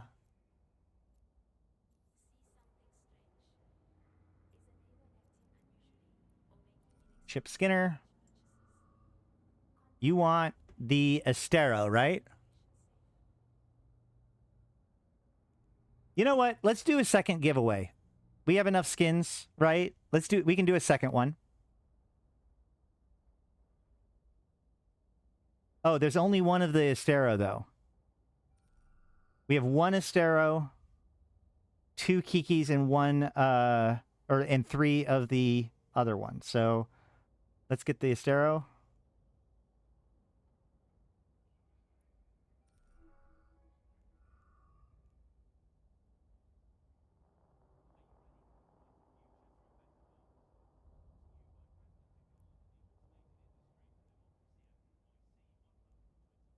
And then if I go to my collection, to here.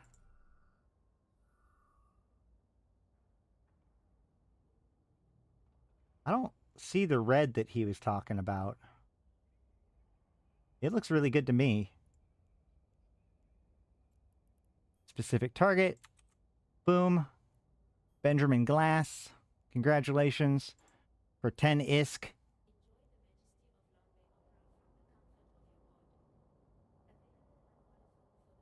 Alpha clones are drifter tech. That's true. Is that right? I think that's right. Boom. Congratulations. You get that skin. Let's do one more giveaway, guys. Ready? 3, 2, 1. Shadow. No, I'm just using the same entries. Shadow 235011. Are you there? Are you there? It could very well be that they left already. They might have left already. We're going to give them a few more seconds. Then we're going to re-roll 10, 5, 4, 3, 2, Shadow. Oh no! All right, we're going for another one. TL.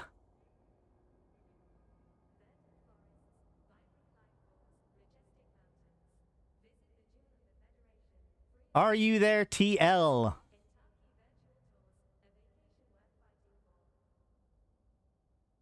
Are you there? Oh God, are you gone? Hopefully they're paying attention. Hopefully they're paying attention.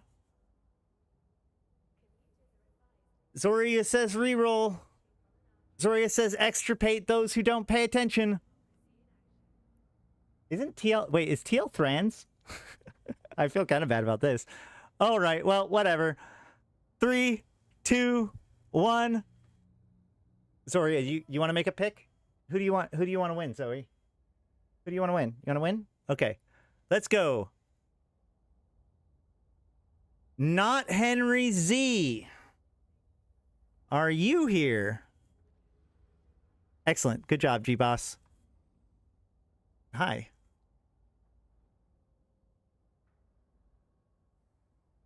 Not Henry Z. Whoa. Oh, whoa, whoa, whoa, whoa, whoa. Whoa, whoa, whoa.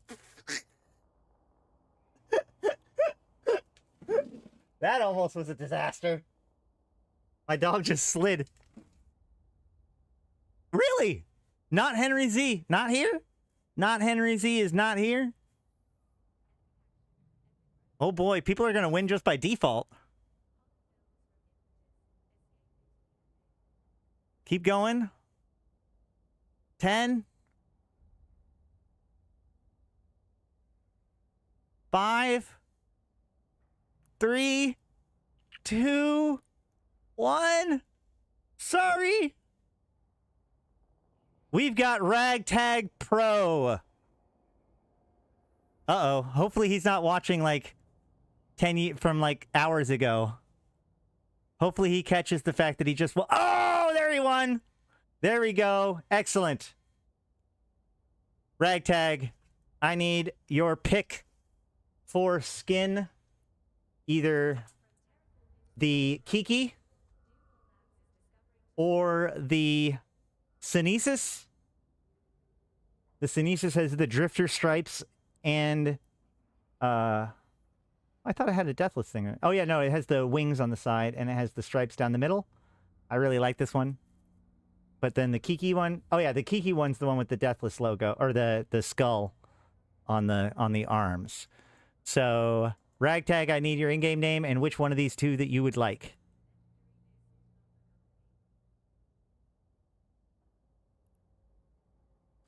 Sounds good to me.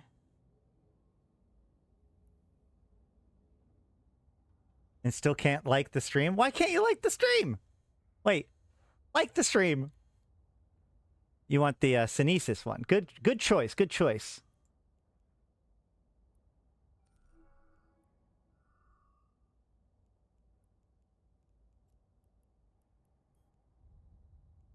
This is actually really easy to do. We're going to have to start doing more giveaways like this because this is actually pretty easy to do. I think that it's going to be cool to do more skins giveaways in the future. So, either way. There you go. Congratulations to the winners.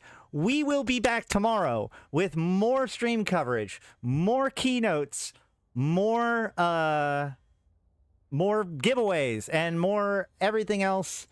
But for now, please make sure to like the stream, share it with a friend, because we've got 4.5 hours of really good analysis of the Keynote. I'm excited about what's coming. Are you excited about what's coming? Let me know. What has got you the most pumped about Legion?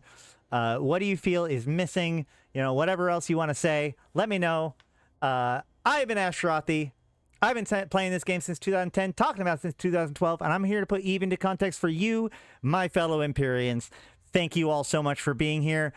We will be back tomorrow with day 2 of Fanfest, but until next time, I'll see you in space. Yeah, yay, I can sleep now.